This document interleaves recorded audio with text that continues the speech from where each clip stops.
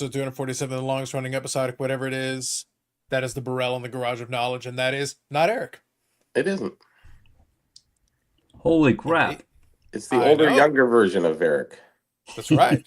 Well, both are true. You look at him, he's older. You check the birth certificate, he's younger. That's how this works. Yeah. It's an interesting quirk we got going on here. And also a fellow July baby. Yeah. Yep, we got all the July We're folks. all, yeah. Isn't that crazy? Yeah, last week was the birthday of the Burrell. Technically, when today's episode crosses over into midnight, will be my birthday. And AEW, I appreciate them having their pay-per-view and putting it on my birthday. So I do appreciate that as well. Perfect. See, very nice of them. Nice of them to do that. Very good. Good stuff. Good evening, Paul. So yes, we do have that going on. It happens. It happens. Dan, Vintage Baseball PC. Good evening, Dan. Imagine my relief seeing the screen and no Eric. Facts.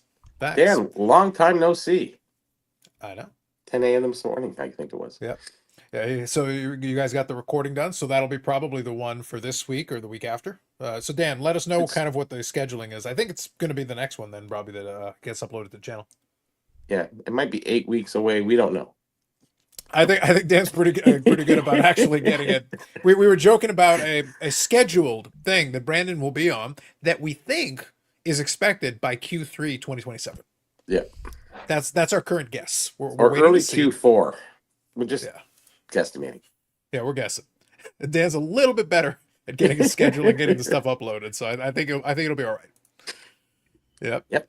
Got up early this morning. Yes, there you go. Good stuff. Good evening, Jeff. Good evening, Kathy. Dan, he's on the way. See, Kathy, thank you for giving us the update. Somebody had that. Yes. That reminds me, actually, I have to, I usually do the thing on Instagram, but I actually didn't get around to it. I was finishing up a couple of things earlier today. So first of all, let me ask, let me start with Brandon, since he usually isn't on the Friday live too often, but he's joining us for a little bit. How are things going on your neck of the woods? Pretty good. Outside of, like I told you, me and the missus are battling a little summer cold, which is unusual, but otherwise, everything's been pretty good. Yeah, and your latest video, you did have a grading reveal for CGC and the Pokemans. So that is a little different than what people. I've done some of my personal stuff in the past. This one arrived back today, and it was only 31 cards, and I was like, it's vintage. Pokemon's hot right now. I know it's not like the front runner on my channel. But it's still kind of, by the way, for the record, it still kind of makes me laugh, the concept of vintage Pokemon when the oldest cards are 1996. I think that's the Japanese. I think that's the oldest you can get. Like, that's the dawn of Pokemon time. But you have to understand, in the reselling world, stuff from like 2000 and 2001 right now, basically they go by 20 years as vintage. Right.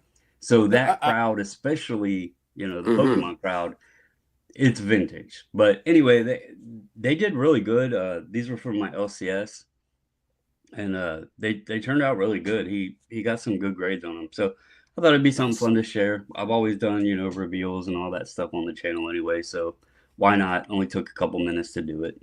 Yeah, I actually watched that video for about 30 seconds, but it was still, it was interesting. You had to check the Pokemans out. I had to give you the thumbs up at least. What's crazy to me is I have them sitting here. The lowest graded card in the order is one of the most expensive. Oh, that's the crazy thing. That's not so crazy. That's like eight to 850 on that. Can you show it one more time? Just show it one more time, and I'll zoom in again. Show that one. It's a first edition Blastoise, and you got a 5 that on makes it. sense. But it's about 800 to 850 on that. So well, yeah, the first edition, those ones still go for a lot of. The Charizard is crazy, even in lower grades. Yeah. So then, yeah, the other main ones would probably, that makes sense. And I actually, here's a little funny thing, because I haven't done a ton with CGC, and I didn't know how nitpicky they would be. So the max value on the bulk submissions is $500, and so I was sitting there, I was like, are they gonna like notify me? Do they just charge on the upcharge? And then I looked at it and I was like, they're probably not even going to bother with it, because the next level is $1,000 value, and it's literally like $2 difference. Yeah. Okay. So I was like, I wonder how, if they even press the charge button on these things. So, I think if it's borderline, it's not worth it Yeah. because a lot of people will complain, especially if it's right on that borderline. It's not worth getting the customer service complaint for that.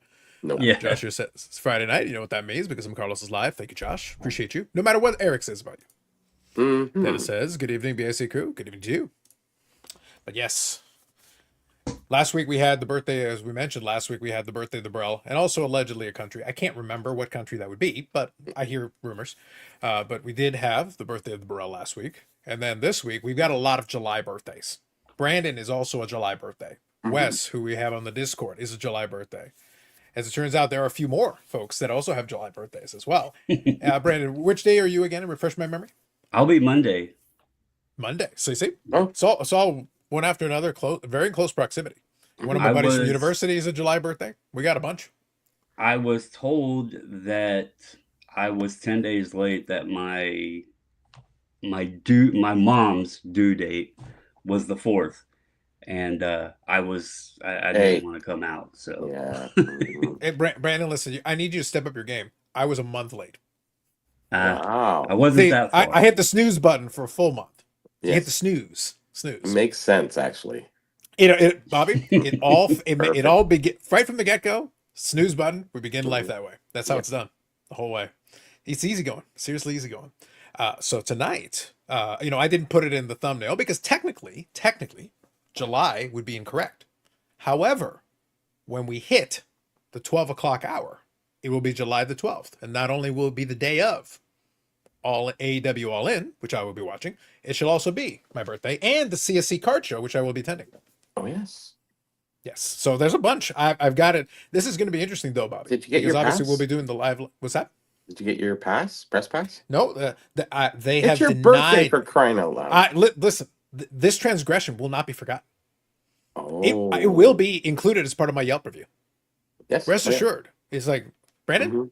I told they asked, oh, if somebody would like a media credential. I said, sure, I'll put my hat on the 0 ring, stars. Yeah. No, zero. stars. Like, listen, you do not disrespect me, no less on my birthday. That's it. And you got to say the pizza sucks. You're all getting it. That's it. It's done. So this weekend is actually going to be interesting because obviously we do the live stream like usual, but then it's going to be actually a quick turnaround. So my evening snack, my post live stream snack, Bobby, Oh, I'm yeah. gonna have it before the midnight hour because I gotta basically hit the sack and get straight to a turnaround because I want to get out there. I want to actually get out there for a little bit just so that I can spend a little bit of time there, maybe head out early afternoon and then head back over. And then tomorrow shall be dinner and cake. Got it all Yes. figured out for the weekend. It's There all you go. set. Mhm. Good evening, Mike. Mike Ham here. Good evening. Good evening to you as well. Oh, that reminds me, since we got Ham here. So yes, tonight will be as we cross over the midnight hour. If you're around, that shall be when the birthday spectacular starts because I love putting spectacular on everything for no reason. It's my thing. It's my thing that I do. But then I will do some kind of a vlog from the CSC show, regardless, with my negative Yelp review because I actually had to pay for the tickets like a peasant. Yeah. The disrespect. The only good thing I will say though is that some of the vendors actually have codes. I was actually amused. They have vendor codes they started giving out for it to save a couple of bucks. It's like, well, I'm using one of these damn vendor codes. It's something. Yeah. May as well get. I think it was like $3 off. It's like, you know what? I'll take my $3. Give Whatever. me something. Yes. Yeah, give me something. You Free cup jerks. of coffee. I don't care. Well, Anything. actually, Bobby, since I've got the Starbucks thing, I actually buy Starbucks occasionally. I have the little account. I do get a coffee on my birthday.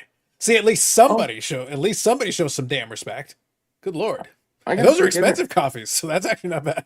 I got a free dinner, so There you yeah, go. Mandarin. That was a Mandarin? Yeah. There you go. Actually, That they makes sense. have something that's called a week before and a week after your birthday. If you register online, they will give you that. You'll get that free coupon, and all you have to do is show your ID. So you can do it a week before and a week after, and it's still valid. So, because your birthday lands maybe on a Tuesday. Like, who's going to Mandarin on a Tuesday? Well, I guess some people, but you know what I mean. So Makes sense. Yep. Paul here says, is it hobby happiness if C-Blaze gets a bad beat in the World Series of Poker to get knocked out? Is it a worse beat if PokerGo is charging $20 to watch the World Series of Poker? Well, I think it's less than that if you don't get the monthly one, Paul. So we were talking about this on the Discord. I actually watch the World Series of Poker. I actually have Poker Go, but I get the quarterly. I basically get it quarterly so that I like to watch the high stakes poker and a bunch of the other ones. I still enjoy it. I enjoy it for what it is. But if you get the quarterly, it is cheaper. But they do a lot of, they actually have put a lot of it on YouTube anyway. So you can watch most of the events on YouTube. They give you plenty of hours of free stuff that you can watch. Anybody can watch it. But now that they're in the main event, now the main event is on day 6 or day 7. They're down to 200 people or less now. So we're starting to get to the nitty gritty. Now that we're getting to that, because they started with almost 10,000. So now that we're getting down to the nitty gritty, $10 million first place prize. So serious money for the winner. The entire final table would be millionaires, all of them. You get to the final table, you're a millionaire. Period. Oh, yeah. And obviously, you're chasing after that $10 million first prize, but everybody who's still in still technically has a shot. So they're putting a lot of that behind the Poker Go paywall, which, hey, they're doing coverage. They literally have a studio set up with multiple cameras and everything. They're paying for that. So that's part of the deal. Jeff here says, missed last week's show. Happy belated birthday, Bobby. Yeah, absolutely. Thank you, Jeff. And then I was going to mention, what I was mentioning since Ham was here. The HobbyPalooza thing is next week. So I just want to give a little reminder, a little programming reminder. The HobbyPalooza festivities will start next Friday.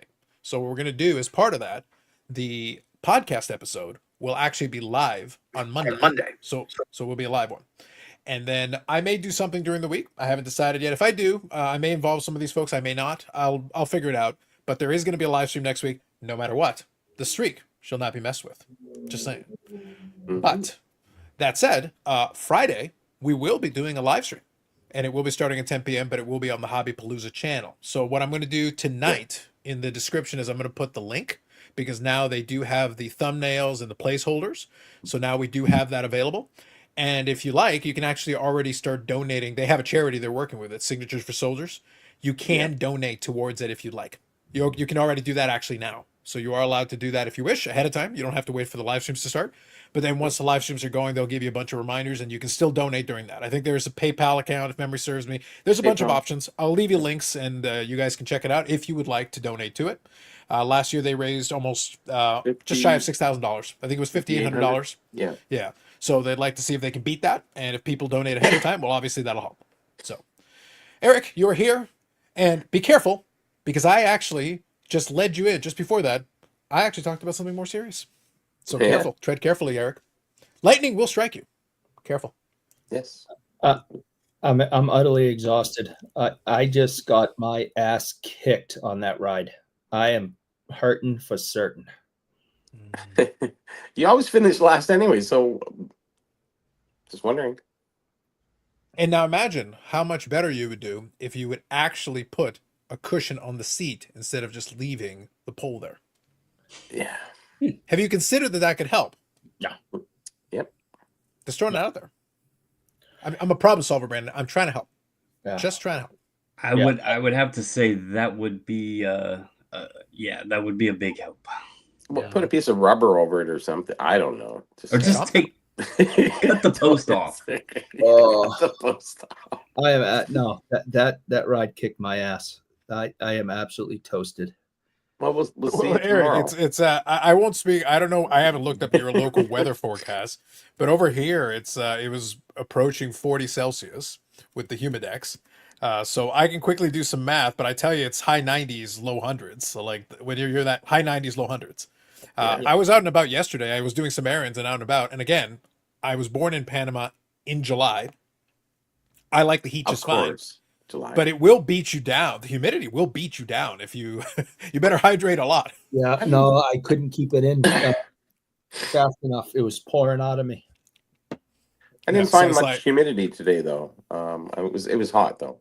Relatively today wasn't too bad. I was out a little bit to do some quick errands. Yesterday though I felt yesterday the heat pretty well. I did stop in actually as I was on my way back. I did stop at one of the convenience stores to grab like one of the larger bottled water just so I could drink it on the way back home.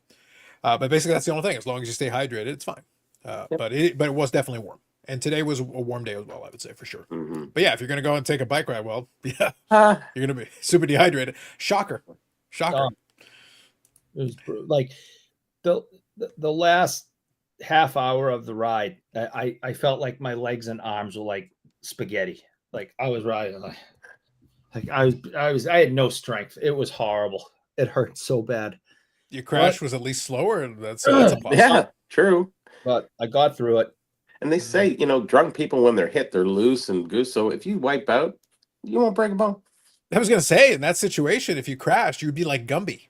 Yes. Yeah. Yes. Thankfully, no crashes today. I know it Okay. disappoints you guys, because you guys like it when I crash. But We do. I did not crash at all today. I was riding very well until about the last half hour, and then I just bonked and went noodle arms and legs. It was brutal. Scandalous. Paul here says the guy in the bottom left is a bigger downgrade than Mariah May becoming Blake Monroe. That is true. I don't know what that means. So actually, you don't need to know too much context, but I will share one thing with you because I believe I was double checking us. Paul, you can verify this because I believe I heard that somewhere. So Mariah May is one of the lady wrestlers who was in AEW. She's gone over to WWE. This was your dream and everything. Fine for her. But of course, they have to rename everybody, or at least they rename most of the people. Right. So the new name she goes by is Blake Monroe, which is a really stupid sounding name.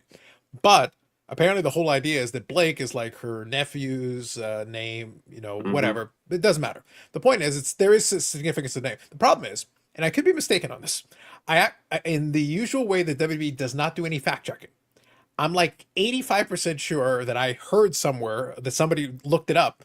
Blake Monroe is a porn star's name. Oh, no. And as usual, WWE does not check anything. Like, they don't even look. No, that sounds good. Yeah, let's go with it. So literally, you could hire one person whose only job it is to Google shit. They're like, okay, so this is the proposed name. Okay, let me hit the Google machine and see what comes up.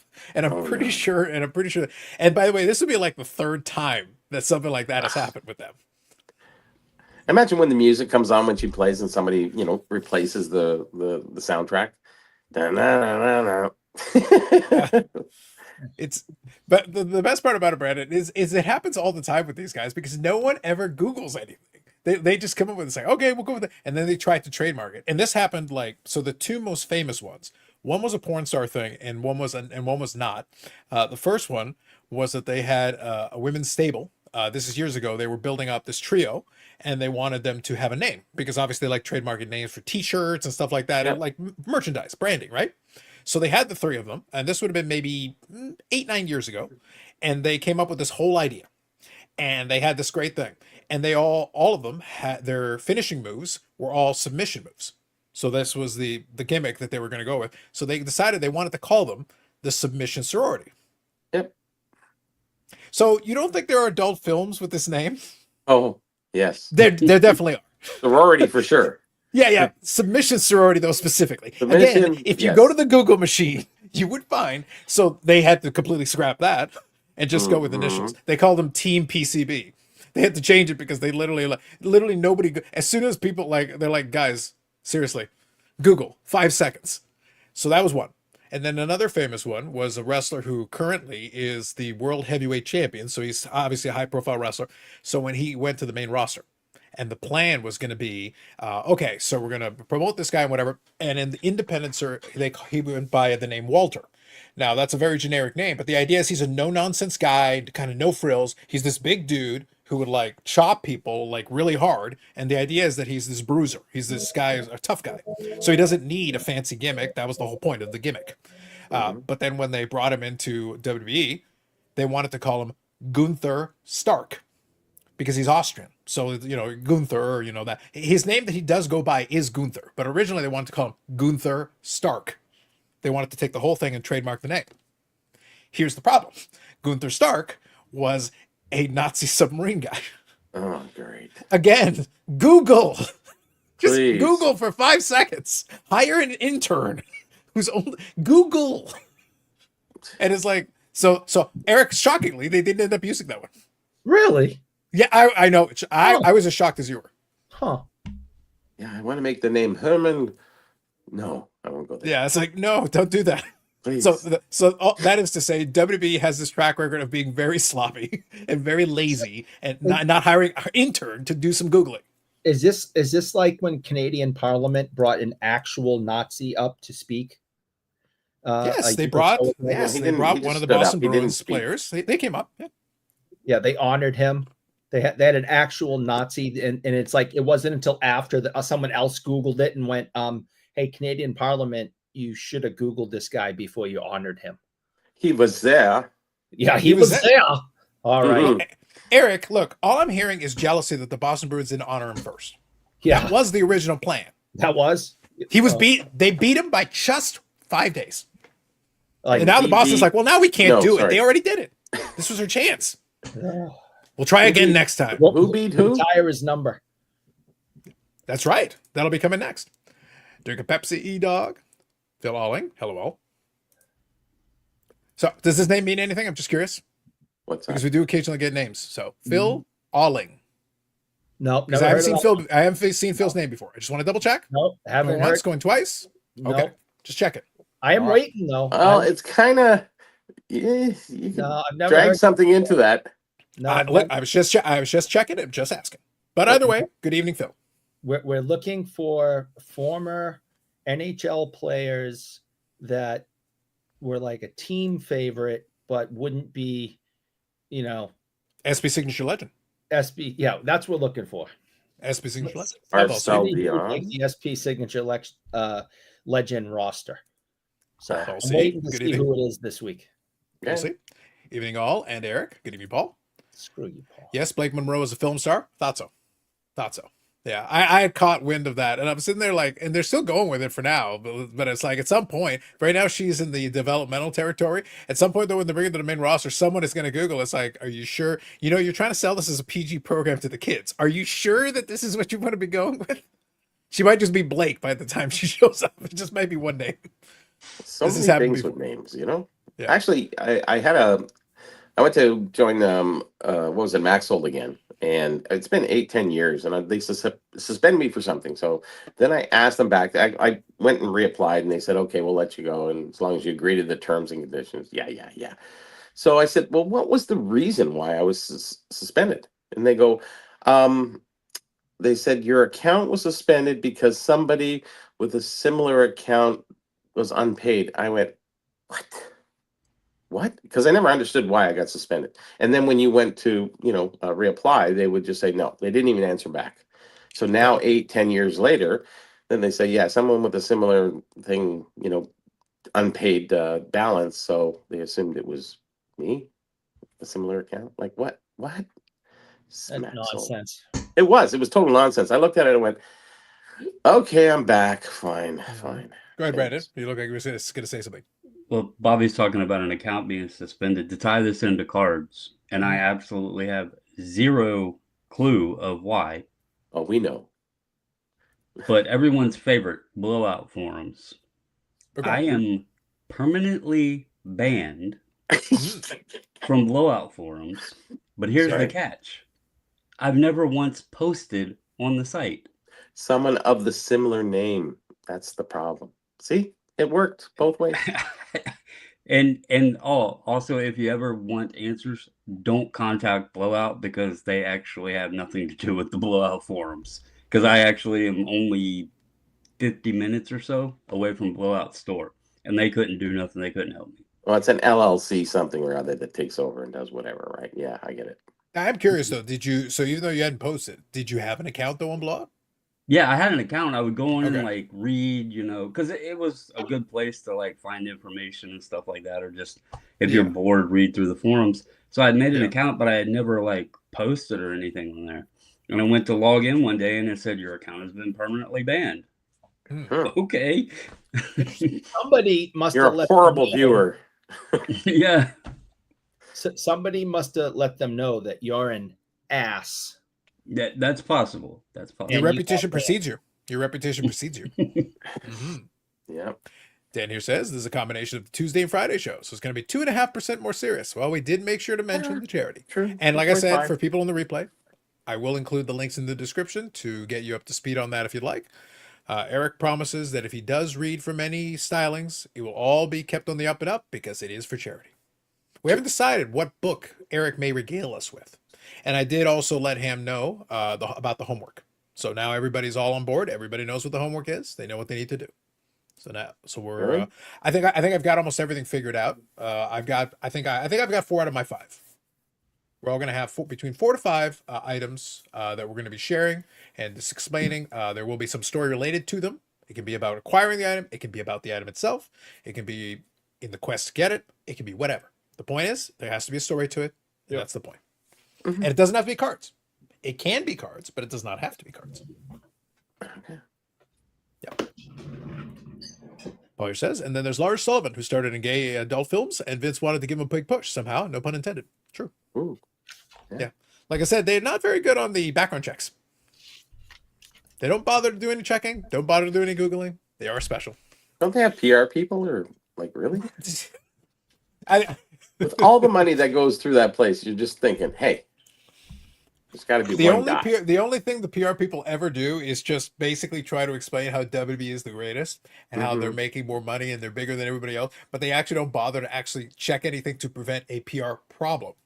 They all they do is just like, we Sounds need like to eBay. spin the they Vince- just go in there and all they do is like, how can we explain how great we are? And it's like, but are you not concerned about this PR problem? Like, there's a PR issue here. We're just going to pretend nothing happened. Just deal with pretend nothing happened. Vince is the PR problem. Hasn't made any difference.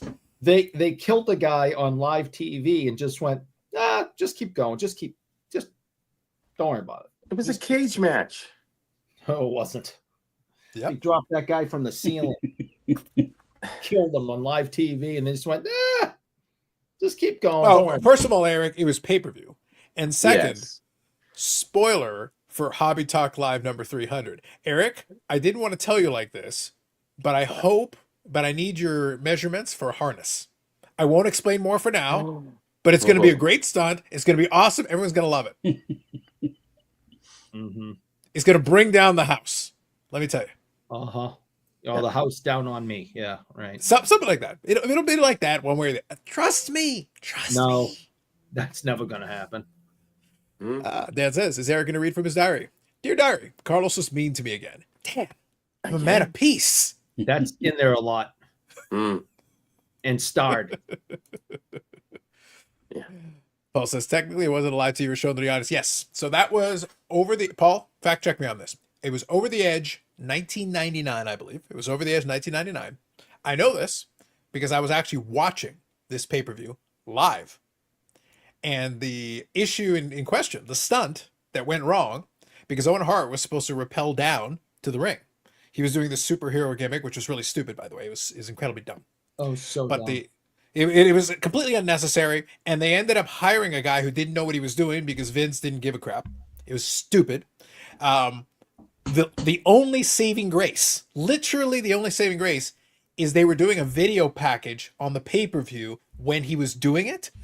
So the pay-per-view audience, I can testify, never actually saw that. It was people in the arena that saw it. Yeah. Obviously, they're there, so they see it. And as soon as that happened, immediately the emergency personnel come out, and you've got yourself a problem and what they did is they actually had the cameras point at the crowd during the majority of that situation because obviously they don't want to look at the ring.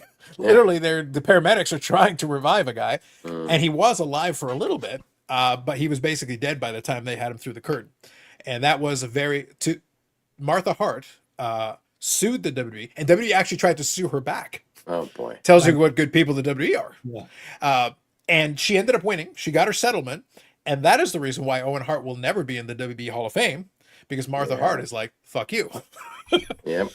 Yeah, and she started a foundation, and she's actually still running the foundation to this day. And now AEW does the Owen Hart Memorial Tournament, and the reason AEW is the one doing that is because Martha Hart will have nothing to do with WWE. They cannot speak his name. They cannot show his likeness. He's not on video games. He's not on movie. Really? Wow. They cannot use anything for him because immediately she'll get her lawyers over there to be like, nope. I mean, none of that. Post accident. Basically the stuff that already exists. But I'm saying anything after that, they can't use him on anything. Literally anything that's in there, like he's retconned basically out of it. The only way when they used to have the WWE Network, obviously if he's in the footage that already exists, he's in the footage that exists. You can't scrub him from the entire history of the company. But what WWE used to be able to do on the network is you used to be able to search for like a person's matches and stuff like that. So what they would do is they would remove them from the searchable side of it. So you couldn't find them. The matches still exist on the pay-per-view card. Like if you watch the pay-per-view from beginning to end, the match is still there, but you can't specifically search. It's the same thing happened with Chris Benoit for a different reason. But you cannot find Chris Benoit footage on any. It still exists in the pay-per-view. They didn't cut him out of the paper because otherwise, literally, the pay-per-view would suddenly have this vanishing in the middle of it. It'd be very weird. But you're not. But basically, you can't search for it on any of the search things. So that's basically what they did. With Tim Hortons was sort of the same. After she sold the company, his wife, they could no longer post anything of Tim Horton or hockey related to him for so many years. And then I forget what happened. I think it was in the 90s, late 90s, or early 2000s that it was allowed back. And just recently they did some cups. Well, that was about 5 years ago. Sorry. Why did she not want his likeness used? Well, there was a problem. She sold the company, and then a little while after, it turned into a multi-billion-dollar corporation. She sold it for pittance. She said she was on, pills and wasn't in the right state of mind, so she was suing them back. I think that she got, what was it, $1 million or something like that, and she spent $500,000 on lawyers fighting back after the fact, saying that she was all this. So nobody got any money, and it's kind of sad in the whole grand scheme of things. So you weren't allowed to use them. So. And that's why most people don't know who Tim Hortons is if they were born in, I don't know, 20 years ago. Tim Hortons is just a name. It's like McDonald's. Who's the dude? Like, well, I don't know. Ray Clock. Yeah. See, I knew that. Look at you. Yes, very good. Very good. I like he stole it from the McDonald brothers. Anyways, yes, he did. Neighbor says, gave all the money to the SPCA. Anyways, go ahead. Indeed. Name says, I like this idea, Carlos. Eric is a super Dave of BIC and mountain biking. New pain, Eric. New pain. Oh. Over the age 99, yes. It was during the promo segment. The lights were out in the arena. Technically, the live audience only saw the paramedics, but the lights were out, only heard it. So here's the thing, Paul.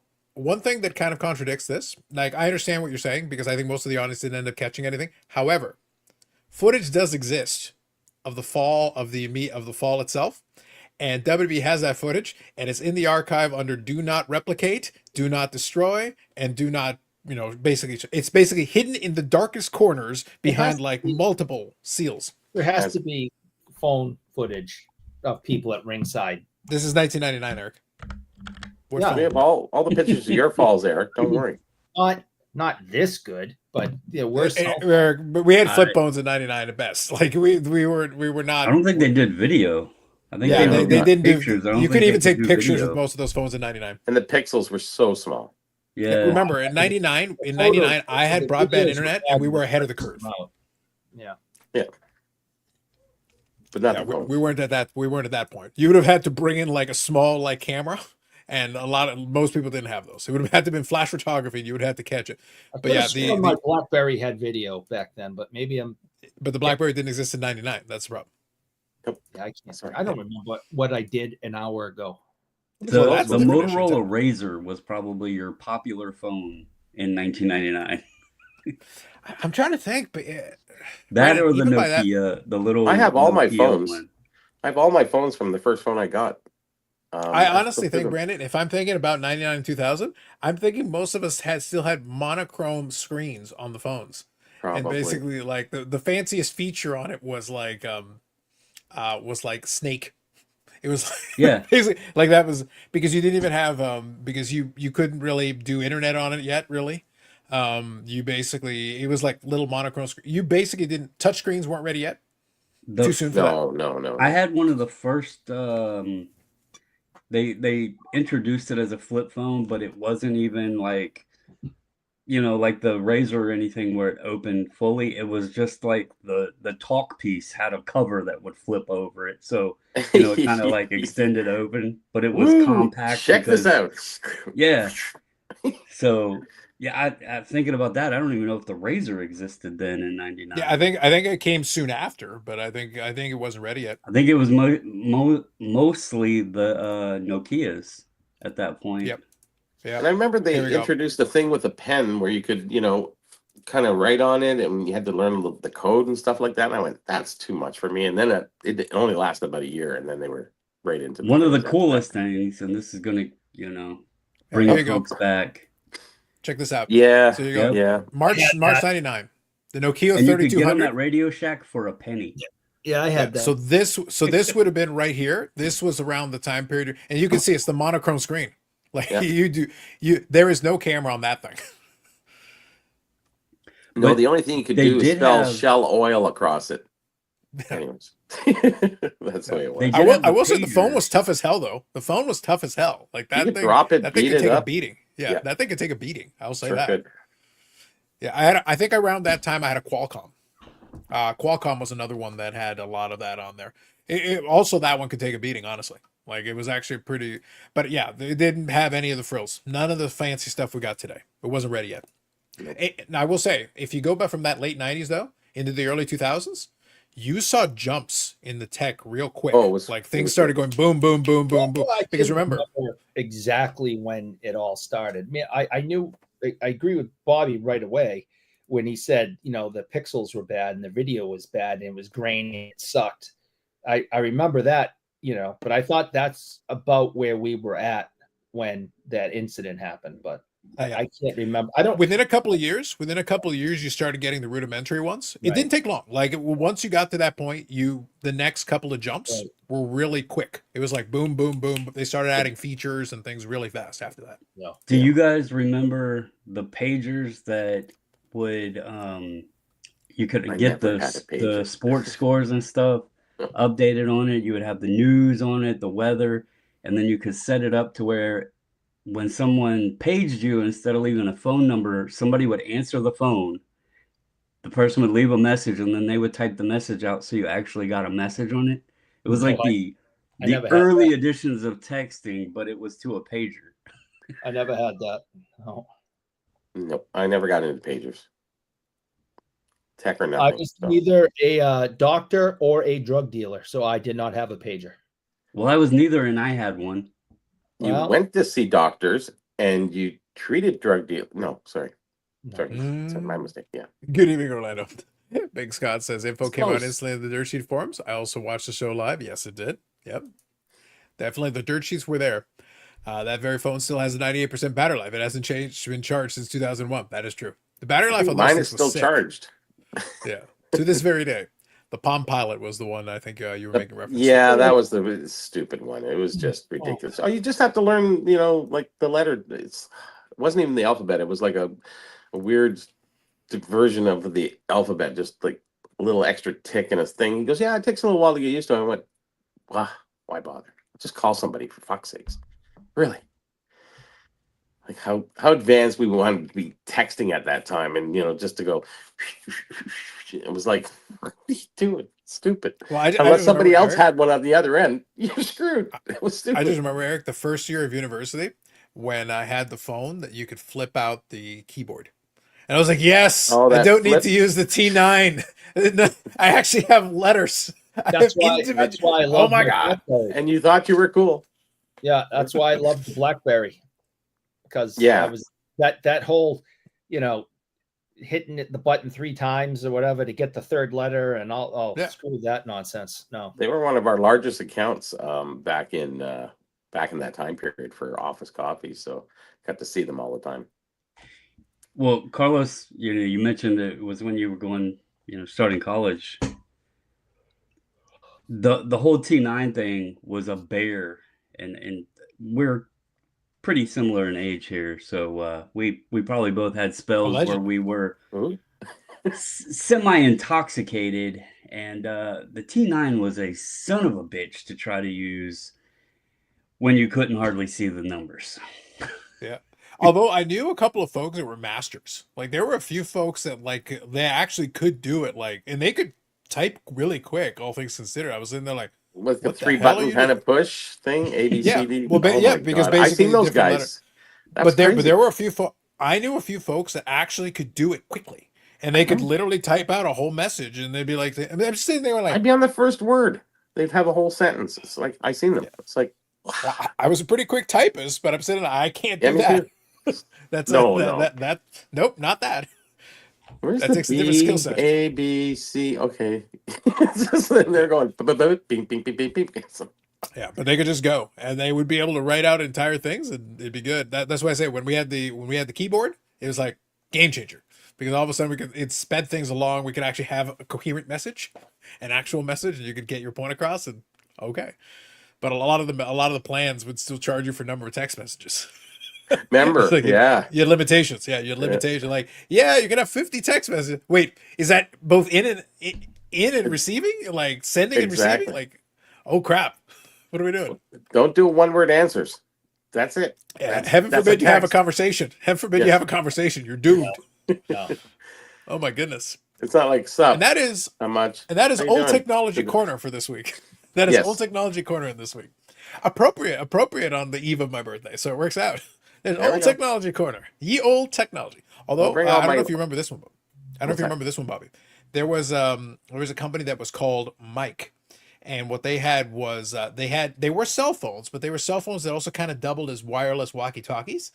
And it was this because basically if you had like 3 or 4 people on the plan, you could actually use the walkie-talkies and basically just press the side of it and it would work. And it was over the cellular network. I don't know if you remember those. It was called Mike. I No, remember no, I really technology. don't. Motorola had them.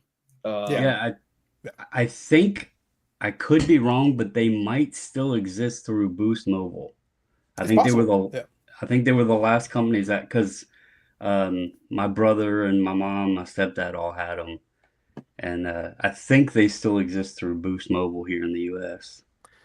It's funny, in the early 2000s at the expo, we got walkie-talkies because if you're away from the booth, that was the only way, because otherwise I think it was very expensive to call somebody and we had long distance charges and all this other stuff. So we Oh, went yeah. with walkie-talkies. It worked out pretty good. I still have Although them too. ironic- It's like you can't sell them for although ironic- anything. Ironically, Bobby, though, Yeah. based on the complaints that we hear, speaking of the National, I'll actually take this conversation They over to the might. National for a moment. You're right. I know where you're going. Wouldn't the walkie-talkies maybe work better, Brandon? Better. than, than maybe some of the cell? Because a lot of people complain about some of these venues, and maybe, Brandon, he who has the walkie-talkie is king. True enough. Maybe they're the only ones who can Walkie-talkie actually and a communicate. Beckett. I should sell Yeah. them outside the front of the National. Yes. I never thought Oh, about no. that. I got Scrap 6 the of them. Beckett. 6 of them Walkie-talkie and with the tough chargers. stuff, so you had all all four. sports. $3.99. Yeah, there you go. Yeah. And if that Gotta make doesn't some money work, somehow, more right? so. And like Brandon, I woke up yesterday with it came a little bit in the morning, late morning with a sinus headache and sniffles. It was like, and then for my interview today with Dan today, it kind of went away. I felt good, and then all of a sudden it crept back in. I'm going, the fudge? What's with this stupid? Yeah, thing?" in the middle of summer. Well, the air conditioning was pretty cool, so I don't know if it was that, but I'm just saying, it went away kind of, and now it's sort of back. So, because my wife said, "Oh, you're sounding a little nasally," and I went, "No, I'm okay. I feel fine. It's just, it's just that you have to blow your nose every once in a while." So, he blew his nose.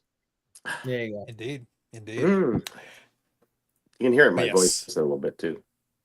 That's right. Yeah, I can hear that you got something going on. Yeah, it happens. But yeah, my family actually had that one for a little bit. We did play around with it. I think they just liked the idea because at the time, we were a lot of the conversation was just back and forth. So if you had that feature, it was really easy. You just literally push a button and then you could communicate with the people inside of that plan. But it was weird. It was a weird thing. It only, I think, really worked for a little while. I think they only tried to really. It was popular for a little bit. Yep. But I think to Brandon's point, I think it still exists. But I'm just saying it had its quick moment where it was kind of popular, and then people were like, we tried a lot of different stuff though. I like though that a lot of these cell phone companies were trying different stuff because at that time all this stuff was new. And They're- overselling it. Yeah, like today we've got if you got a nice Samsung phone, you're good. If you got one of the iPhones, you're good. Most of this stuff works fine. Like honestly, truthfully, unless you're like a power user and you have very specific needs, 99% of it will work just fine. It'll connect to the internet. You can send text messages. You can do whatever you need to do. Get on Instagram, get on Facebook if you want to, whatever. The point, most of them can do it. So it's not like you don't need any. But there was a time where like you were seeing these leaps and it was like, oh my God, you can access this. Oh my God, you got the touch screen. Oh, you can do this. And it was all new. That It was took kind of about a- 3 years in between each. It was like 3 years, and it would build up, and then you'd hit that next tier, and then it would be another few years. And then now we got this, now we got that. For a technology then- guy, though, it was fun. It was fun watching the quick leaps because you were actually seeing these changes because we didn't have it prior. So you It got was to. slower This than was your today, first but- chance to try the new thing. Today, was like great. I've had this phone now for years. I can upgrade it, and at some point I will. But the point is that like there's no urgency. There's no like game-changing feature that the There is newest nothing. version of the It's iPhone that I fast as desperately you need. want it, right? Yeah. It's as It fast does as get you the want. job It's got more memory than you need. It does everything The that camera on every it's decent. The camera on it's decent. they're Now- all amazing. It doesn't matter. That's Considering Now- what we went through in eBay times of the early 2000s and the pixels that our phones did. Oh my gosh. In 2007, I went to Van Halen. The pictures are just like, oh man, grainy because I used my phone, right? They let us use our Go ahead. phones at that one. Surprising. Go ahead, Eric. I was just going to say, now that Apple no longer sabotages our phones, so we have to go buy new ones. Mhm. You know, I got a 12. I mean, I think the 16 came out this year, and got 16.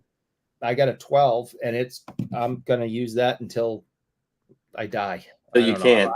can't. Well, until I physically can't, because you know, there's no reason for me to go get new technology. I don't need it. I'm not, you know, a 16-year-old kid. You know, I don't. I'm also, you know, I'm not using it, you know, for some kind of video Gaming. No. You know, any of that stuff. But you know, I just need to text and use Play it a manual in space. No. There is Do a you video carry game your phone with coming you out when you called ride that, your I bike? think. Brandon, what'd you say? Do you carry your phone when you ride your bike? Oh, always. Yeah, you're not gonna make it that. That's a different issue entirely. Yep. Well, I'll die Vintage before the Oddball. phone does. Rick Vintage Oddball Cards here says, Dan, when does the Bobby video come out? So, Dan, if you're still around, feel free to answer that one. Obviously, you have the answer to that question, so we can't help you there. He does. Paul says, does the new technology involve the new body parts you have after surgery? That is true. These are facts. My favorite part about this, though, Brandon, I will say this as a point of order. See, Eric is trying to talk about how it's like, oh, you know, I'm not changing this until, you know, it falls apart. It's like, listen, I believe this one is the XR. So Eric actually has a newer version of the iPhone. This bougie bastard. Like, I don't know what he's talking about. Now, I will say, like, he's talking about the planned obsolescence, which, by the way, I get what he's saying. But here's the thing. I have the XR, and this has been working fine for me. I can send Eric all the mayonnaise pictures. Like, it's working. It's working fine. Well, it works. I'll admit to that. It works. It does. I had the XR in 2018. I got the very first one that came out. And I just upgraded today or this last few months. It's still a good phone, it's still a good phone, by the way. Like it's mine ran out of memory, and it got Yeah. locked up and stuff like that. So yeah, but otherwise, I still use it to get my old messages, like they go through the usernames and stuff. So yeah, it still gets used. So like, if any of you ever see any of the pickup videos that I do on this channel, I record those using the XR. And I set it to 4K, and it works great. Now, I will at some point upgrade it. I do like technology. It's not an issue that I don't mind technology. I bought this phone straight up, so I was more inclined to just use it for a long time. Now, I probably at some point the next little while, I will probably upgrade it a little bit. I won't necessarily go to the newest because it's not necessary. I could probably get like a 14 or 15 and be good. And I'd be a quote unquote generation behind, but I would still get a lot of the new upgrades and whatever. But this one still works real good. So like 16, it's not there was no difference really. I didn't have too much of a choice. It was sort of like, well, get the 16. What are you going to do? You know, there was like, but 14 we don't have any. You know, it's like 15. You might buy a used one. Yes, of course, sure. That's basically my thought. My thought is to see if there's a good deal that I can get on a 14 or 15. Get the upgrade, but don't need to go to the latest and greatest because the latest and greatest doesn't change enough. For Mine's $20 a month. The buyout at the end is about 300, but otherwise, it's whatever. Actually, it's a lot lighter than the XR. I only noticed that because I thought mine was pretty light, and then I went, "Whoa, wow, yeah, there is a difference." So the new 16 is pretty light compared to, and a little touch smaller. They said it was bigger, and it's not. So, anyways, just saying. Eric needs that private browser feature. That is true. Don't you have something better to do? I mean, you got 48 kids. Why aren't you off taking care of them? Why are you He's using the iPhone 16, Eric, and he's got an app for that. There's an app that takes care of the 47 kids. I don't understand why this guy just shows up here every Friday and just harasses me. Go do something else. I don't know. Such a jerk. Eric, harassing you is its own reward. Nobody harasses you, Eric. Truly a noble calling. You got to understand, name is here on a mission from God. I love that movie. Yep. Just saying. It happens. GAWD. God. God. Mm-hmm. It's true. It is true. But Oh, yes. Jesus. I hate him. I hate him. I want it known. I want it recorded. I want it to live on the internet forever. I hate him. It already has. It's there. It's out there. I want it official. It's in the ether. Official. You can't get rid of it. It's gone. Hate him. Wow. I'd like to say I'm Hate's moved so by his words, strong, but I'm not. though. Yeah. I was going to say, so quick thing. Let me quickly get this done. Now, Bobby, quick question. Are you hearing us okay? Because you've been talking over us for the entire show. No, I noticed Okay. there's some blips. You guys are freezing up at times. So Okay. Yeah. So that makes sense. So that's the reason why I was checking in with you. So for the most part, I don't know. You guys tell us. I think it's, for most part, everybody's been clear to me. I've been able to see all you guys fine. So I haven't had any it's on issues. my end. Don't you worry. Okay. Is this want and that. you know what they did yesterday? Actually, they cut the line. They were installing the next guys, and then Okay. I said, "Hey, when are you guys going to turn it on? Because I know you're installing the neighbor down the street." And then he says, "Yours shouldn't be shut off." And I went over to right where they were digging. And I said, "Well, this is cut off." I said, "This is mine." Then he goes, "I got to run a new line for you guys." I went, "Oh my god, this is horrible," and it's still not any better. You would think, maybe there was a little glip in the last line, but no. So You know the problem is, Eric? They hired the guys from the Big Dig. Oh God. So It could take centuries. that's horrible. That's you can't say anything worse than that. That was just a cluster. Now, But you see, guys Eric, know- I know about the Big Dig. I was there. I was in Boston and you when they were guys- doing that. You guys remember me telling you that when I was a private investigator, my job was to do the we had a contract. The company I work for had a contract to root out people who were saying they were injured, and our job was to root out workman's comp fraud on the Big Dig. There was millions upon millions upon millions of dollars in fraud, and I was traveling all over the state in New Hampshire trying to catch people that were claiming workman's comp and get them on video or whatever, and prove that they weren't really hurt. And then I'd have to go into court in Boston and testify against them. And I'd catch guys doing inside, they'd be getting full workman's comp, full benefits, but they'd be working for a buddy under the table, and I'd get video of them on the side of a house painting. And they got a bad shoulder, and they're on the side of a house for hours painting, or they're working construction and they're digging holes, all sorts of stuff. I catch them all the time. One question, Eric. You can see what's coming. For someone that is oft injured as yourself, Yes, and says that he doesn't work months at a time, that is true. did you happen to learn tips off of the people that you were evaluating and investigating? Some things may have stuck. You see the subheading right there? Look at the subheading. It was just kind of coincidental, Do you see that? I've never claimed workman's In comp. fact, we have a text message that says, "I'm up on a ladder." Yeah, I've never claimed workman's comp. I've always been hurt outside of work. And then, Well, that's because, Eric, you don't have to claim workman's comp. They just look at you, watch your injuries, cackle for several hours, and they're like, "Nah, we're good." You can claim anything you like.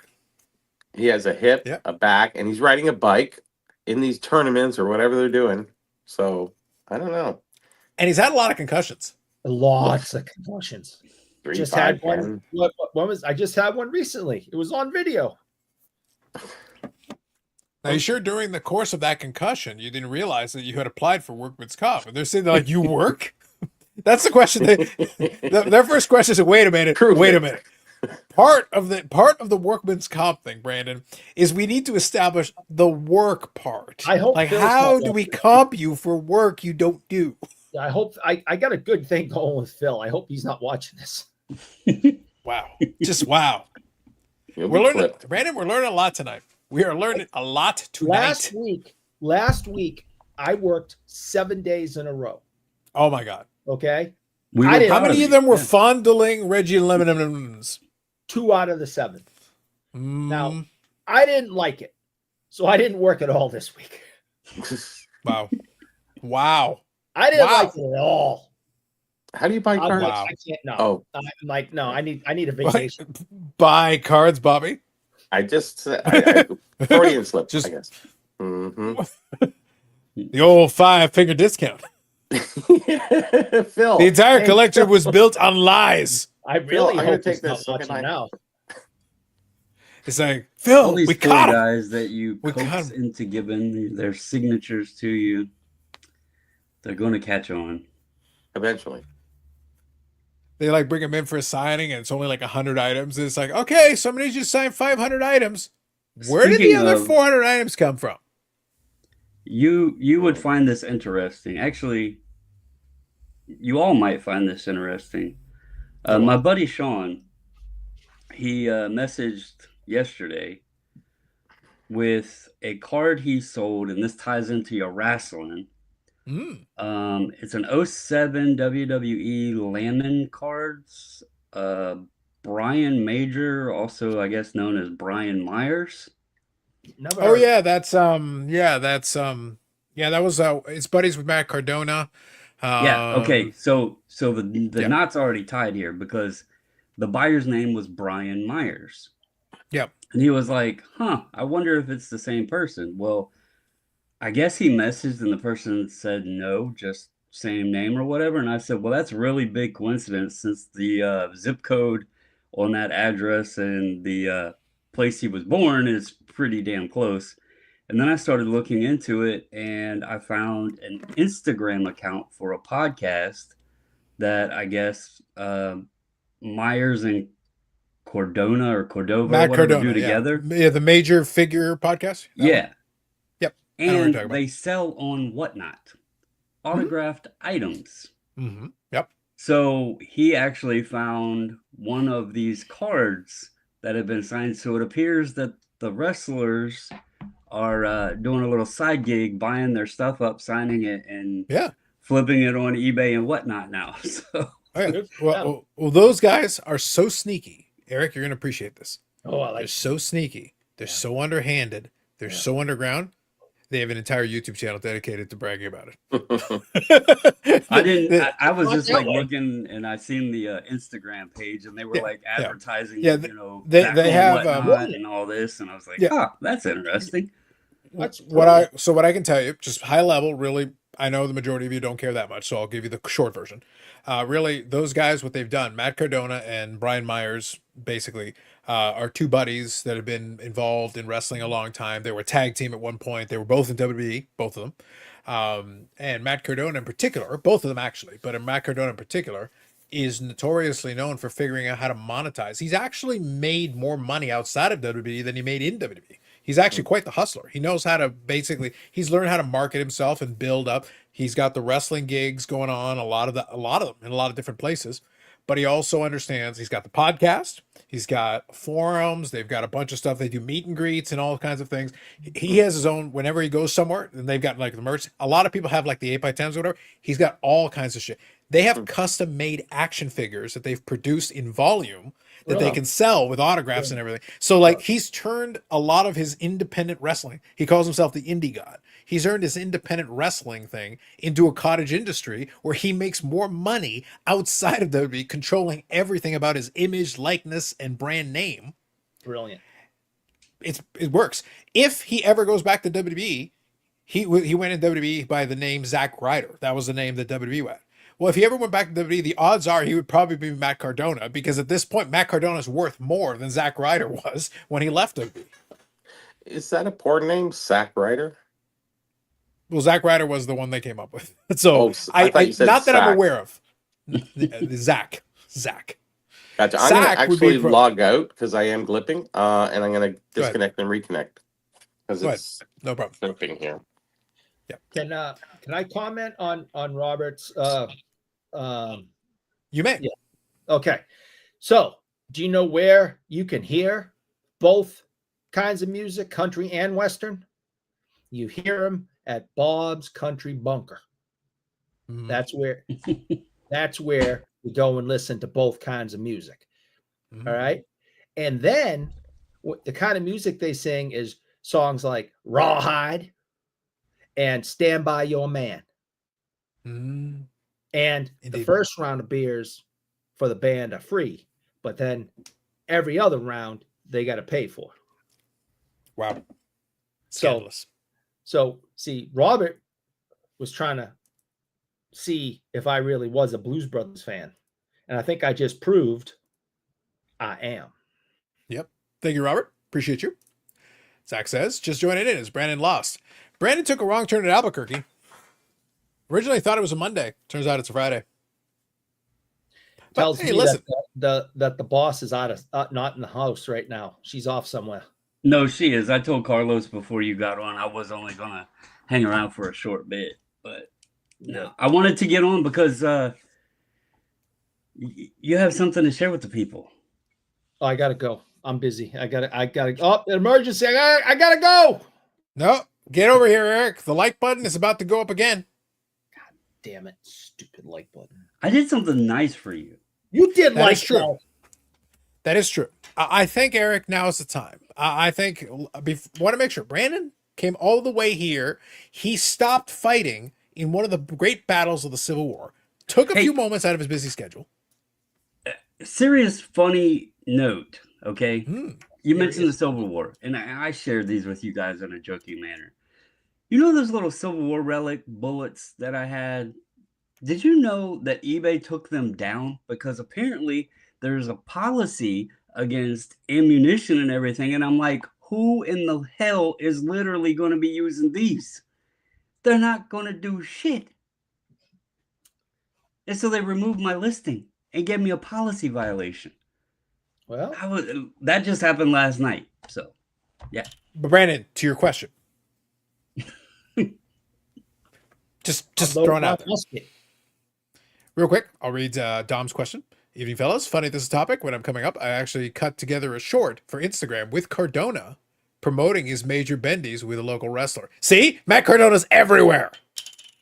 Everywhere. You see that? Brandon, no joke. This dude is a hustler. He will hustle anything. I'm surprised more athletes don't do it, though. But I will say, like, look, if you're a professional wrestler, you're basically a carny. Just accept it. Cardona understands he's a carny. Guess what? He leans into that shit. He's there. Anywhere on this planet Earth that he can make a cameo appearance or anything where he can help promote something that he's doing, he will be there. And he's learned how to sell merch on merch, which, by the way, is very smart. Mm-hmm. Oh, it is. So you can make a lot of money. He's made himself a bigger name outside of WWE than he was in WWE. Which is actually very clever. A lot of people go the opposite route. As soon as they're out of WWE, they fade into obscurity. This guy's learned how to make more money doing it that way. Hey, credit to him. Take your money. Do it, man. Do it. So yeah, so if Dom here saying, cut together a short with Instagram, promoting his major bendies. Again, he literally sells action figures, merch, autographs, all kinds of stuff, and then still does indie shows and obviously makes money for that too. Why not? If you're making money on it, do it. Do it while the getting's good.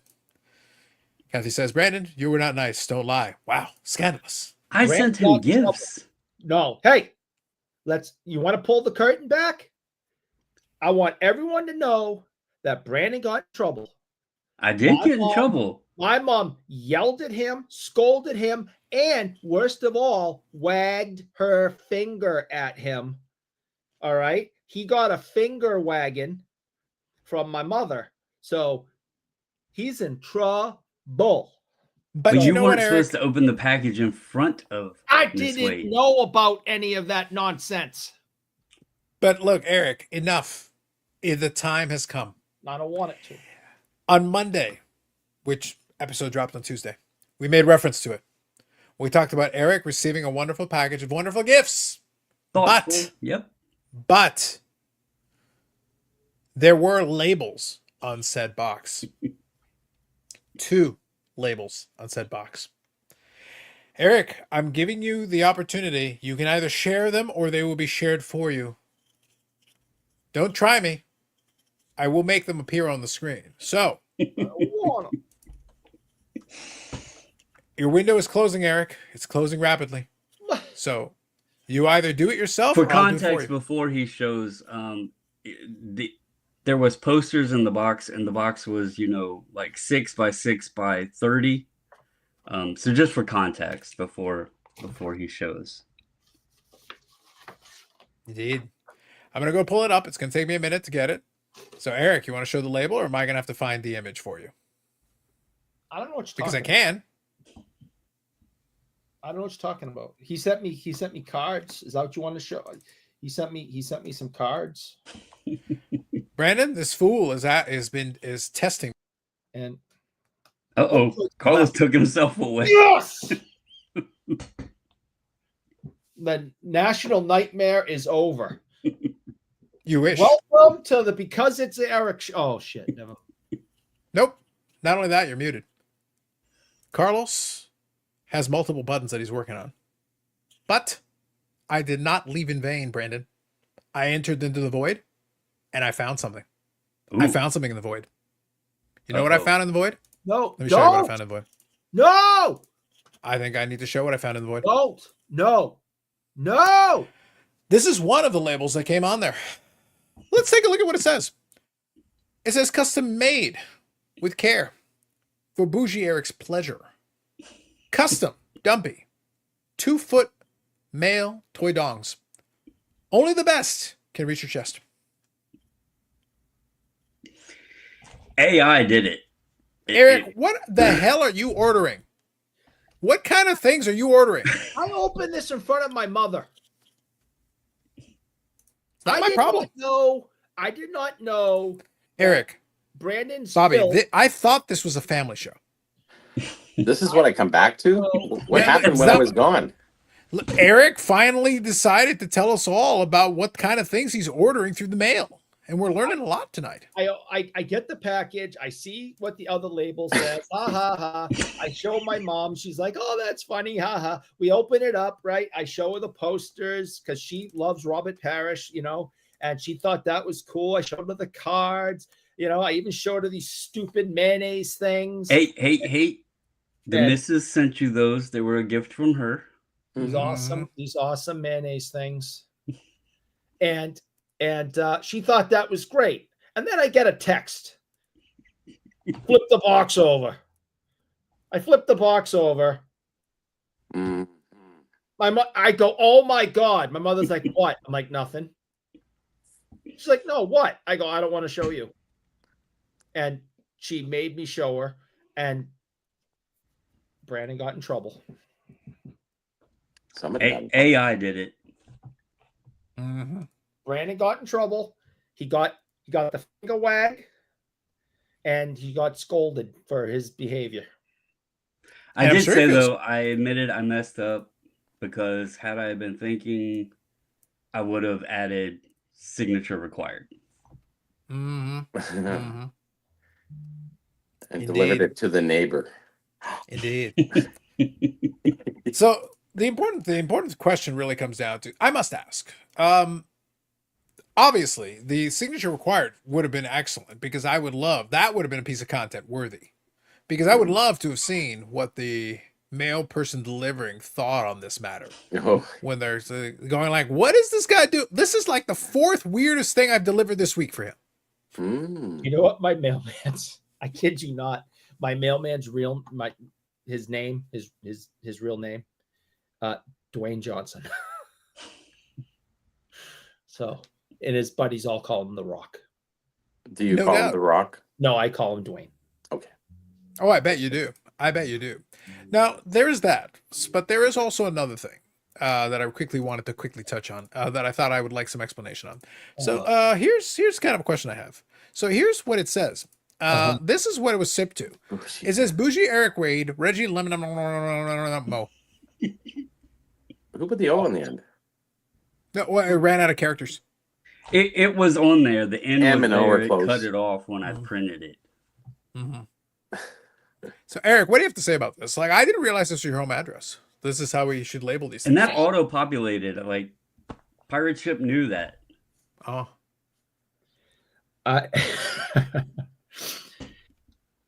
Well, talk about getting in trouble. I rebooted the modem.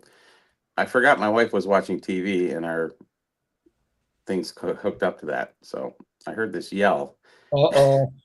Yeah. It said, "What happened? Are we out again?" So what happened? They came and the guys who were there, they reran the line, but they need a service tech to come in to hook it. And it's like, you guys can't do that? No, we can't. So I have to call service tech. So he says, probably tomorrow. And I went, not a whole freaking day. So anyways, I called them on the phone. They said, yeah, we'll schedule for tomorrow between 8 and 12 o'clock. Oh, no problem. So I go pick up my wife at work, and then I come back, and then everything's working. And I'm going, huh, what happened? They came in the meantime, right? So weird. It's Rogers, right? So which is funny. So I hadn't rebooted officially the modem because he just hooked in, and I guess it went right through. So, but I'm not seeing the little glippy thing. So it seems like it's good. You guys are all a cleared. reboot is all it takes. Oh, Brandon Paul says didn't move 3 there for a minute. It scared me. Okay. Yep. He's just very focused. Paul here says 3 pounds. How many pool noodles did he order? Don't forget about the lubrication. Oh, stop. You can't just have pool noodles. Oh, You need the lubrication to go with the pool noodles. Don't forget, Paul. It's important. and it's male. And I, in my infinite wonderfulness, one of the discussions we had is that, again, my mother, Mama Alcazar, stopped her supermarket run and specifically said, we must go to this aisle so that I could take a picture of mayonnaise to send to Eric. This was not I that prompted this. No. Why It's so well known. Why do your parents hate me? What did I do to them? Literally everybody hates you, Eric. Everybody in creation. I know, but it's like, what did I ever do to them? They're both out to get me. You were born? No, I hear that a lot. It's a bit of a problem. It's a bit of a problem. Just saying. You know, I personally take it as a little behind the curtain, folks. I take it as an affront. Eric being born is offensive to my sensibilities. Especially and I in feel July. It in the holiest of months, no less. Yes. It is incumbent upon me. I wasn't born in 3 gentlemen here join me in the July. And in the holiest of months, it is an insult to my sensibilities. This thing in the corner. An abomination against the Lord. You're April, aren't you, or something like that? March. Yeah. Sorry. about Worse. that. Thank God. Lousy You touched March weather. July. Stay out of our July. Lousy March weather. Yeah. Miroslav Freisier. Evening from Slovakia, gentlemen. All right. Do we got one? Is this good? What? Not ringing a bell. I think that really is. Maybe they're who I got my Jason Robertson off of. My Slovakian. I liked Freacher. He was great. Wait. Born September 27th, 1959 in Czechoslovakia, or formerly known as Czechoslovakia. Freacher? Played 8 seasons in the National Hockey League. Bam! Including for the Quebec Nordique and the Toronto Maple Leafs, the Detroit Red Wings, and Edmonton Oilers from 81 to 89. Bam! Wow. All right, so there it is. Nailed it. Got it. All right. Good evening. I don't need AI. know that one. Freisier No. could play. That's a new one to me. I think it's Freacher. Deep cuts. My cousin Danny played with him. Look at that. Mm. There you go. So, like I said, abomination against the Lord. That's Eric. So, yeah, that's the reason why, Eric. It is a reason. Don't mail me any more free stuff. Free. Oh, Eric. It might have been free, but was it really free? At what cost? At what price? I'm keeping the Oakland tray here then. Fuck them. Yeah. There you go, Robertson. Robert. If you Robert if you have the Oakland tray, I will see you in 10 hours. Yeah, exactly. I ain't driving. I'm not driving up there. No, Yep. I'll Down there. drive. I'll drive. I'll be there in 10 hours. Mm-hmm. Well, we'll see. We'll see. Listen, you should do it in your bike, and you should be there in 9.5. Robert here says July equals Julius Caesar. Eric born in March, the month Caesar was killed. Coincidence? I think not. Brutus. Yeah. Yes. I was born. I share a birthday with Albert Einstein. On the Ides of March? Yes. March 14th. And how isn't that an oxymoron? Well, I would say it is, yes. Well, compared to Einstein, aren't we all morons? I don't know. They disproved relativity recently, so I don't know. That was the theory. It was Much a theory. like- That's right. Theory. Yeah. Thing about theories is Wasn't they a can either be fact. proven or disproven. That's right. My theory is name's a jerk and I hate him. That's my theory. He's That's just only a theory. at home peeling apples for his 37 children or whatever. he said. 48. He's got 48 children. kids. Okay. He's just a baby maker. I guess. Well, but he didn't spend all his day. If he had spent all his days ordering pool noodles and whatever that label was that we looked at earlier, maybe he wouldn't have 48 kids. Would we call that semi-porn, or we call it on the edge of porn? Would it be? I leave it to the people to porn-ish? decide. What's that? I leave it to the people I'm to not decide. having this discussion. It's already out there. You showed the picture.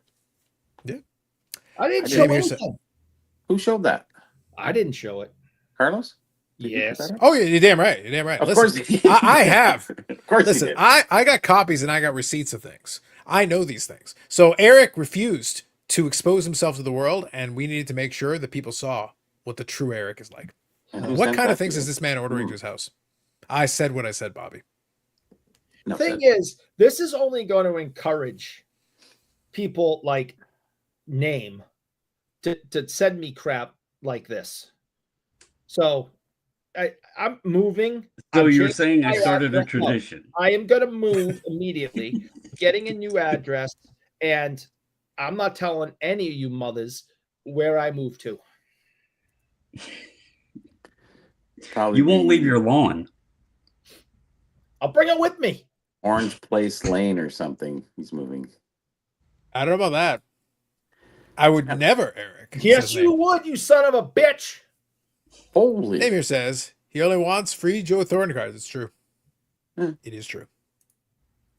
I got an app on my iPhone 16 to peel the apples. Man, the technology is caught up. That is impressive. It is. I do want to say Go though,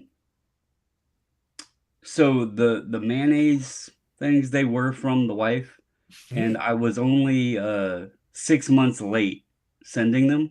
Merry Oh, Christmas. look at those. Will PSA So- grade those? They should. Honestly. One on the Yeah. left for sure. So they were only 6 SGC months on the late right, getting yeah. getting shipped out, but you know they Merry made it. Christmas. That's good. Yeah, real like great. I didn't finish Oh, my here. Maxold story. I'll just finish it off here, guys. If you don't Go ahead. mind. Yeah. So, anyways, so I don't have an account. So, before my reinstatement, so I said I'll get my brother-in-law. I said okay, sign up. So he bid on a couple of the auctions there, and then I said, well, wait till 2 minutes left. He said, well, I got to go to bed. He works TTC, so he's in bed at 7:30. It's weird, but anyways, because he's up at 4. Regardless. So he says, yeah, don't worry, I'll be there. I said, okay, no problem. I said, well, wait till 2 minutes. He goes, well, I don't know if I can stay up that late. I said, so he ended up staying up. So 2 minutes left. Can't bid on his phone. Now, he's not that inept with his phone, and then my sister tried, and she said, it won't go through. And I said, are you kidding? Like, this was $1,000 lot, and it went for like $83. It was just like, oh, just horrible. It's just not been between the cable and between Maxold, it's just been a difficult week. And now we got the heat. Like, holy moly, it's warm in here. That's why I took the hat off. I said, nope. At least the internet connection's better now. It seems to be. Yeah. There you go. Brandon's frozen again, though. No, I'm not He frozen. turned his head. Okay. Yeah. No, he's all right. He's focused. He's zen. Come on. He is. He's texting people. He's on the Discord. Yeah. No. Paul here says, I was on poopcenters.com earlier. Eric frequents it normally. And just asked about your address, Eric. Be glad they don't have custom packaging. Fair. I know the Fair address. True. We can make sure. Name says, I'll send Eric some mayo chup from Canada. So funny you mentioned that name. The mayo chup was one of the things that I put on the text message thread this week. We don't Mayo have chup that is though good. here. Do we Yes, have we that do. here? Really? Oh, yes. Bobby, I literally took a picture from the supermarket. So yes, we do. When did that Yes, come we out? do. Recently? Because I I haven't seen don't that. know. I saw it in the supermarket and I took a picture of it. Huh. They have a let's see here. sriracha one too. They do, yeah. Sriracha, well, yeah, and the olive oil one, and yeah, I know that. I never seen the ketchup and mayo because And they have actually one, that's what I have on my burger or hot dog sometimes. They have one called Cranch. What's Ketchup ranch? and ranch. Oh, ranch. Okay, yeah, okay. Yeah. Ketchup and ranch. Huh. That's interesting. That might work. I like ranch.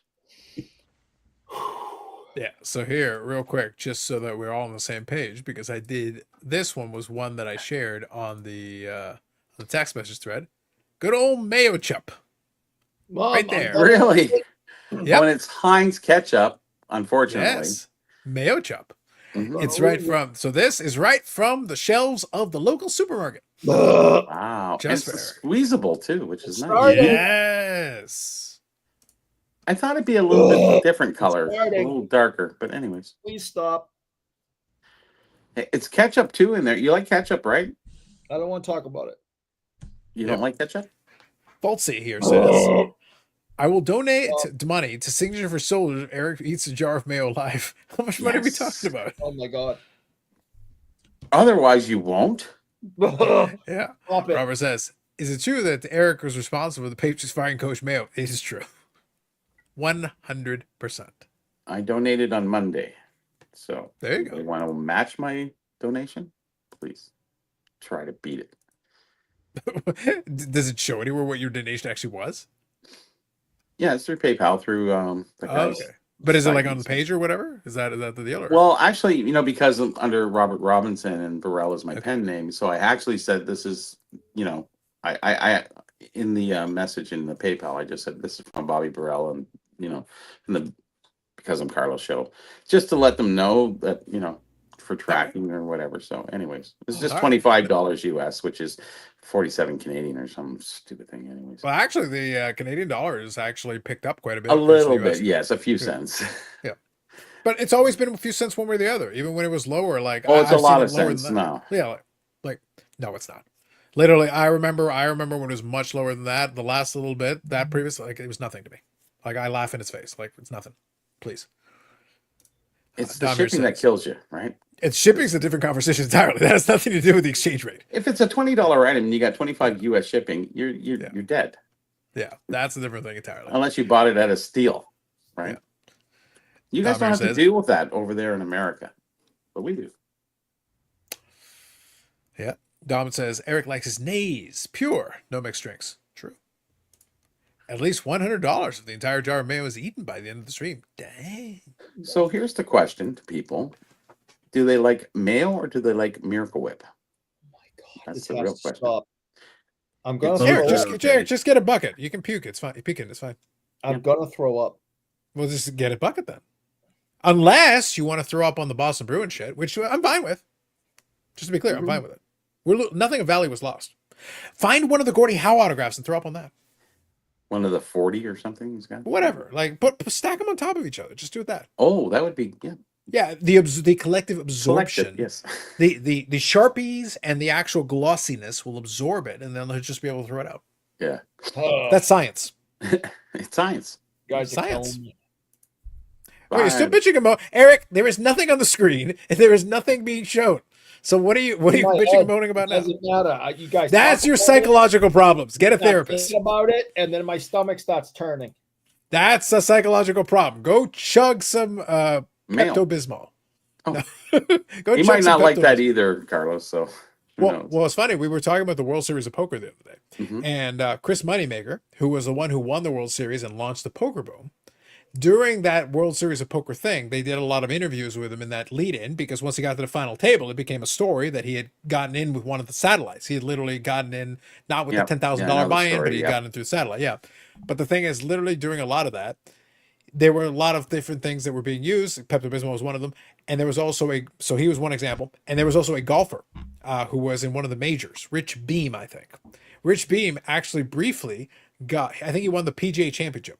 And he briefly got a sponsorship with Pepto-Bismol because he was literally chugging it during the tournament because he was so nervous. Oh, really? But he won the tournament. But he did win the tournament. So to his credit, like he did manage to win, but he was using the Pepto-Bismol to like calm his stomach because this is the only time he had ever been in that position. Like he was in a position to win a major championship, and he did end up winning it. So is Rich Beam a porn name too? I don't know. I'll have to double check that. Apparently everything can be. Who knows? There's a lot of similarities, yes. Just saying. I remember because there was a little stretch of time where there were a bunch of players who were doing who were basically there were a bunch of journeymen who had these little moments. And the reason it was significant is it was during the Tiger era. When Tiger was so dominant, he won a lot of the major tournaments. But occasionally there would be these journeyman guys who would have their moment. They would have this 1 week where all the pieces would fall together for them, and they would end up winning a championship. And in this case, he won the 2002 PGA Championship. Oh. So that was German, a big, yes. What's that? He was German, you were saying? No, I didn't say anything about him being German. Oh, okay, sorry. Yeah. I missed that. He did end up he actually got a commercial for Pepto-Bismol. Is that a commercial that you really want to be in? Well, it is if you're chugging bunches of it.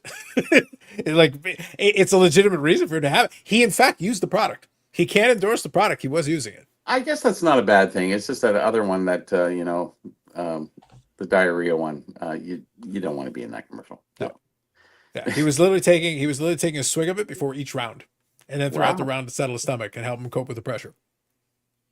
So, and like I said, in the end, he won a tournament. He won a major championship, and that gave him a moment. What happens is, as soon as you win a major championship, that means no matter what else happens in the rest of your career, you at least have that one feather in your cap to be able to say that at least for 1 week, you were able to put all the pieces together and become a major champion. Yep. It only takes one. Great. There's so many players, right? Well, we're talking top tier stuff too. So yeah. A lot of players will play their entire careers and maybe not win a tournament, and even some that will win tournaments will spend their entire careers and never win a major championship. McDavid. So like he ended up winning, I think, 4. I've got the Wikipedia up here. He's won 4 professional wins. 3 on the PGA Tour and 1 on the European Tour. And his biggest win was obviously the PGA Championship. That was the single biggest win in his entire career. So good. Which is true. You don't have to win a Masters. The green jacket looks nice, though. I like green. So, there are a few journeyman guys who did manage to win a Masters Championship. Very few, but there are a few who historically are like, that was their one claim to fame. They were able to win that one time. Yeah. Pfizer here says, in Slovakia, we call mayonnaise Mijanesa. Funny enough, that is very similar to the name that was in the image I sent. I love to rub it all over my wife. You do you. Okay, it's Slovakia. There you go. So does it sound like mayonnaise? Yes. Mm-hmm. Mm-hmm. Is there some conversion there that we're I don't know, Latin, or is it like anything else? It's just eggs. Eric, we were talking about Rich Beam and Pepto-Bismol for like 5 minutes. He's tired. Again, your psychological problems are your psychological problems. I can't help you here. No. We can't do a whole therapy session in one go here. We only have 4 hours. Yeah. We don't have enough time. We might have enough years, but we don't have enough time. Yeah. Name says, I didn't know it was that kind of stream tonight. Name, it can always be that kind of stream. I am at the mercy and the will of the content gods. Look in the corner. Mm-hmm. Praise the content gods always. It's in the corner. Bobby, I cannot control what the content gods do. Nope. Mm-hmm. We just answer the questions. What you guys there's post? some journeymen. Yep. There's some journeymen that never won a major but made an ungodly amount of money. Yes. So if you are, what's funny is there are a lot of players in PGA. That's why I say I was a lot more into the PGA. I was following it very closely during the Tiger's peak. I will say that Tiger drove a lot of eyeballs to the product because even if you were rooting against the guy, you were still watching to root against the guy. And if you were rooting for him, you were watching to root for him. So that in turn brought 2 audiences together. I think the level of play, I've watched a couple of rounds of a couple of tournaments over the last couple of years. The level of play is as good as it's ever been. Like the players are so good, but personality wise, there just isn't there. Yeah, There but just the isn't the technology of enticement. the clubs too, right? You have to give that consideration. Back in It the is, day, but was it doesn't different. matter. I give them old clubs. I just don't care about the players. The storyline is the thing. Great play is great play, but I think the storyline is important because when Tiger was so dominant, the story was his dominance, and then these other guys who would find something for the odds because he would have different people that would challenge him in these different tournaments, and it wasn't always the obvious guys. There were some that were his consistent rivals, but then occasionally you'd have some of these guys who would have this moment where they would put the pieces together one time, and that's what made it more interesting. It's funny though, if you go back to the 70s, it was a lot of the same, maybe 10 guys who were winning, you know, Fuzzy Zoeller, the Golden Bear, Tom Kite, Don't forget my favorite, Chai Rochaguis. Yes, him too. He was my favorite. So there was all those, and it was really a lot of placements in between. Like he would win this, and he would, like, Tom Kite won a lot of stuff. I was really surprised when I looked him up. But yeah, I remember his name and stuff like that. It seemed like it changed a lot as we got into the 2000s or something in there. There was guys who would just have, like Phil Mickelson. Yeah, he was like come out of nowhere and then win. It's just amazing. They had those runs. These guys were having these great runs. But then again, I guess there's more people in it at that time than there was back in the 70s. But it was televised a lot, very much so. So was what was it? Indy 500, I think it was. Yeah, Indy 500. That stuff was on like the wild world of sports back then. So we only got to see certain things, but those are the things we saw. Other than hockey, that's what we could see. Well, the funny thing though is two things. The funny thing is that you mentioned Phil Mickelson. Phil Mickelson was one of his consistent routes. Phil Mickelson has a pro set card in 1990. Mickelson started his professional career way before that, and Phil Mickelson has won dozens and dozens and dozens and dozens of tournaments. Smaller tier. No, he also has won 5 or 6 major championships. Now he has, yes. Yeah. Well, he's aged out. Like at this point, he's in his 50s. Yeah. But like during his prime, it took him a long time to win his first major. Once he won, he actually won a couple of Masters, and he ended up winning a couple of other PGA. I think the one that eluded him was the U.S. Open. I think that was the one that he was never able to win. The other ones, even a British Open, he was able to win that. But he was an excellent player, and he literally racked up dozens of tournament victories. But didn't he come out of nowhere, and then he was like on the top for like 4 or 5 years or something? It was really amazing. He kept Mickelson doing it. No? Nope. Mickelson. So Mickelson specifically. Yeah. It's funny you mention it. Phil Mickelson. I want to make sure I get the right numbers, but like it's actually hilarious you mentioned. Phil Mickelson has won 57 tournaments on the PGA Tour. That's it. 57 professional wins, 45 of the PGA Tour, which is 8th all time. Wow. 11 on the European Tour. He's won 6 major championships. He's in the World Golf Hall of Fame. He did not. He did not come out of nowhere. He won awards as early as the early 1990s, and he won his first PGA Tour event in 1991, and he was winning tournaments for over 25 years. It seemed like there was about a 5-year period where he was very popular, and then there was a 5-year period where he was at his absolute apex. I think, but he was winning tournaments every year. Like every year, he would win a tournament or two, and he was consistently hanging in there all the time. But it wasn't big news, and golf is never really huge news. You know, when Tiger was at his apex, that's when people were paying the most attention. Yep. And somebody always wanted to see Tiger get beat, and that was Mickelson too. Actually, he came in around the time. Paul is correct.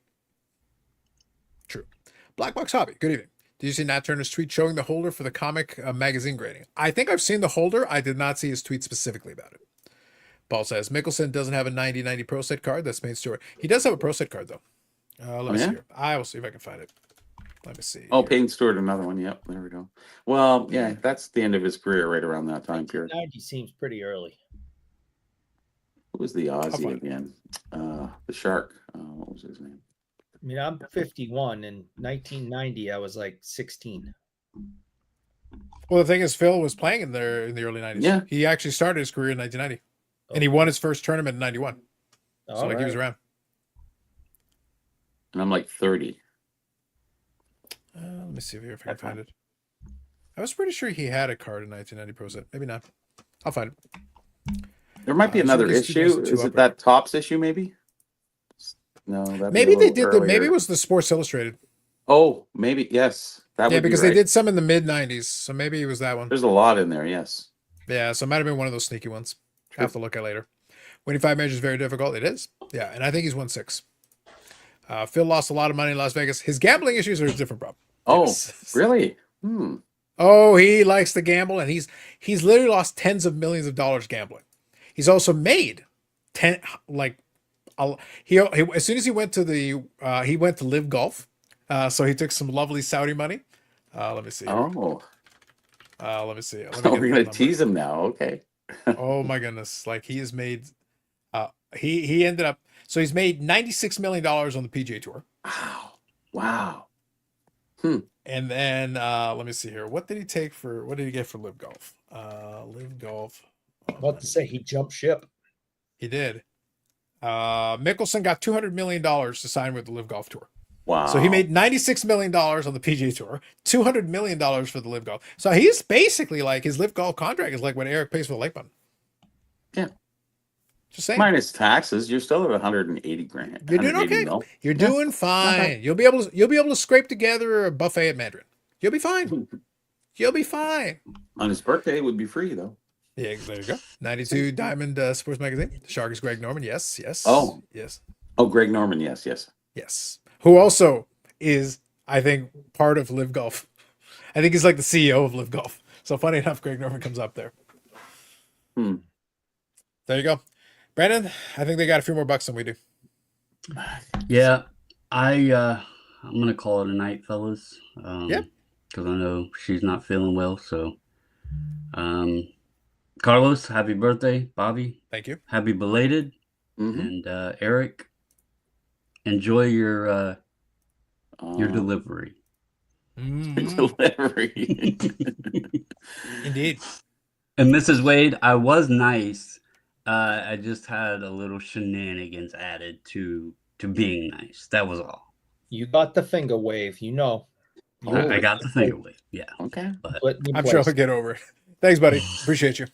Sure, he's not even thinking of it. everybody have a good night. And Eric, Brandon. go screw. Oh, wow. Valid. Jeez. I accept that.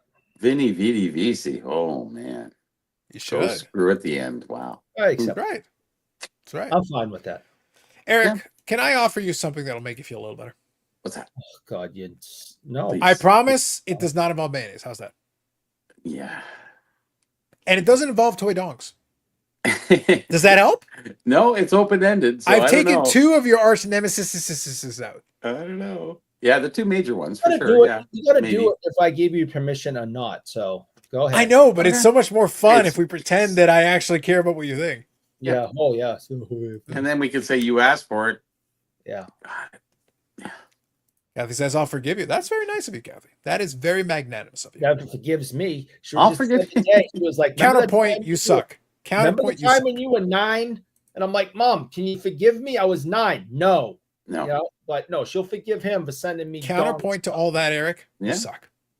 Yeah. Well, That's the yeah. counterpoint to that. Just saying. I keep forgetting that part. Yep. U.S. Sports Cards here. Good evening. Just left the Superman in IMAX. It was the most diverse audience. Folks loved it, and the theater was packed. Great movie. There you go. Movie review for the Supermans. So I actually do have something related to Eric, not just him being a witch. Sports Collectors Daily. I was scanning just before the live stream because occasionally I will scan because I always hope maybe there'll be some kind of a story, an article written, something that I can bring up or broach. I found something. I did in fact find something on there. You did. And I found something that's actually related to the Massachusetts. I found one. So apparently, and I had actually heard of the guy's name prior to this. There is a sports card shop that is opening in Northborough, Massachusetts. Okay. But there is a specific reason why I'm bringing this up. Please. So the article, which I'll include a link in the description to, it's Q&A related to it, a New England store that will specialize in vintage. Holy moly. Phil's out of the business. the fanciness, Sure. the fanciness. Phil's gone. He's Oh, finished. Good. I'm out of good. I don't know how You better go get a job there now. All right. That's right. Yeah. So What a apparently horrible- it's So apparently That's the the only- store is North Card Investors in Northborough, Massachusetts. So this person, Jeff Weinzenberg, is the one who's going to be running it. Mhm. I think I've actually heard this name because he was part of a massive 2006 collection he acquired in 2022. So I'm confident if it's a big enough, like I'm seeing here, like the bunch of Thai Cobs here. Mhm. So when you've got that, like, look, you got greenback Cobs on this side, and then you've got more. I think that might be Addy Joss on this side. I forget. It might be him. I think it's Addy Joss. Regardless, like I recognize the images. But if you're talking about like a big T206 set with multiple Cobs, that's definitely something that would have come up back then. So yeah, apparently he's focusing on the vintage, which obviously is a little bit different than your garden variety. A lot of them will say. Now, apparently he will carry some new stuff because obviously he still needs to move product. Pay the bills. But apparently they will begin with a baseline of some vintage, which is a little bit different. That's good. So, I Eric, see listen. a lot of people are going to vintage right now. So. Apparently this store is already open at the time of this article's writing. So listen, I expect now that there is a vintage within proximity, I think we might have to send you over there as a correspondent to give us reports. It's an hour away. Oh, so you can fill in. I know, Yeah. right? Yeah, I think I said that right. Yes. Yeah. So Wow. here, I'll pull up one of the images from this as well, just so that we can look at it. Let me see here if I can grab this image. And again, I'll leave a link to the article in the description of the for folks who check it out on the replay, so you can check it out for yourselves. Interested in learning more about it, and and he'll probably end up, showing up at a few different shows or events. So maybe I'll. Decent sized place, really. Yep. Consider And how you can long see that from food I'm was. zooming in here just so we can get a better look, and obviously you can see there's a lot of 50s there. You got a little 51s. bit going on. There's an Eddie Matthews 53. We got some 56s over there. You got some 58s. You got a Harmon Killebrew, Ernie 30s. Banks, At the bottom. and then you got some pre-war vintage Yeah. down here. So you got that going on. Let me back up here. Cracker Jack there. Huh. Got a couple of boxes happening over here. So we see, of course, we got to have some of the. Oh, display boxes. Yeah. Yep, we got some of that as well. Oh, there. look at 60s.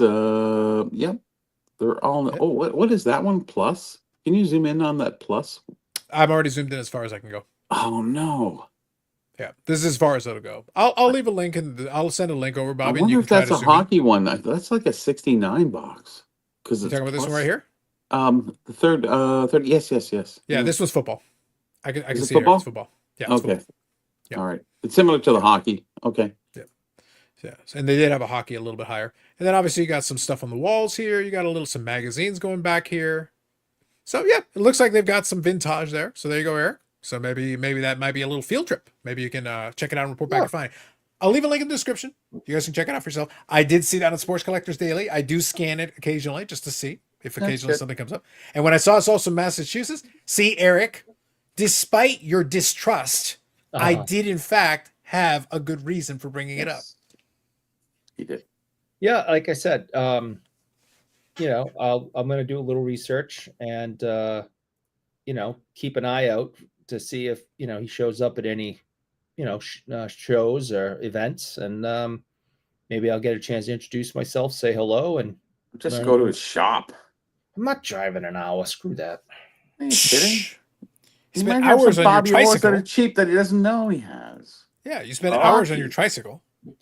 Talkie. You never Get know. on it, He fool. probably got an Oakland Seals trip. I Oh, seen it never over there says. on the right hand side. I saw it at the end of the. And I'm gonna be there at opening tomorrow. Then. See, there you go. See, it doesn't take hard. Name says, I guess you're going to have to head there so you can see it, Bobby. Yep. Zach says, got the T206 collection book we spoke about. So interesting. Excellent. Ooh, Good to nice. hear. Good to hear. Yeah, there's a lot of good. Like when it comes to T206 especially, there's so much good material. Like there really is. If you're interested in doing a deep dive on it, like I said, we've talked about this before.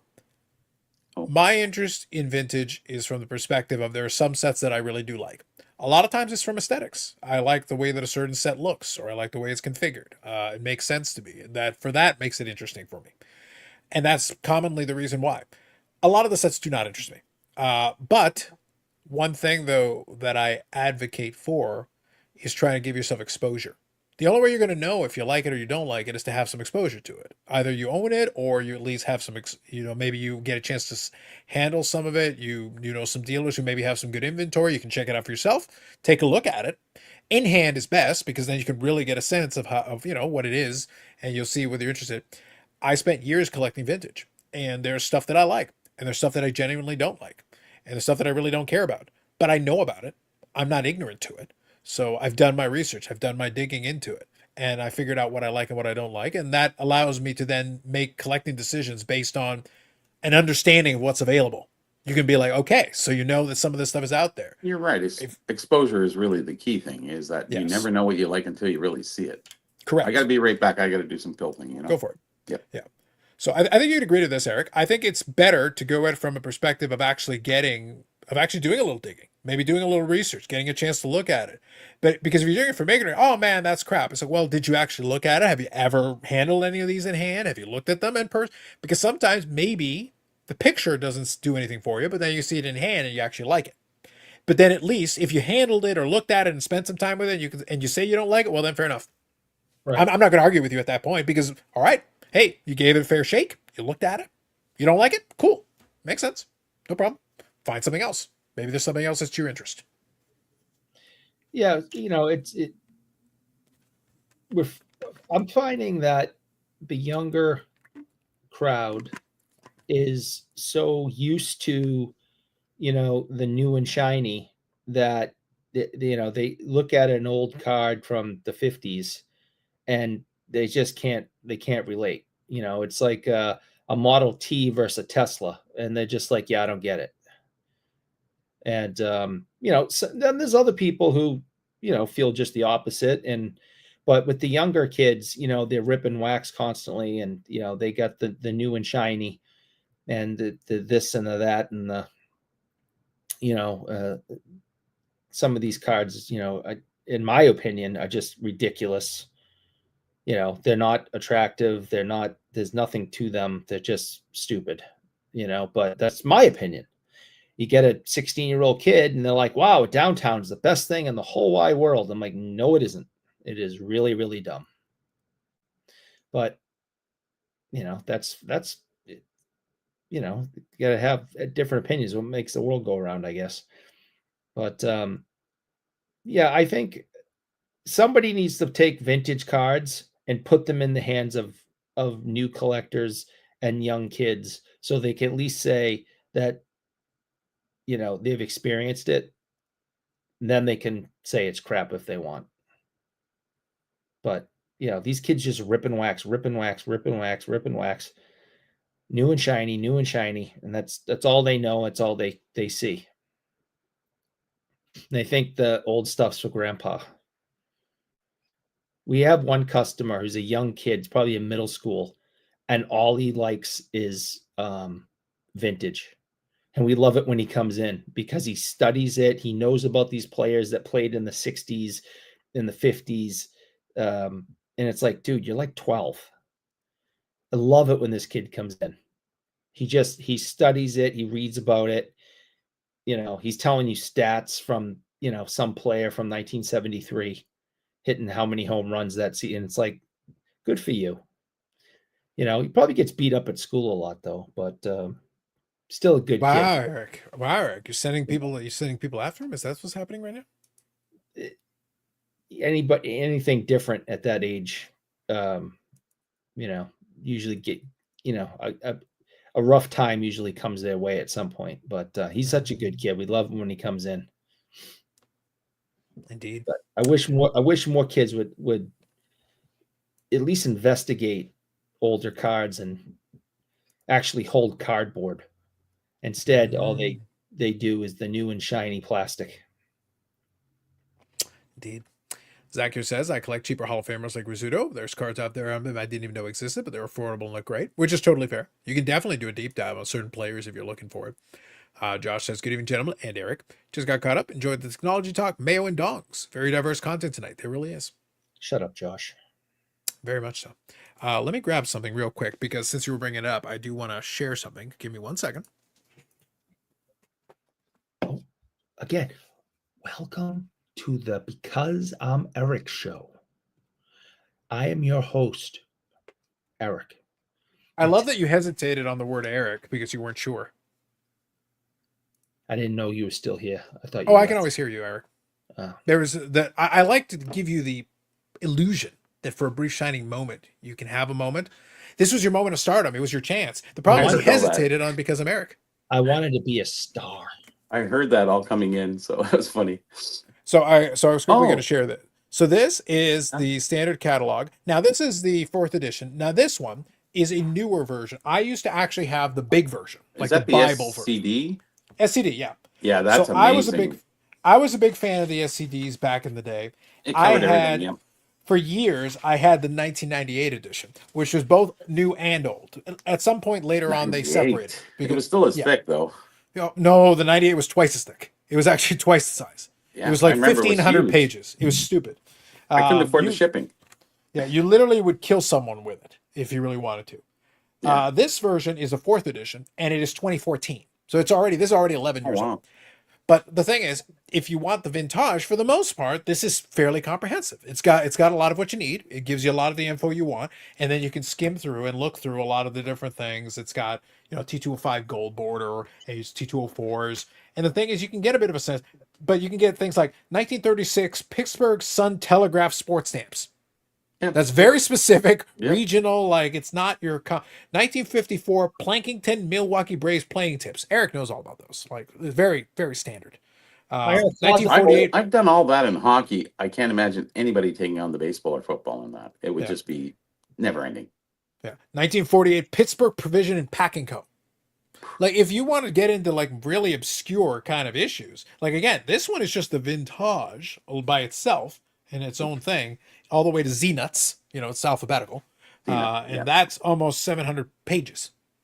So you can just imagine like this page after page after page after page. But the thing is, you'll learn a lot just going through.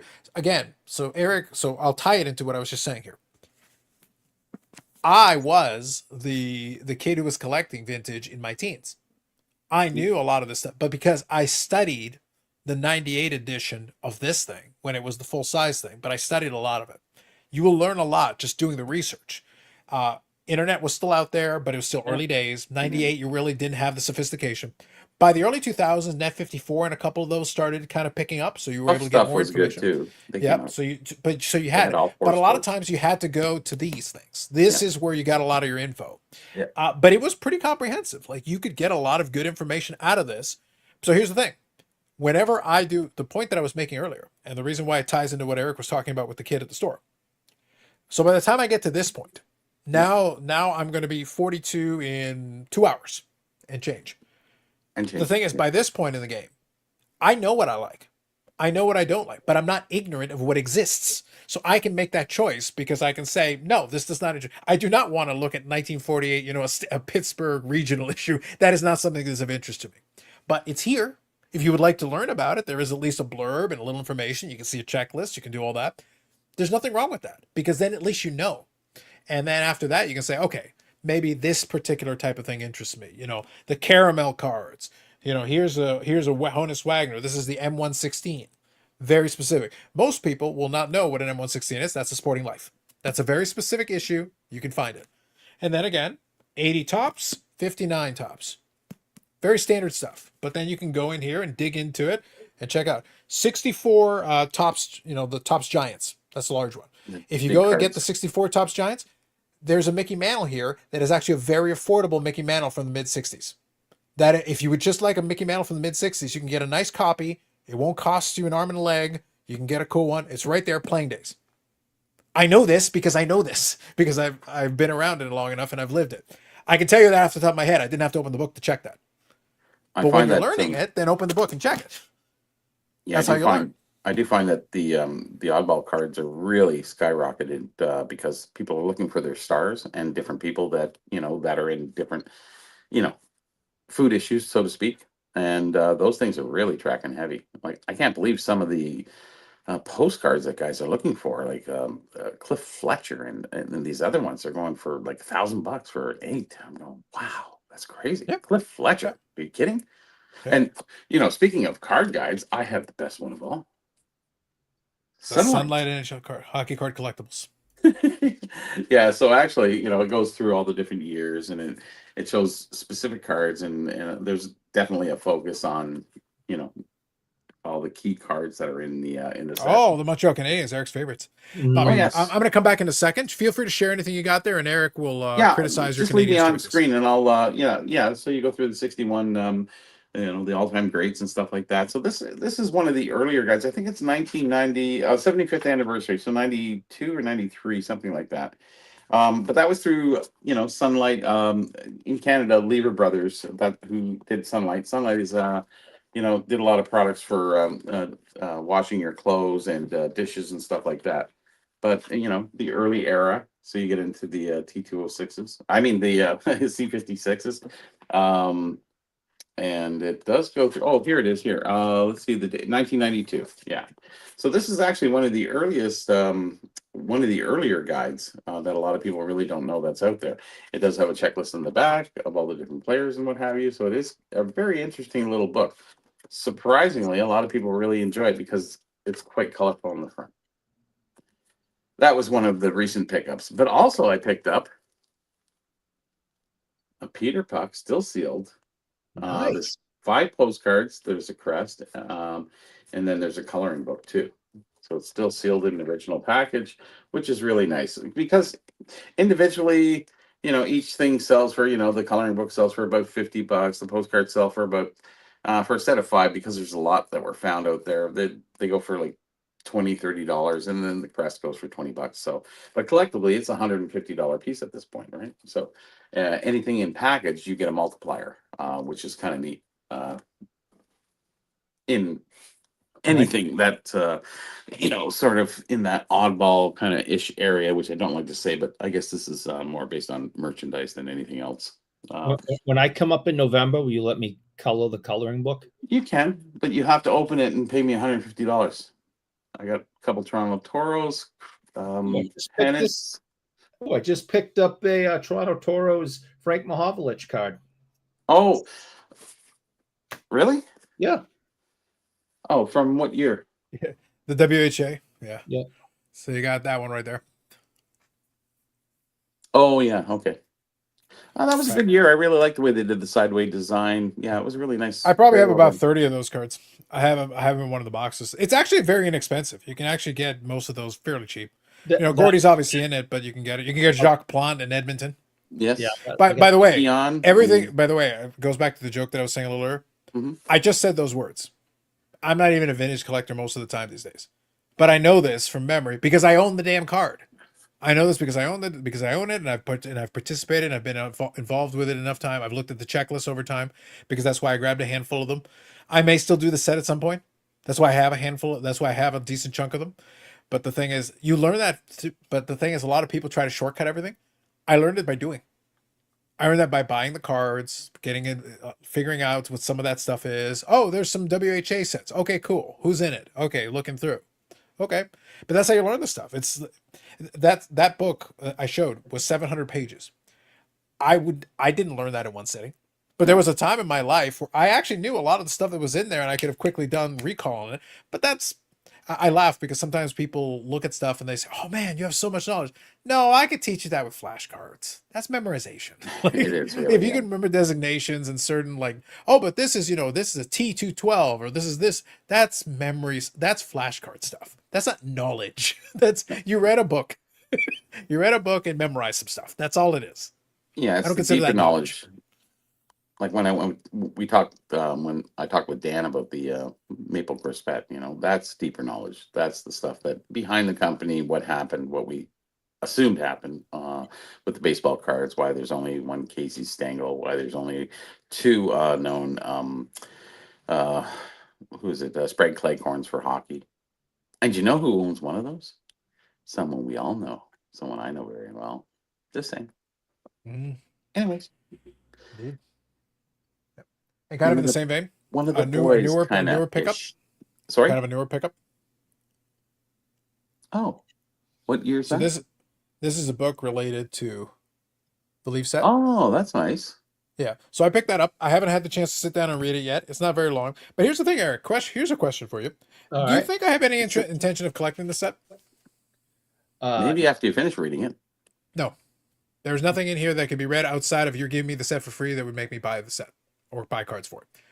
but I'm still Leaf. interested in Brian Gray. It's like that. It's not that Leaf. It's pre-BG. I know. Yeah, but the point is that I'm still interested though. Like the reason why I read all that back then is because I'm still interested. I still like to have the understanding.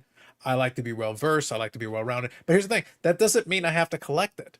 But I get the book because I'm still interested in getting some information. Hey, and this is like 117 pages, which is not onerous. It's very and fairly large font. So and it's got pictures. So it's about like the it's not. history of the company. Yep, history, background on some of the stuff. Does how it they go came into the it. Canadian side of it, Carlos? I'm gonna look into it. I've literally just gotten it. Because the but old then it Leaf talk- company is right like 7 minutes away from here. Yeah, but it But they're shows gone also. now. But it shows also some of the variants of the Oh, root that's here, nice, some of the yeah. proofs and stuff like that. So the author has done a little bit of digging into it. So I'll let you know.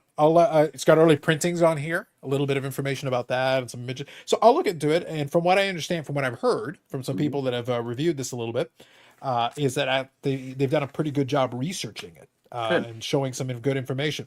And also, apparently, they've got excerpts from legal complaints that Leaf made to Bowman. Oh, So like it's got a little bit of. So that's what I say. I am interested. I would be interested in reading it from the perspective. My history major side of me says I'm still interested in reading it.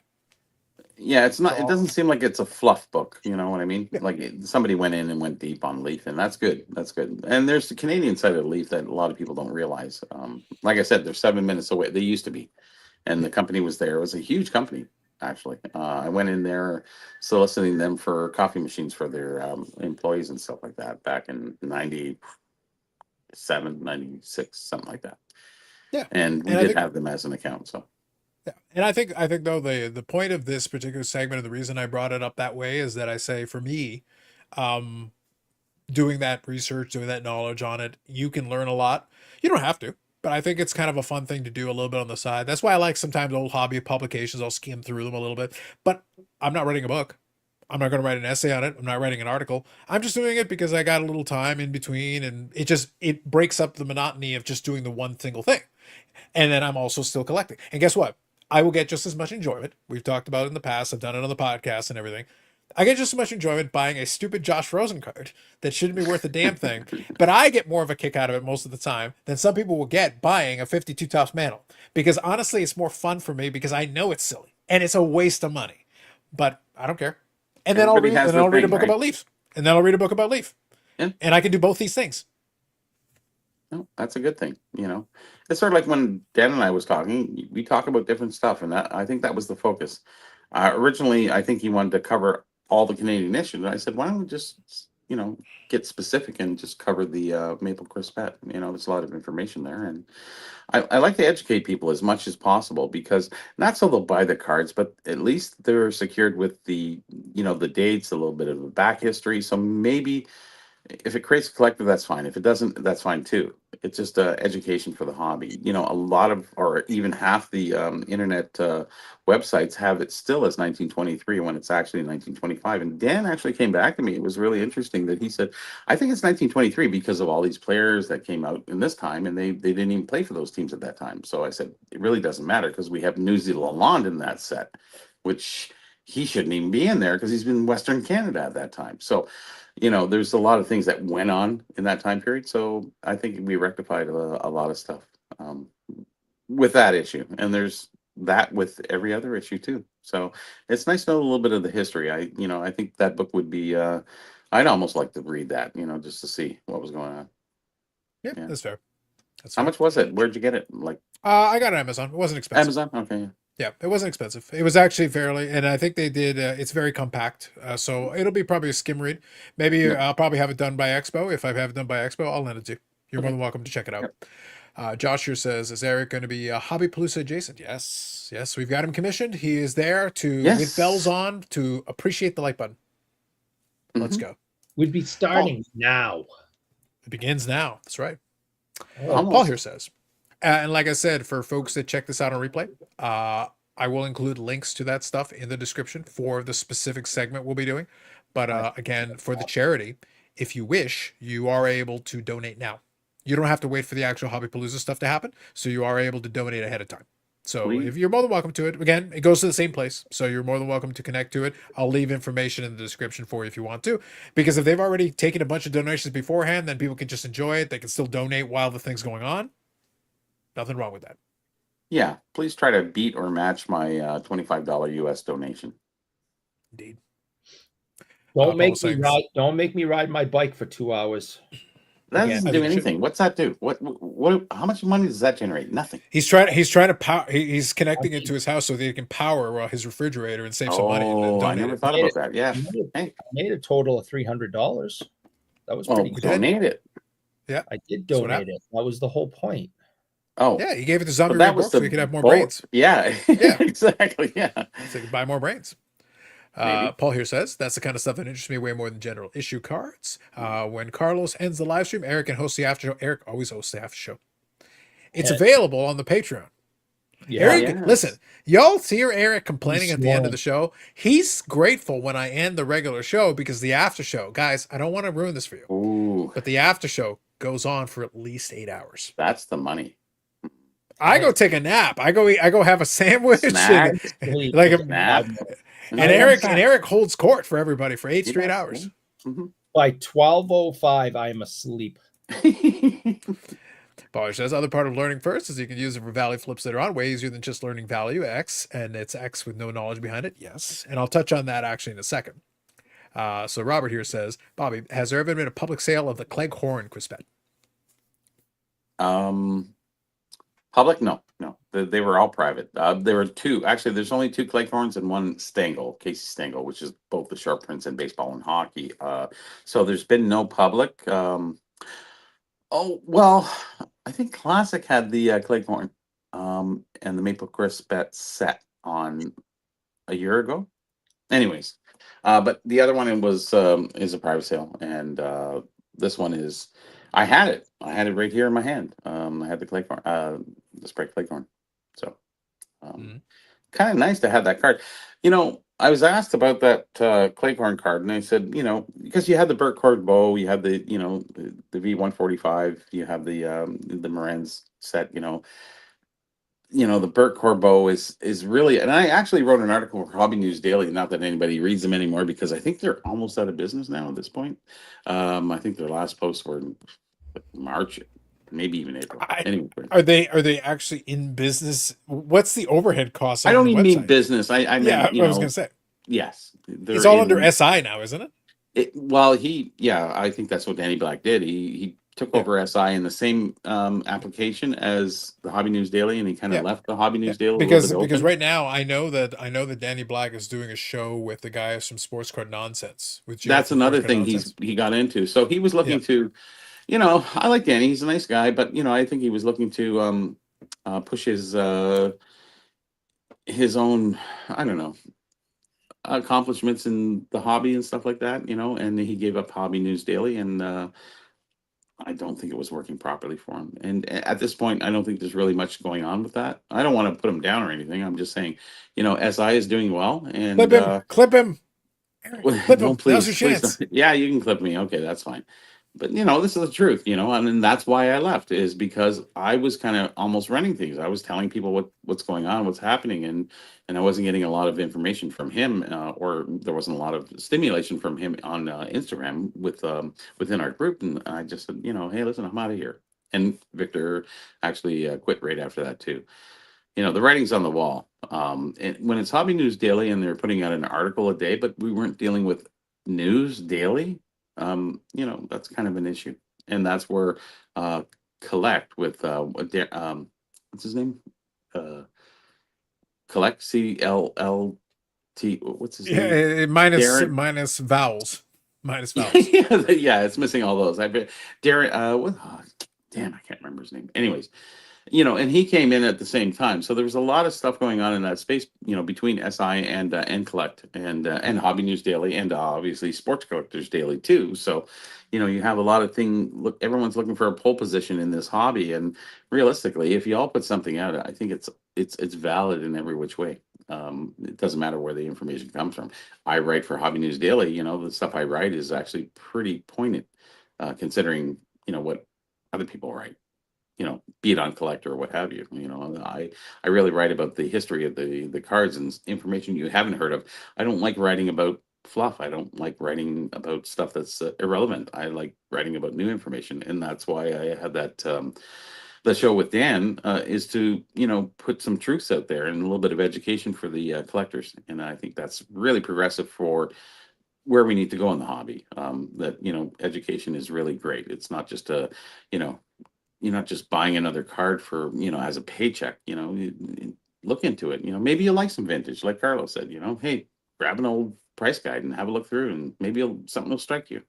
Yeah, I think there's a lot in there. Like if somebody wants to go into depth, there's plenty of stuff in there. If you want to stick to the regular beaten path, there's plenty of stuff there too. There's plenty of choices. It's not like you have to. It's just actually some people don't know that stuff is out there, and then they realize, wow, I didn't know that was out there. Wow, maybe I might get into that. Or not that we're trying to force anybody into it. It's just like there is some stuff out there that's Eric's trying cool. to force people. He's a forcer. He is, I know, and that's Garrett, but I'm just saying. It's I'm a forcer. It's an interesting hobby that if Carlos, if you didn't collect Medana, what would you collect? You'd be more into vintage, I would think. Even more Josh Rosen. I know. Just saying. I'm only restrained. Only the Medano collection keeps me back. Only holds me back. I understand that, but just saying. Everybody, we make decisions. Sometimes we shift, we change, and I think there's a lot of great. And vintage is pretty solid for the most part, I believe. Especially higher grade vintage, but even if you just want to grab a WHA set 74, what's it going to cost you? $250 for EX set?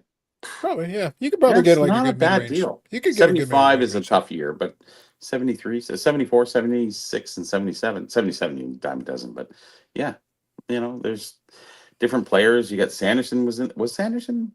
Was he in the card? I don't think so. WHA. And he went to the WHA and came back to Boston when anyways. Yeah, he doesn't have a WHA card. He wasn't there long enough. No. The checklists were very streamlined. Like obviously you've got Bobby Hall, you've got Gordy, you got those guys. But what's fun for me, like look, if somebody wants to do a deep dive on that, my recommendation would be maybe do a little reading on the WHA because it was a fascinating league. It's an interesting, again, short run, but they did do some interesting stuff. Yeah, they did do some interesting stuff because then you'll learn about guys like Mark Tardif. Go look at the all-time. It's Tardif.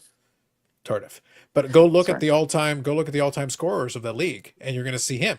He's going to be right up there at the top, and he's not the household name that some of these other guys are. So if you do a little digging below the surface, you'll be like, okay, but the guy obviously had offensive talent. Otherwise, he wouldn't be at the top of the scoring. That's one of the cards is the checklist of 1974-5 WHA that I still have left over from being a kid.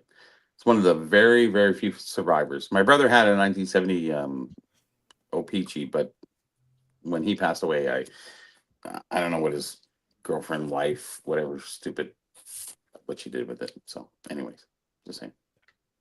So as soon as you get into those folks, you're going to find some names that are not your standard household names that you're going to see in your NHL sets for the eras before and after. But some great NHL names, though, right? There are. Well, that's the thing. But you're going to see. I think a lot of those guys, they were looking for money and they weren't getting it, and they just went, "Hey, WHA's paying. Look at Bobby Hall, $1 million. Hey, well, that's exactly it. So Bobby Hall and Gordy were the two of the big names. Plant as an Edmonton Oiler. Which for a lot of people, you'll see the image and you go like, Plant is an Edmonton Oiler. Yeah, I know. Yeah, he was crazy. Well, it's a bit weird. Robert here says Nathan Peterman collection would look good next to the Rosen. Listen, I'm all about the Rosen. Got to focus. And I got some brand new Rosen that'll be coming in soon. Oh, it's very exciting. Very exciting. Paul here says 2. Eric is going to force you into 8 hours. I know. It's just never ends. I'm so cooked right now. I couldn't bike for 2 minutes. I am completely cooked from today's ride. Go to bed. I'll get there. You don't have to I think you should douse yourself in icy mayo. That'll fix everything. Yes, I think it'd be fine. Mike here says, just got in. I'm confused. Why is Eric up at the top and not Bobby? Eric is very confused right now. He's had a lot of concussions. I've had a lot of concussions. He has, yes. Zach says, Eric leads us into Hobby Hotline Saturday morning. Exactly. Yeah. Wouldn't that be something? Eric is the next. He just keeps going. Listen, beside Jimbo, you're Spartacus. You're Spartacus. You're Hobby Hotline. You're Hobby Hotline. We're all Hobby Hotline. True enough. Yeah, Darren I'll stay up Rovell's with the one who does Carlos. I don't collect. mind. I'm, a little sniffly, but I'm good. Yeah, Darren Rovell is the one who does collect. Darren That was the Rovell, one. that's what it That was was. the one. Yeah. Thank you, I Paul. couldn't. Damn it. Robert, here's Andre Lacroix. Oh, Great yes. WHA. Yeah. Another kind of random name that was a star of that league was and he is from Massachusetts, but an American dominating a hockey league is very rare, and I'm talking about Robbie Ftorek. Well, He played- yeah, it was the Roadrunners for such a long time, and then Yeah, he came he up played from for there. Quebec. Yeah, he was actually supposed to be the next big thing, but he didn't get a pole position for some reason. There was something going on there. I don't know what it is. And when he got to the NHL, his numbers all went down. Yes. The NHL was a better league, but he was very dominant for a period of time in the WHA. Like 7 years. Like He was amazing. Yeah. 100 Like plus point seasons, 50 Yeah. goals, stuff like that.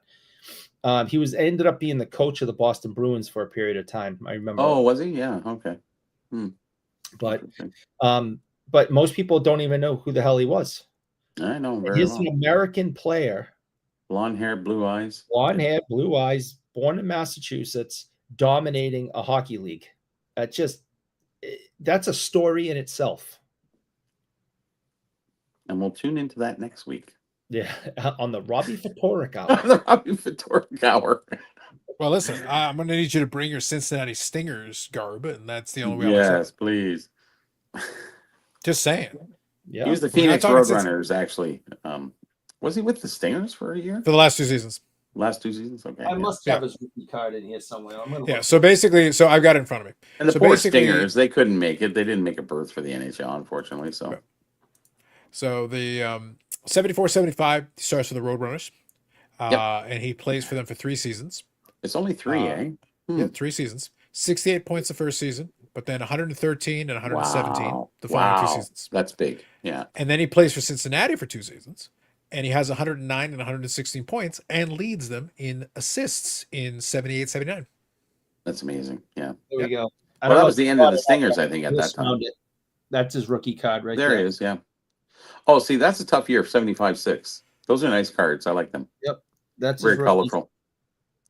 I mean, it's amazing to me more people don't know about him, and he's not more heralded because, again, I've said it twice already. I'll say it a third time. To have an American dominate a hockey league is just It's WHA. So Well, the thing, so look, Any so hockey can I, we're an American college. Eric, dominate- remember, I'm watching WHA. We didn't Eric, get can to I watch it can in I its be current can I times. be Go ahead. 2.5% more serious for just a moment? Okay. 2.5% more serious for a moment. 2.5. The problem is that the WHA was never embraced by the NHL's history the way No. that the AFL was embraced into the NFL. True Because enough. what happened is when the AFL and the NFL merged, Joe Namath still had a name going into it, and then obviously Super Bowl III cemented his legacy.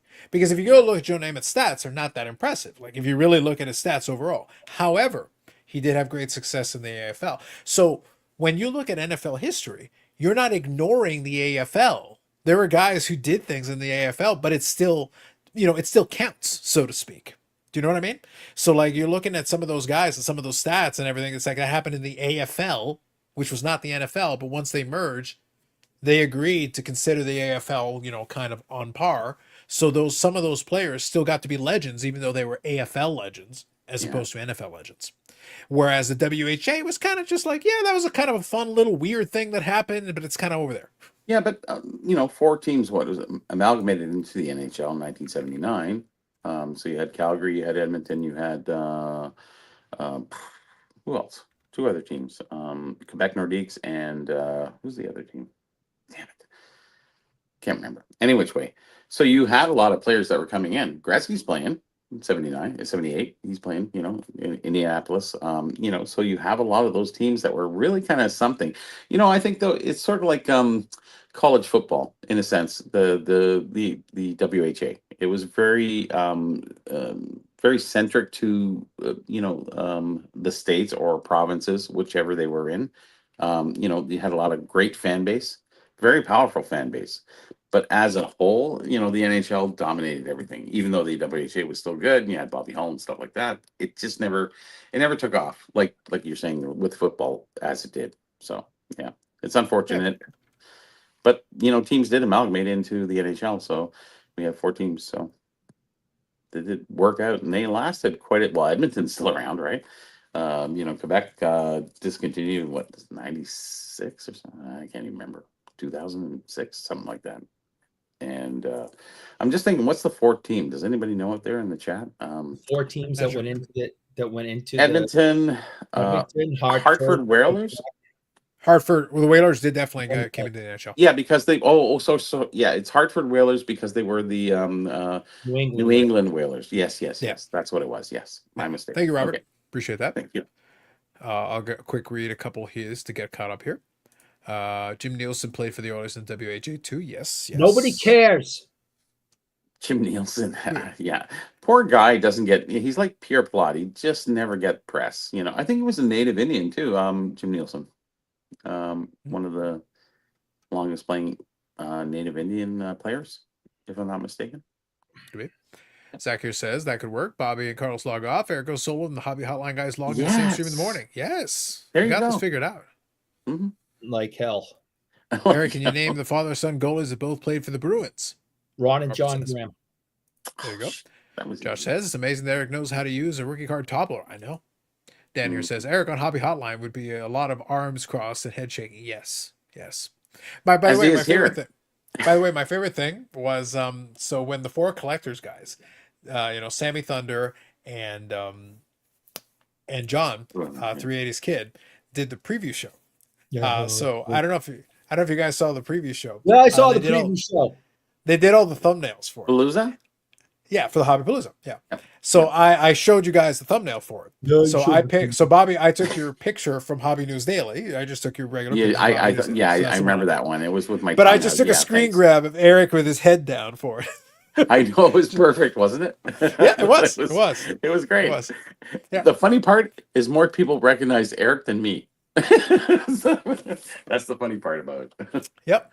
I was like, wow, chef's kiss. It was good. So, they gave me, I had a whole, basically a Word document, and I got to pick the pictures. Like, don't worry, I will capture the essence of it. You did that on Word? Yes.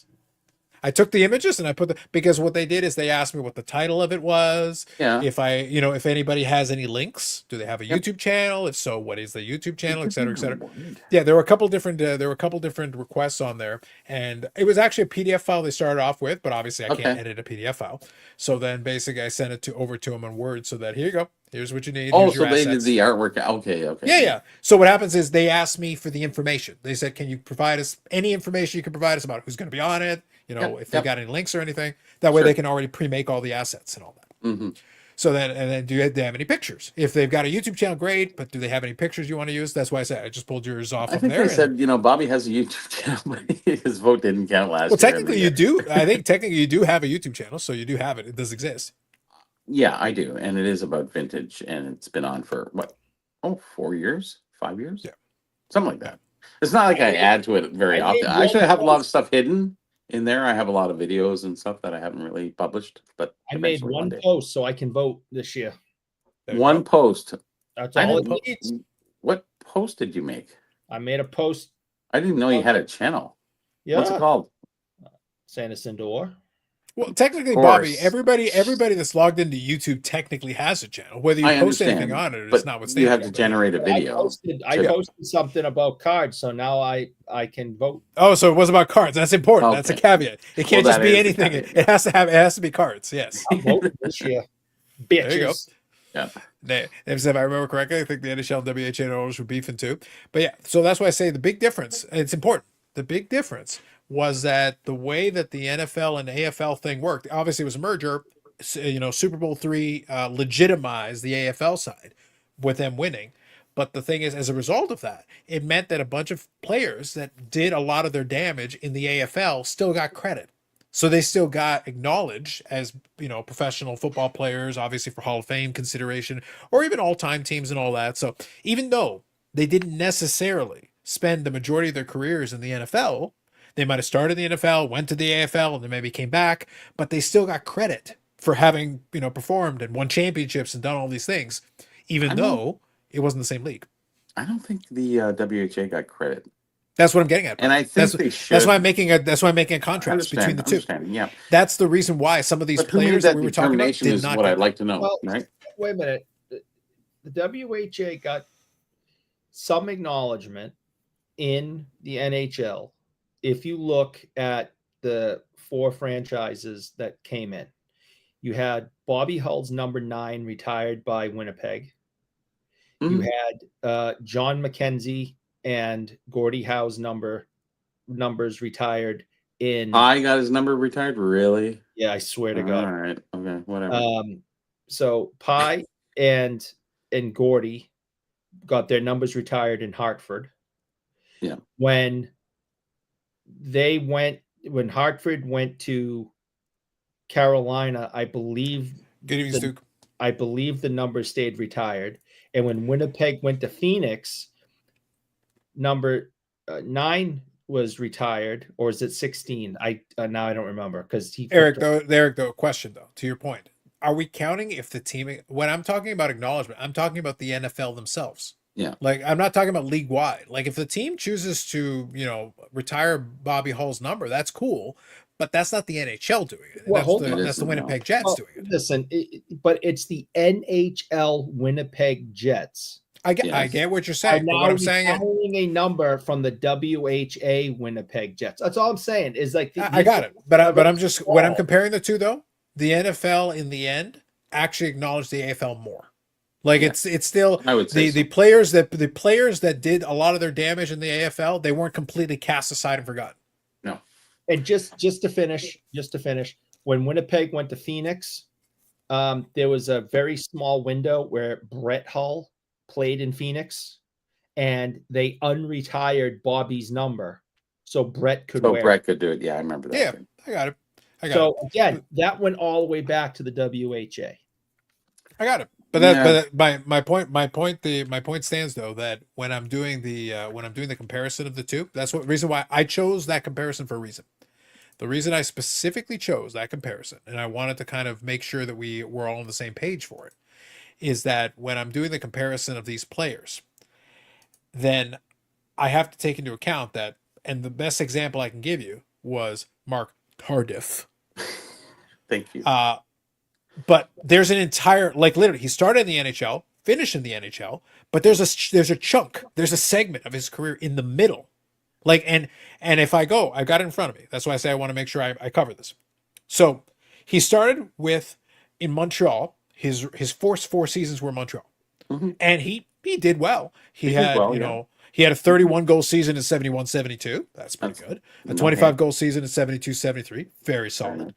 And then he goes to the WHA, and here's what he does: 70 points, 89 points, 148 points, 109 points, 154 points, 65 goals, 89 assists, 96 it's a little points. Easier league for sure, because there's a lot of nobodies in the WHA. Sorry, it is, but not everybody got 150 points. The thing is, like, it's Gretzky if you were argument. Great, you were a super exactly, great player. But that's what I'm saying.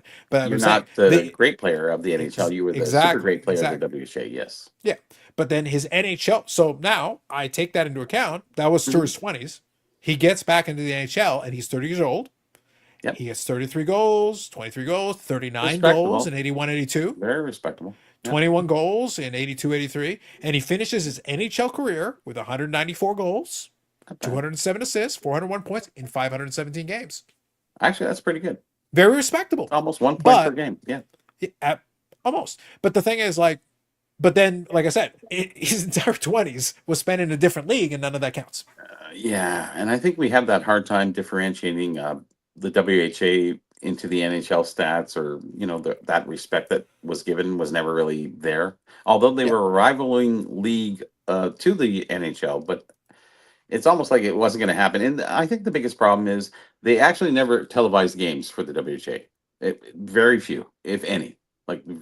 So there was no following. Nobody could really follow the team unless it was local. So that's why I was saying before, it was sort of like the college leagues. It was very localized. So you liked your team, and nobody's hot on TV. so they had no television rights, and Yep. finding stuff from that time period is almost impossible. So Yeah. that's actually a big downfall for them, and that's why they Yeah. weren't successful. They came in gangbusting with Bobby Hull signing the big contract. Otherwise, they faltered. But they still are a major league because they did rival the NHL at that time, and a lot of the NHL players, I would say, half the league was NHL players. That's what I'm saying. shipped it over. So it's a weird quirk that they had a lot of great players in it, legitimately great players in it. Yeah. Hall of Fame players, great players. But then they're kind of like, yeah, that basically was this weird thing that happened. Don't even worry about it. Don't pay attention. Ignore the man behind the mirror.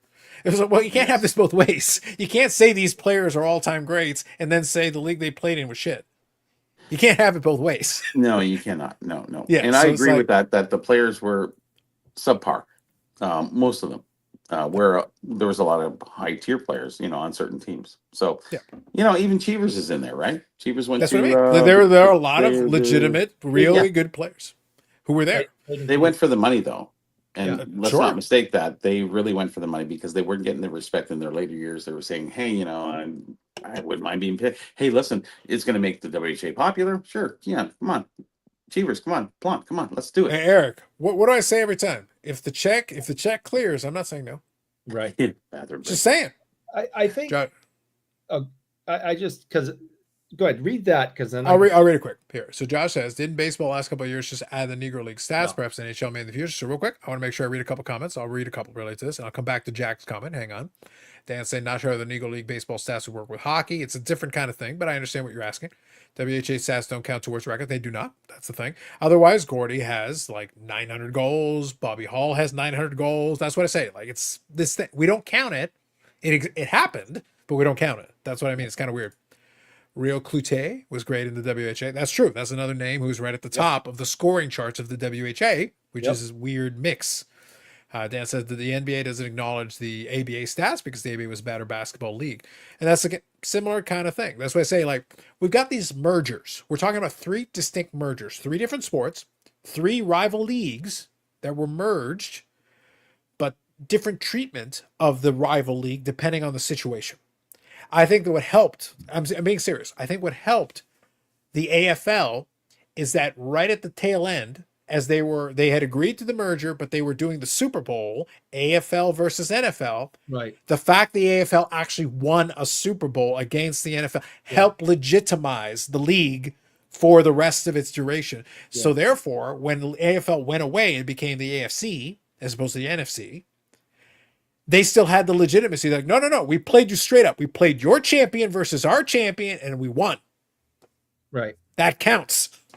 Yeah, and the other leagues didn't do that. So Correct. so football's different. Yep. Compared to all the other leagues. I feel like I have to say this just because it has to be said. Shut up, Josh. But his comment was a good one because I remember having that discussion on the show when Major League Baseball decided they were going to, bring in the Negro Leagues records and standings and all that. And I remember being adamant at the time and comparing it to everything we're talking about tonight that no, they shouldn't be added. As much as the Negro Leagues are, this legendary thing with these unbelievable players and everything the guys went through. I mean, they're definitely a part of baseball history, and should be. They belong recognized in the baseball, not the Major League Baseball, the Baseball Hall of Fame. Or there is no Major League Baseball. There's only the Baseball Hall of Fame. That's my point. Yes. So they belong there. They have an exhibit, have players, have player records, have documentaries, the whole thing. But they at no point should the Negro Leagues have anything to do with Major League Baseball in their records or anything else. They have nothing to do. The WHA shouldn't have anything to do with the NHL. And when it comes to their records. Now, if you want to say Wayne Gretzky or Gordie Howe and look at their professional hockey statistics, then you can add them. But with Jaromir Jagr, you have to do the hockey. He's still playing. So his professional hockey statistics are different than his NHL statistics. I don't think you should add leagues together and make it official. That's stupid. So what I'm hearing from you, Eric, so if I understand you correctly, I want to make sure I understand you. So what you're saying is for the era when both leagues were taking place, you're saying we should throw out the Major League Baseball ones and only count the Negro Leagues because it was the better league. Most people would say it was the better league. So sounds to me like we need to count it. But Babe Ruth, you're out. The winners determine history. So Major League Baseball is the one that still exists. So, they determine history. So I was not a fan. I remember adamantly saying I thought that was utterly ridiculous and it was pandering. And I think it took away from the Negro Leagues. I remember saying all of this, that it takes away from their importance, their stardom, their legacy to say, okay, we're going to add you into. No, they're their own thing. And they need to be looked at as their own thing. Plus the negative history that went along with that of why they were their own thing. You can't change history, 80 years later. It's sort of like the we have the Hockey Hall of Fame, and then we have the USA Hockey Hall of Fame. Mm-hmm. So you have those two differentiators there, and I agree with you. The WHA, as much as I'd like to say that it was a competitive league, it's still a different league, and it wasn't the same caliber. And teams changed, like, my gosh, they issued a lot of things in those years, like a lot of merchandise items, but it was a change of teams every year. Ottawa Nationals only 1 year. You had everybody was changing, coming and going. It was just like, the league was marred with instability. That was part of its story. That was part of its story. Yeah. So Stu, the NHL went through its own stuff in the 70s, but I understand, WHA was just a mess. So and there was no television on top of that. Yeah. So Stu, you're 100% right. That was so. Like I said, I was kind of having some fun with Eric and his thing. I remember the conversation we had at the time. The Federal League. And the thing is, at the time, it's true.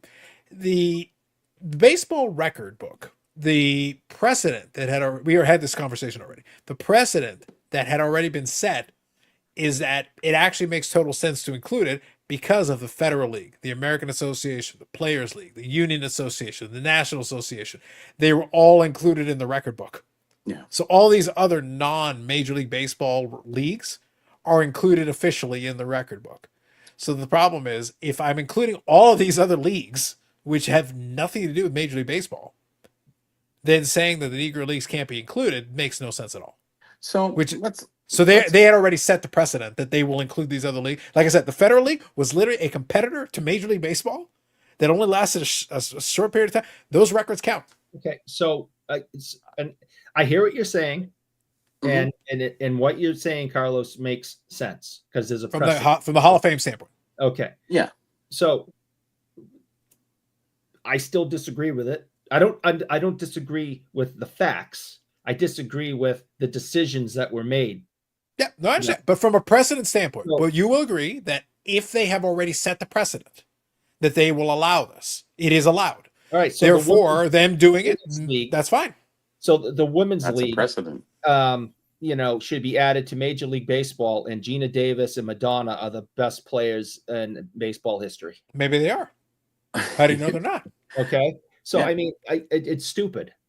So no. Listen, I'm not entirely not convinced that Madonna is not the greatest living Boston Bruin, short of Joe Thornton. Well, she was the sexiest one at that time. Do not make me drive up there. Drive away. I got you. You can stop there and stop here for the Oakland Seals. I got you, Bougie Man. I got you. Wait, Bougie Man. Come on. Go ahead. Come on. Let's go. I will limp right up to your front door. And I will kick you in that bike. I will kick you in that surgery repaired hip. I will send you right. I've got a little set of stairs. By the way, Eric, if you ever come by the condo, I've got a little set of stairs. I don't do stairs. I kick you. Stairs. I kick you. I kick you down the stairs. I kick you. And they're steep and they're concrete. I kick you. Yeah. I don't do stairs. I kick you. So here's a question that relates to all of this is, so what is Joe Theismann's rookie? Is it the 71 O-Pee-Chee or is it 70? What's it? 73 tops? 74? Something like that. Does he? He has a CFL one, doesn't he? That's what I mean. Yes. Yeah. So which one was that? 71 Peachy? Was that the It's CFL a one? 71 O-Pee-Chee. Yeah, he's with the Argos. Oh, yeah. totally. It's 71 Peachy. Toronto Oh. Argonauts, longest football team. Come on. You know, true enough, actually, it's longer than the NFL. Right? Like they go into the 1800s. They're older than the yes, NFL. They do. They're older They than the do, NFL. yeah. The Big Four, yes, exactly. And they still, by the way, they never had an interruption. They still exist. Yeah, that's they the OG actually team. They're probably That's the longest existing league. They are now. More They than likely, are yeah. because the Ottawa team would have been right up there with them, but then Yes. they had the breaks, so they don't count. So the Toronto Argonauts are like I'll get the exact year. Basically, just so that it we're must be on the factual. oldest, right? Oh, well, by Montreal. far. No. No. They were gone. Yes, they So changed names too. his first professional football card is with the CFL, and his NFL rookie is a different year. So it depends on what you like. I would be all about getting the very first card put out Produced from professional league by a major confection company. And it's a legitimate, gum, and it's a true wax legitimate pack. release. I don't want And it's a none of legitimate that. release. Remember all that It is, six-figure yes. crap that came out back in the 90s, and they made boatloads and boat. I didn't want any of that crap. That stuff was just total garbage. It Boats was and hoes, yes. Yeah. So let me give you the number. cards. Yeah, So please. let me give you the Go number. ahead. So the Argonauts were founded in 1873. Wow. And they're And still they have continued uninterrupted since 1873. Which, by the way, look, we can make all the jokes about the CFL. And by the way, Eric, I have earned the right. I can make as many jokes about the CFL as I like. Mhm. But that is respectable. 1873 It's very uninterrupted. respectable That if is you talk very about it. respectable. Did That it? is very respectable. And I'm being serious. I'm asking, did they ever have to take breaks because of world wars? Nope. Really? They've continued uninterrupted since Really? 1873 because they still play games. Well, the NHL, same thing. They just sent some players that went to the war, but I mean, they still have the Leafs playing. Yeah. Yeah, Like I said, the whole 1800s period was weird, but then since then they won the Grey Cup in 1914. That was one of the World War years. Yeah, that's the start of the war. Yeah. And they play through. So like I said, Eric, you got to give them some credit. Like that's longevity on longevity. a professional franchise being around that long.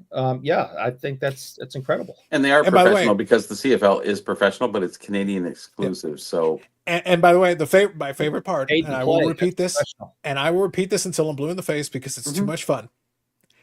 In Toronto, where they always complain about everything, oh man, the damn Leafs, they don't win. Since I was born, which is relevant for tonight and obviously into tomorrow, since I have been born in the year 1983 of our Lord, yes, the Toronto Argonauts, I want to make sure I get this on the record. The Toronto Argonauts, since then, only since I have been alive, the Toronto Argonauts won the Grey Cup in 1983, the year that I was born, hmm 91, 96, 97, 2004, 2012, 2017, 2022, and 2024. What is their collective? 19. Wow, They have won 19 championships, All thanks 19 Grey Cups. that's not All a thanks lot. to I thought Flutie. it'd be a bit more than that. Anyways, Doug 'cause the Flutie, Leafs have won what? he up there took care of business. Montreal Canadiens 124 when they started, and yeah. Yeah. So then again, we have issues with the NHA turning into the NHL. It's Challenge Cup. There's a lot of different. Well, the CFL, scenarios the there, CFL, too. only, the actual CFL only started like in what, 59, 57, something like that. Officially, yes. Yeah, because there was the precursor to it, right? So you got Yeah. the precursor. But my point that I'm getting at, like, again, we're being serious here for a second. Mhm. That again is respectable. They consistently won through decades and eras and all these. And Same again, name. in the Same name. modern era, Yeah. because here's what happened. They actually had their own drought. They won the Grey Cup in 1914, 21, 33, 1937, 38, 45, 46, 47, 1950, 1952. Pause for a second. Carlos Sr. was born in 1954. Okay. Mhm. They did not win a Grey Cup between the year 1953 and 1982. Wow. They had a drought. gap. And That's then like in the Leafs. 83, the year of my birth, Mm-hmm. they've won 9 championships since I've been alive. Isn't that crazy? Yeah. That's a lot. That's pretty good. But But you know, again, you're talking and about you how think many, Toronto, we 7, complain about 8 the Leafs. teams? That's pretty damn good. Nine since 83? They have 7, 8, and 9 teams though. There's It a is little what it is, contention Bobby. to that. It's not like the NFL, which has how many teams between the East and it's a lot of teams. And Bobby, the it is what NHL it too, is. right? It is what it is. All I'm saying. I'm saying, yeah. I'll grade on a curve. I have no problem, but I'm just saying, like, it's still impressive to continuously run for the majority, like without issue, interruption. Yeah, they've and they've been on the outs so many times, and they continue to survive. They are a zombie Ray Bork. They just continue to live. The funniest part is that out of the app, I have I think my books had 2,800 pictures, the max. I have 36,000+ pitchers allocated now. With CFL, it's 77,000. It's like it's unbelievable how much CFL stuff is out there. You need to get off your ass and catch up. I'm catching up, but I can't surpass them because he does to current day. So you talk about Jogo, there's fucking 20,000 in there. Just saying. I'm adding a lot of stuff. Actually, you're getting a lot of new, interesting things. So yeah. 70,000. You posted. You liked the link that I posted on Facebook, or was that just your wife saying, "Yeah"? Now I'm gonna give a little spoiler. I won't completely reveal what it is. Okay. There may be a CFL angle to one of the items that'll share in HobbyPalooza. Oh, really? Again, the criteria is it has to have a story, and it does. That's all I'm going to say. There's a CFL angle to one of my items. Got it. But it has a story behind it. Again, that is the criteria. It has to have a story, and it does. Mm-hmm. Stu here says, the NFL doesn't address their early years players very well. Very few know that Bobby Marshall was the first black to play in an NFL game 1 week prior to Fritz Pollard. Thank you, Stu. Ozzy Cardad, hello. Appreciate you. Been a little while since we've seen you. We have some original teams dating back to the 1870s in our AFL football league. Respect. I like it. Respect. But regardless, I think we can all agree that if you have a professional franchise, I don't care what it is, a professional franchise that can comfortably date itself back to the 1800s, when you're pushing, it's 151 years, going on 152 years. It's amazing. That's almost as long as Bobbles has been alive. Basically. Almost. Yeah. Like that's a lot of years. That's a lot of years. Yeah. That, again, I use the word, but I feel it's the correct word. That is very respectable. I would agree. Very respectable. Sure it is. And in my opinion, if the Argonauts franchise wanted to acknowledge its longevity, it's like Dr. Jim, we just say Argos. Anyways. Argos, all the way back, that's fine. But the CFL should only acknowledge them until the beginning of the league. That's my point on these things. Leagues should just focus on their leagues. True enough. Yes, I believe that. Yeah, that's fine. Now the Hall of Fame. Fair enough. The Hall of Fames. Yeah, but that covers international hockey. It covers a lot of different places. So anything they want. Yeah. Well, they cover a lot of stuff that isn't, NHL, but it can still be in the Hall of Fame. Yeah. So all the Hall of Fames have the right to cover anything in that sport. One of the biggest jokes around here when it comes to the Hall of Fame is that former Celtic Dino Raja, is a Hall of Famer. Now, most people don't even remember who Dino Raja is. And if they do somehow, they sure the hell don't remember he played for the Celtics for a while. Because, other than Bird, nobody remembers the Celtics. So, well, he is a Hall of Famer due to his international play. And but he's over in Springfield at the Hall of Fame, and he's on the wall. But it's not in a Celtics uniform. Oh, what is it? It's in his international uniform. I think he might have been from Serbia or something. I don't remember. But yeah, well, that happens at the NHL. The Hall of Fame is actually, they have the international hockey section. So away from, if you've been there, you can see the international, and then you have the trophy room, and then you have all the other displays and stuff like that, and what have you. Well, the Hall of Fames have a lot more freedom because they're not handcuffed to the major leagues. Well, yeah, if they're smart enough to call themselves the Sport Hall of Fame, that's what basketball does. It's the Basketball Hall of Fame, not the Right. NBA Oh, Hall of Fame. I think that's what the USA does. It's called the US. No, yeah, I think there is one, a USA Sports Hall of Fame. So it's all American It's players. probably Yeah. for the best though. Like Yeah. honestly, if you're talking about Hall of True. Fame, I don't want to get into a deep discussion of Hall of Fame. We can do it No, another night. It is, But yeah. just in general terms, if you're a Sport Hall of Fame, that's a lot broader mandate. Mhm. Like it really is. International play, international players, it can fit because you're talking about the history of the sport. Now you're not talking about a specific league because you're not confined to that. Because that's not accurate. If you're chronicling the history of the sport, that's not one league because things change. So I've got by the way, I've got the date just in front of me here. The first season of the CFL was 58. So here's okay. so to put it Yeah. into context. That was When I talk about the Argonauts history, they predate obviously all of this. 58 was the big four when it came in. Yeah. That's So the thing is, so now you think differentiator. about that. Yep. But here's the big difference. So I talked about how many championships the Argonauts have won since I've been alive. Mm-hmm. The Argonauts have won all their More. CFL championships since I've been alive. All of the CFL every CFL championship since the beginning of the CFL have been in my lifetime, literally. What was it called before? The RFFU or something like that? So I've got it here. So this was a FU. merger between. Hey, listen, Eric, you should get excited about this. The league was a merger between the Interprovincial Rugby Football Union. It was called rugby. That's right, exactly. And the Although it was Western football, but it was Interprovincial rugby. Football Union. Yep. So Really? the WIFU, the WIFU, Eric, Mhm. WIFU. FU for Was we- sure. Yeah. Yeah. FU works. So since 1958. So here's the difference. This is the reason why it's a differentiator. The CFL was founded when Carlos Sr. was almost 4 years old.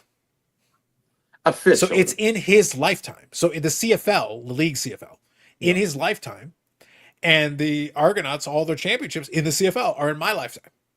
That's why I say, like, in relative terms, the CFL is relatively new. That's still 67 years. That's still, reasonably long time. Does it But come again- down to the Canadian flag too? It wasn't really established till 1970. What was it? 70, It was 3 60. It was 60. 67 or something like that. Yeah. I think something like that, yeah. So we didn't have a Canadian flag. We had the British flag. What's it called? The whatever it's. I can't remember. I think it had more to do, Bobby, with the fact, like, again, the merger was the rugby football unit in the provincial Understand football it was unit. Like, they were rugby, still yes, kind yes. of in that little rugby football. But it kind was of, like- football. It was not rugby. It was football. I Rugby understand, is but- actually a different sport, but they did call football rugby back. Yeah, early I get it. days of But Canada. again, it was a merger between the interprovincial rugby football unit. So they but they were called it playing that. football. I agree.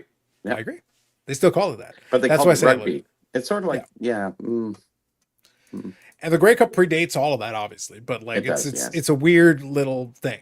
Basically, the way they figured it yeah, out. that's the oldest cup, I guess, in the world, right? Yeah, The Grey absolutely. Cup. Yeah. Basketball includes pro, college, international, women's leagues, etc. Yeah, it's Basketball Hall of Fame. It's Oh, the yeah. Naismith Basketball Hall of Fame. Just basketball. Yeah. And the Hockey Hall of Fame over the last several years, every single November, they are nominating and accepting women. I've had the pleasure of meeting a lot of them at the show because they're being brought in to do signings during Hall of Fame weekend. So a lot of these women who are going into the Hall of Fame are signing at the show in November these last couple of years. So that's the point is, the Hall of Fames are open for all different categories where the leagues are simply the league. And I don't like it if all of a sudden the NHL starts adding WHA stats or the True. Major League Baseball starts when they added all the Negro League stats. And, again, is Major League Baseball going to be like, hey, Gina Davis, you're the greatest player in league history? No, that's bullshit. Listen, I'm not letting you use Gina Davis to mask your Mark Tardif hatred. But we also have the Canadian Sports Hall of Fame, too, on top of that. So a lot of those things should really be classified there. Not to take away from the women or anything like that. I know, but it's within that league. So are they Hall of Fame? I don't want to get clipped on this. Hey, one. Bobby, it's a Hockey Hall of Fame. It's not So the NHL Hall of Fame. if they're the best women, It's literally No, the I Hockey understand Hall of that. I Yeah. understand. they It, can yes. go in It's the the sport of Hall hockey. Fame. It's whoever played hockey. Yeah. Eric once broke a Bobby Orr stick, so that's I hockey. did not break But it. none of the WHA players have ever been represented as WHA players in the Hall of Fame. Well, I honestly think that's more of an NHL conversation. Like that's So- the NHL. I think that's the NHL being assholes about it. It is, yes. Because it to is. me, You're right. hey, look, you have to. Again, it's the Hockey Hall of Fame, which means international play is included, which means all this other stuff's included. Well, they which have all the means sections. you need I've been there. Yeah. take it under consideration. These were the best players in a league that rivaled the NHL for a period of time. Yeah. So, like, however you want to play. Again, Gordie Howe literally played in this league. So either Gordie Howe Sure. is good enough to play. He was. He also played in the NHL after when he was 147 years old. Yeah. Exactly. So I guess he's good enough to play, and he played in this league. So therefore, Gretzky. So does his total Messier. game include the WHA? Like how many games? well, he in the played? current records, it does not. It is, right? It does not. Oh, it does not? Doesn't No. include them, eh? No, if you included them, his goals record would be higher, his points record would be higher, but it doesn't include it. I don't think there's any straight answer to all of this. You know, it is what it is, I guess, at this point. Yeah, You know, that's what I whoever mean, comes in, and we have the Women's Hall of Fame. We have Wickenheiser, Haley Wickenheiser, we have a few other ones. But most of them you've never heard of. And, you know, have you watched So them? we I've seen them. That I think, Bobby, what you're talking about though is more of a consequence of well, like here's the thing: people want to be as nationalistic as they want to be. But do we really give a crap about who's playing for Team Canada? We don't. Nationally, We do for I 5 think- minutes. I We do think for the 5 general minutes. public, yes. As I soon think as so. the game's over, we don't give a shit. No, that's a different story. Yeah, But I think, we don't. you know, as a nationalistic thing, I think it is something that, you know, we beat. For you 5 know, minutes, it's great. Sweden. The golden I'm not goal was saying great, USA, and then but we forgot just- about it. Yeah. Yeah, Yeah. The, You haven't the forgot golden about- goal was great, and then we forgot about it. You Moving haven't on. forgot about 72. You're still on that because of the Cold War, because it was a different Oh, time. you want to talk about 1980 and when you guys, you know, you, No, you beat Russia, you still had another game to go. Like, what is that?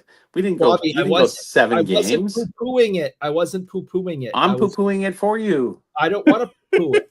I like All right. national pride. All right, We I'm won. muting both. I'm muting both of you. I'm going to read the rest of the comments. I'm muting both of you. I'm moving on. Dom says most of the Hall of Fames are separate organizations that partner with major leagues. While baseball is international, Baseball Hall of Fame is national in terms of who's elected. Yes. Bob Jackson says, but what about the Pro Wrestling Hall of Fame? A valid question. Robert says, what Maple Leaf flag started in 65? Zach says, quietly up to 26 likes. Dang. Working on it. Remember, Eric pays for the likes. Hit the like button. All right. Now I will allow you. Because you two kept talking, I wanted to read the comments. Now we're caught up. Now we're fine. Yes, Eric, now you may speak. Go back to Staven's comment. I got a question. Dom's question. Yes, your fellow Massachusettsian. All right. So when baseball is international in the Hall of Fame, It is. It's the Baseball Hall of Fame. Yeah. okay, so it's international. My question is this, and maybe someone can look it up because I don't remember the gentleman's name, but the all-time professional home run record is Sadahiro. Sadahiro. is held by a Japanese player. Is he in the Baseball Hall of Fame? Let's see. Let me see. Let me see.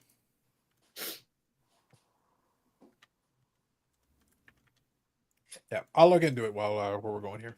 Because I also don't know how to spell Sadahiro, so that's going to be a Because- very important thing that I well, got to figure out. that's understandable, but he should be. He is the all-time home run king in professional baseball. Now, is the Japanese league back then as good as the major leagues? No, but this guy still accomplished something, and that should be recognized in the Hall of Fame.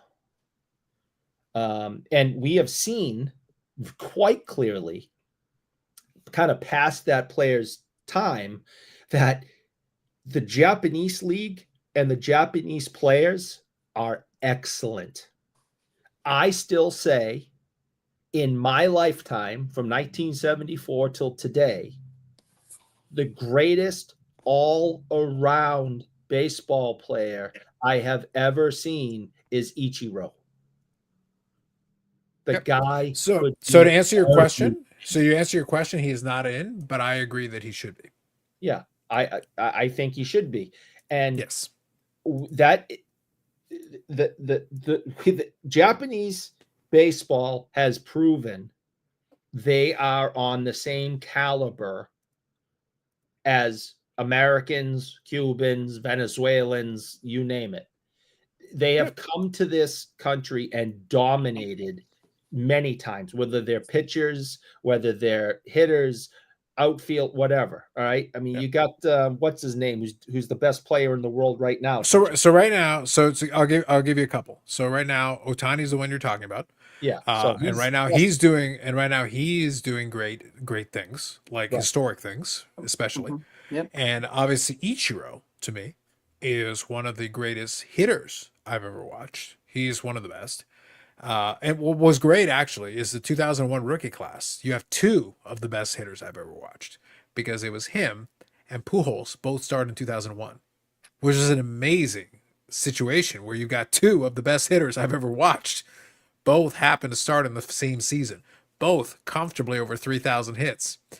And Ichiro, if you include Japan, he's over 4,000 hits. You know, he's got more hits than anybody else in professional baseball.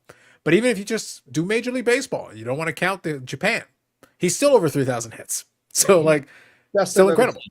Still incredible. Absolutely incredible. Athlete. Quick question. Yes. Instagram, somebody said they want to send me a message, but I couldn't find it in my messages on, that little icon on the top. Mhm. So there is there a certain place you have to go? Yeah. So what happens is in your messages on your phone, if you're doing that portion of it. So basically what I happens can is still in be your online and messages, do this. Okay. Yeah. So in your messages, Yeah. there is requests. There could be hidden requests sometimes. Where is the request though? I'm on the main. So what happens is page. if you go to the messages, you'll see underneath there's a section there, primary, general, and requests. So you have to take a look at the app. Oh, let me Primary, do general, this. and requests. And I just have messages. Requests too. Oh, there's two requests. That's okay. correct. Exactly. So that's probably what you're looking for. Okay. 1 second, guys. Yeah. Do you think Ichiro will be ducked this summer? Absolutely, and deservedly so. Honestly, deservedly so. 100%. Listen, I know I'm not the baseball expert, but my eyes work. Okay. And this guy is the best player in my lifetime. All around best play. You want him to play the outfield? He's incredible. You want him to hit? Incredible. Throw? Whatever you want the guy to do. Steal bases? He'll steal some bases. He'll throw a guy out from the outfield at third base on a bullet. An absolute dart. The guy was absolutely incredible. H was the greatest slap hitter of all time. And I was spoiled growing up because we had Wade Boggs in Boston, and I thought he was the greatest slap hitter of all time until I saw Ichiro.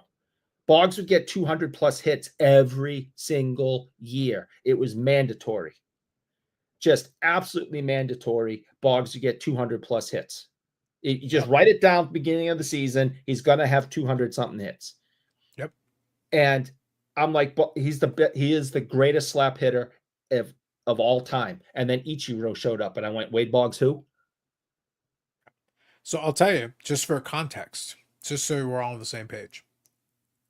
He had 200 hits his first 10 straight seasons. Who are we talking about? Ichiro, yeah. 200 hits for 10 straight seasons.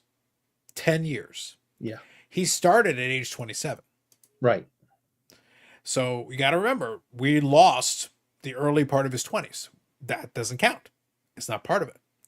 So, but in the first 10 seasons where he had 200 hits per season, every single season, he recorded 2,244 hits. That means he averaged 224 hits plus per season for a decade, which is absurd. Like, you just have to think about it. It is absurd. Right. And his next season, he was age 37.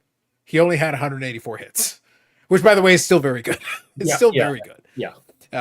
He fell off soon after that, but again, he was still very good. So, career 311 hitter, amazing. 509 stolen bases. Again, he didn't start until he was 27. So he was already older when he started. So, like, the reality is you missed out when he had, fresher legs in his early 20s.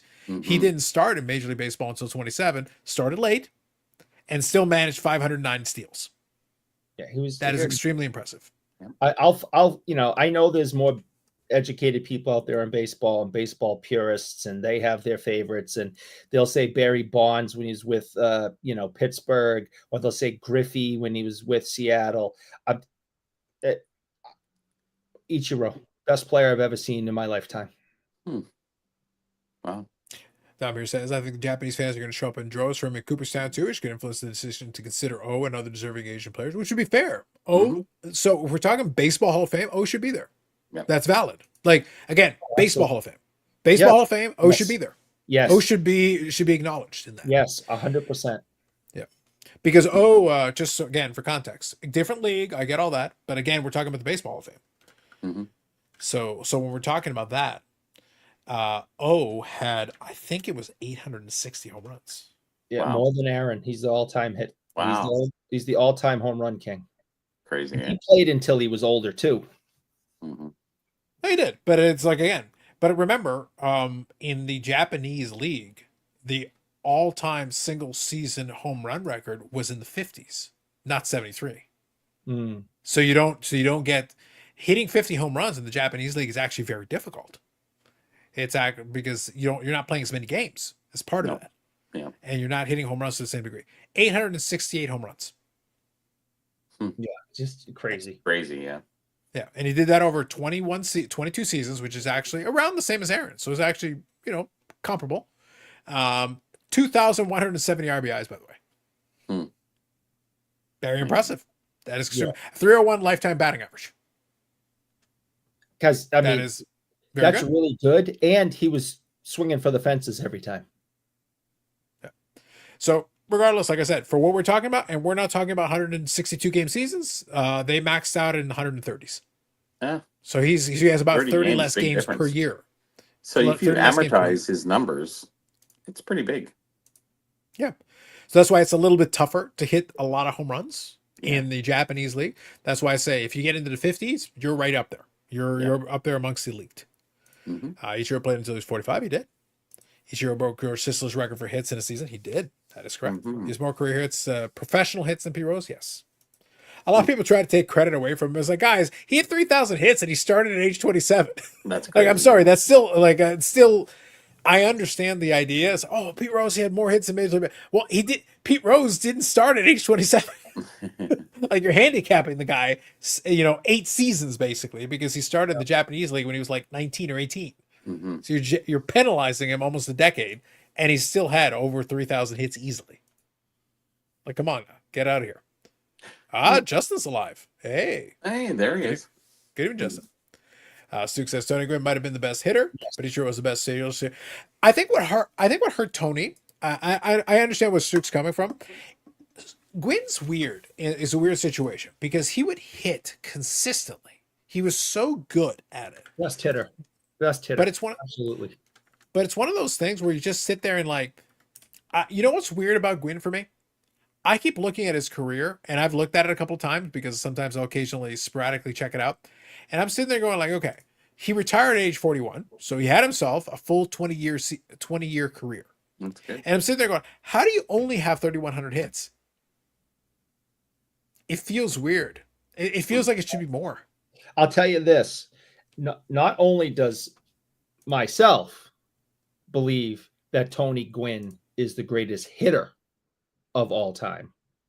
Now, remember, I said Ichiro's the greatest all-around player. Okay? So it's a different category. Tony Gwynn, I believe, is the greatest hitter of all time. And not only do I think that, but Ted Williams, of course, said other than himself, because, that's kind of how Ted rolled. Ted Williams said Tony Gwynn was the best hitter he ever saw. So if Ted Williams tells you Tony Gwynn's the best hitter he's ever saw, and you better pay attention to that, boys and girls. For sure. Instagram's weird. The message comes up on your phone, but it doesn't come up in that little circle there until you go to requests. Yeah. So you get the Absolutely. notification, but you don't have the notification on the top where you generally get a message, right? So, period. The other one was a stock thing, whatever. And this one was just, hey, I read your article. How much is this worth? Okay. Yeah. Move on. Hobby News Daily article. Yes. Oh, there you go. Well, they can't find that information. You know, we're talking about the, you know, what was it? The Fantastic First, the junior mints. You know, on the back of the cards they had. He's got a mantle. The guy's got a full box. How much is that worth? And it's like, whatever. I don't know. Whatever. Actually, the Bobby Hull's worth about $700 for an empty box. Kind of crazy. Right. Zach here says, if Ichiro doesn't get 100%, whoever doesn't vote for him should have the vote taken away, plain and simple. I agree. So it's funny. So it's funny you say that, Zach. There is one guy who didn't vote for Ichiro. So there were 394 votes for that specific year. Ichiro is going to Hall of Fame this year. So that's he's the most recent Hall of Fame class. There were 394 votes. He received 393. Oh. There's one guy. There's one guy. Screw him. There's literally one. There is literally, so there is only, to this date, there's only been one unanimous Hall of Famer, 100%, and that is Mariano fucking Rivera. That's it. The fucking closer. And again, I'm Panamanian. So is he. Fuck him. It's stupid. It's stupid that he's the only 100%. That is the dumbest thing I've ever heard. A fucking closer should not be 100%. That's a joke. No. Ted Williams didn't get 100%. Nobody got 100%. Nobody has had 100% except Mariano Rivera. Ichiro was one vote shy of 100%. Yeah, these baseball writers are idiots. I'm sorry. They're just idiots. Well, literally, Eric, in this case, there's one guy. Eric, there's only one guy. The other guys were like, sure. Yeah. One guy. Stupid. Yeah. So I don't know who the one guy is, but I'm just saying there was literally one guy. No joke. One guy. I think everybody knows who that one guy is, though. Probably they do know who the one guy is. Yes, they do. Yeah. Fuck him. I'm not voting for him. There's always somebody who has to be an asshole about it. Like they're like, I want attention. Usually. Listen, the only person that I would intentionally deny a vote is Fishboy. Well, there you go. Yes. I'll be there. Even though he qualifies. Just say you were hurt that day and you couldn't vote. Yes. I not only would I not vote for this man, Eric, I would roast this man. During his Hall of Fame inception speech, I've got a microphone in the stands. I'm like, no, let the roast commence. I'm not satisfied. You don't want to be there. That's for sure. Simply to not vote for you. The roasting must commence. Eric J. Bonds or Tony Gwynn if you can only have one. I'd go with Tony Gwynn. And a lot of it has to do, yes, Bond, we know Bonds cheated. We don't believe Gwynn cheated. But Tony Gwynn sure the hell didn't have a body of a Mark McGwire or Barry Bonds by any means. And if you look at just who's better in the clubhouse, I mean, Bonds is just an asshole. He's just from day one. Are you suggesting he's not a swell fella? He's not a swell fella. No. And no one has ever said anything bad about Tony Gwynn ever, not one day since he was born till this very day. No one has ever said anything bad about Tony Gwynn. Some guys are just pure naturals. And that's Gwynn. And again, if Ted Williams says you're the best hitter I've ever seen, I'm gonna listen to that. So there you go. Dom here says Ichiro is phenomenal. It's really a lead 4-2 player. If you're talking about just pure slap ball hitter, it's hard to parse from the lead. Rose, Gwynn, Boggs, Carew, Clemente, but he's up there. Yep. Now this was I caught this comment, so I want to read it quickly. So Justin here says, I'm sober over 180 days. My girlfriend and I broke up after I stopped drinking. How about that? Most unfortunate. Sorry to hear that. I'll say two things. One, congratulations. Very proud of you. And the second thing about breaking up with the girlfriend, it's very typical. So keep up the good work and know that you got people who care about you and keep going. There you go. The same guy who didn't vote for Jeter, he's made his mission to never have another unanimous Hall of Famer. That doesn't surprise me. There are people who have agendas when it comes to the voting. True enough. And good luck with that, Justin, by the way. Good luck with that. Freisler said Bonds was great, but he needed performance-enhancing drugs to be great. No, he didn't need performance-enhancing drugs to be great. That was the problem. he didn't actually need He performance. was awesome in Pittsburgh. He was already great. Now, when he went on the steroids, he became a machine, an unstoppable hitting machine. Right. But he was already great. But then you took it to another like Greater. Yeah, Yes. but so did McGuire and Sosa, and nobody knew who Sammy Sosa even was until he juiced. At least McGuire had a early on in his career, people, when he was with Oakland in the beginning. But what's his true rookie? That's the question. Yeah, but I mean that 85? people well, even if you're on juice, you still have to be able to hit the ball. Listen, there are guys who came out of nowhere and got enormous and just started crushing it. Sammy Sosa is a perfect example. Double David Ortiz. We know he's guilty. He was on the list. He failed the drug test. And when he was with Minnesota, he couldn't play for shit. He comes to Boston, starts juicing with Manny Ramirez, and he's a Hall of Famer. Party. So I'm sticking with my boys, Tony Gwynn and Kirby Puckett. Kirby. Poor guy died. Stuckey says a lot of people overlook Puckett's hitting, swung at bad pitches, and ended up with number 4 batting average. Players starting their career after 1940. That is true. Puckett had the most hits per 162 games in the same era, just ahead of Tony Gwynn. See, I appreciate the Stuck had his stats ready to go. I like that. Robert says 8 guys didn't vote for Cal Ripken. Yeah. How did not vote for Cal freaking Ripken? Not good enough. He could have played for 3,000 straight games. Be a man. Play for 3,000 straight games. Tony Gwynn was on burgers. True. Tony on the juice. Yes. Cam says Otani and Judge better be unanimous Hall of Famer. At this point, unanimous Hall of Famers is going to be almost impossible. I actually think that one guy was sick the day that Mariano was up for election. No. Judge has to do more. Otani could retire today and get in the Hall of Fame. If Judge retired today, he would not get in. He's just another big knucklehead hitting dingers, and he better hit a lot more to get into the Hall of Fame because he hasn't done enough to get in the Hall of Fame. Eric's on your side there. So Otani could right now go. I no longer wish to play. Thank you very much. You're thinking of Fishboy. I don't have the same issue with Aaron Judge.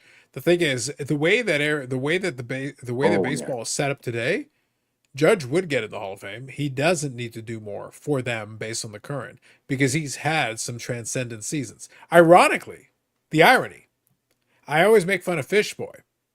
Judge, I can pull 3 seasons from his career right now that are better than anything Fishboy has ever done in his life. You can, though. He's actually pulled seasons that are like they come off the page. They're so ridiculous, those particular seasons. And he's got 3 of them. Now, in this season, right now, he's leading the league in RBIs and he's right up there with home runs. So you're saying the Trout card is not worth $1.2 million? Well, at this point, it's not worth 1.2 million Doge. Doge, ooh. So Doge has been up lately, though. So we got to knock it down quite a bit. We got to really just adjust it down. Just keep adjusting. Yeah, but I don't think unanimous is going to be tough. Justin here says, thanks, Eric, Carlos, and Bobby. I appreciate it. Hey, keep working on it, man. Keep doing your thing. Zach says, I always wonder if they talk to each other. Like, who's the one voting for one guy? I swear Manny Rivera there was just a miscommunication. I actually think that one guy was sick. I think he was sick that day. I think he just didn't show up to work. And then that's how he got. That's how Mariano got through. Yeah. It was an accident. Like Sarah did for Sosa, they work. Yep. Yes. Yeah. Bobby, Carmen, Electra keep sending me Facebook messages. Sure, it's true. Don't open them. It's fine. It's fine. I don't know what you're talking about. Ortiz was a cheater, but he's in the Hall of Fame because the fans loved him. Yeah. Being loved is important. So it's a perfect example of what steroids can do for your stats. Yes. Cal Ripken's streak is a shame. He missed the game. Let's go.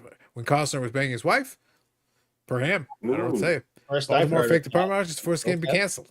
Listen, scandal, conspiracy. It's the first time I've ever heard that one. That's an interesting story, right? Listen, it's when Florida Man tells you, you got to understand. Yep. Dom here says, Pujols and Otani are the next 2 where unanimous is a real conversation. I don't think we'll see it often. Too many politics variance year to year. Pujols, yes, absolutely. Look, here's the thing. Otani kills me because I sit there and I got to be honest. Like, I'm being 100% honest with you. And the Fishboy thing is, at this point, it's just hate for the sake of entertainment value. It really is. Like, honestly. Here's what pisses me off about the Otani thing. Every time I watch an Otani highlight where he crushes a ball, I'm sitting there, this pitcher is shit. That thing's a meatball down the middle. Like, why don't you throw him a batting practice fastball? Why don't you? Mm-hmm. I'm sitting there like, if these pitchers understood how to pitch a damn thing, Otani was batting average would be 50 points lower. He's creaming batting practice fastballs. I've told you this story before. I think I just told it to you just last week, if I remember right. I spent 30 to 40 minutes talking to Louis Tiant, who's kept telling me that. The guy in his with the Cuban heat, with all his, excitement, with the Cuban blood, telling me how pitchers today suck. They can't pass the fifth inning. They have no heart. They can't throw. They don't know how to pitch. They don't know what to do in certain situations. He went on for 30 and 40 minutes. I just sat there and went, yes, Mr. Tiant. Yes, Mr. Tiant. 30, 40 minutes saying exactly what you're saying, Carlos. Mm-hmm. All right. So if Louis Tiant is telling us these pitchers today suck, they don't know how to pitch. They have no balls. That's a quote. They can't, they're all pitch counts. All right. They get a little hangnail and they're out. I mean, Christ, Louis would throw back-to-back games and a doubleheader if necessary. Probably two complete games. These guys were built different back then, and they knew how to pitch. These guys today have not a clue of what they're doing. So I'm just saying, everything Carlos just said, Louis Tiant sat there for a half hour, 40 minutes, telling me the exact same thing.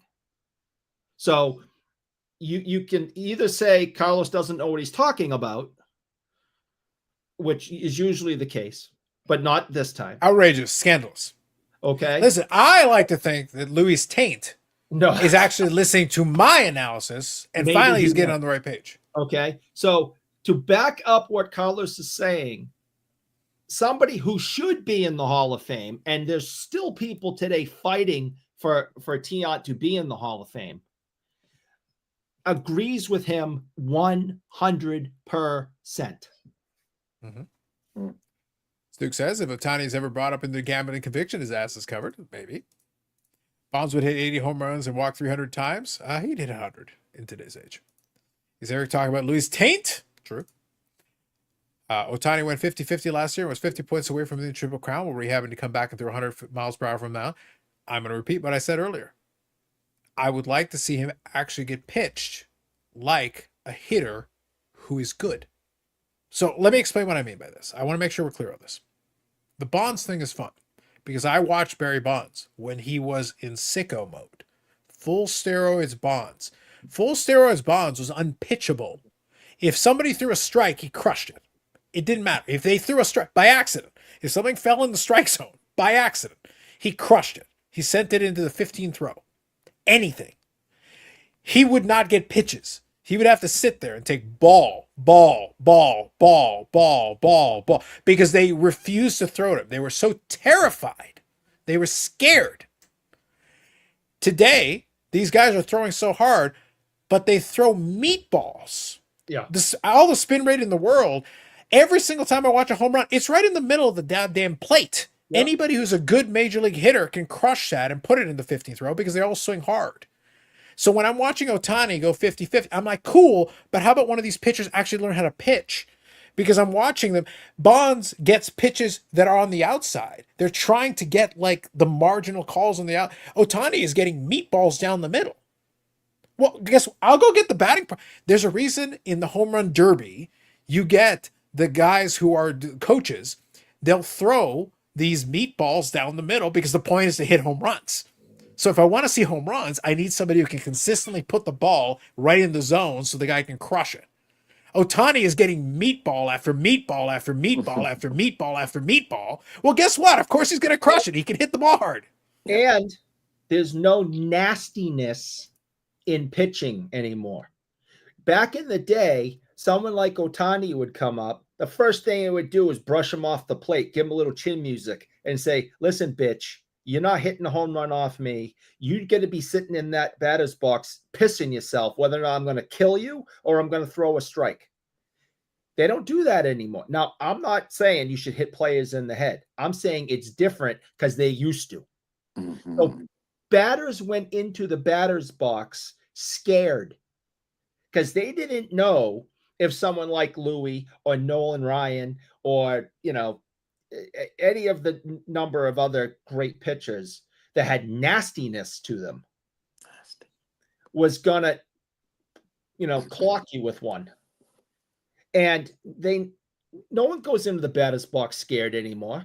And they crowd the plate and they dictate what's going to happen. It used to be the pitchers dictated what was going to happen. And maybe you're good enough to beat them. It's not like that anymore. It's the way of the ball. I'm going to bow out, guys. I was up at 3:00 this morning. I'm That's really silly. fading fast because I go was for it. sick. Go for it. And I got through most of the tonight, so that's good. Happy birthday, Carlos. Thank you. In a half hour, I guess. A Something half like hour. that. Yep. Give or take. And we'll look forward to Palooza next week. Sounds good. Sounds good. Hey, take it easy, Bobby. We'll catch you Good later. night, Eric. See you later, Bobby. Okay, guys. Good night. All right. So Freiser here says Bonds never hit more than 40 home runs when he was on steroids. He had 46 in 1993. Yeah, I don't know, but he was awesome. He was a Hall of Famer in Pittsburgh. Yeah. Well, in 1993, it was his first year in San Francisco, but go look at him in 1993 and compare him to 1992. He look the same. He got bigger not long after, to be clear, not long after, but he hit 46 home runs and 123 RBIs in 1993. And go look at him. He's still skinny Barry Bonds. And he was stealing bases like crazy, too. Yeah. So he's still kind of like, that's why I say, like, there's a crossover. Most people acknowledge there's a point where you can see the defining line where suddenly Bonds got super jacked. 1993 wasn't it yet. And he hit 46 home runs. When his helmet, when he had to get a bigger helmet. Yeah. Not yet. Not in 1993. Because it's totally normal that a skull grows. That's totally. Well, listen, maybe if you'd get on some of the skull increasing stuff, it would protect your head for the concussions. Ham says, there's 10 good pitchers in the MLB right now. The rest are 3 good years than the most, maybe. What you're saying about pitchers makes the good all-around hitters more impressive to me because pitchers don't always know where it's going. Well, Otani's not a good all-around hitter. Yeah. So what's funny is, like I said, when we're talking Otani right now, today, this year, right now as we speak, is hitting currently 31 points lower than 31 points lower than last year. And his on-base percentage is 383, which is lower than last year. And again, so here's my thing. Let me simplify this, just so we're all on the same page. If someone is telling me that a hitter is this great transcendent hitter, this all-time great and blah, blah, blah, you know what that means to me, Eric? That means you should be walking his ass every 5 minutes. That means you should just walk him. Yeah. That pretty much without exception. Like, he should not have Otani should have 4 home runs right now. Because we should be walking him every single time out. Walking him or terrifying him to step in the batter's box. Instead, he comes in and he just controls everything. Yeah. And right now, I'm looking at the guy who's leading his league in home runs, 31 home runs. But I'm looking at somebody with a below 400 on-base percentage, below 280 average, who only has 59 walks. 59 total walks. He has never had 100 walks in a season. He got close one time. So he's not taking pitches. So here's a question. I'm being serious. If he's not taking pitches, but he's hitting all these home runs, where are these pitches going? Are they in the strike zone where he can send them into the cheap seats? Or is he getting really soft pitching? Because guys who are walking are guys who are taking pitches that are on the outside because they're actually pitching around them because they're actually scared of them. Maybe we don't give a shit about Otani hitting a home run. We don't actually care. That was always the joke with Fishboy. Because I'm like, oh, but he hit these home runs. Like, cool. The Angels suck. Yeah, they pitch to him. Who gives a shit? He hits a solo home run. Who gives a crap? Why would you care? Yeah, just pitch to him. Get rid of him and move on. He hits home runs when they're up by 5 or down by 5. It's like, who cares? Now, the Dodgers obviously are a great team. So in the end, it doesn't matter.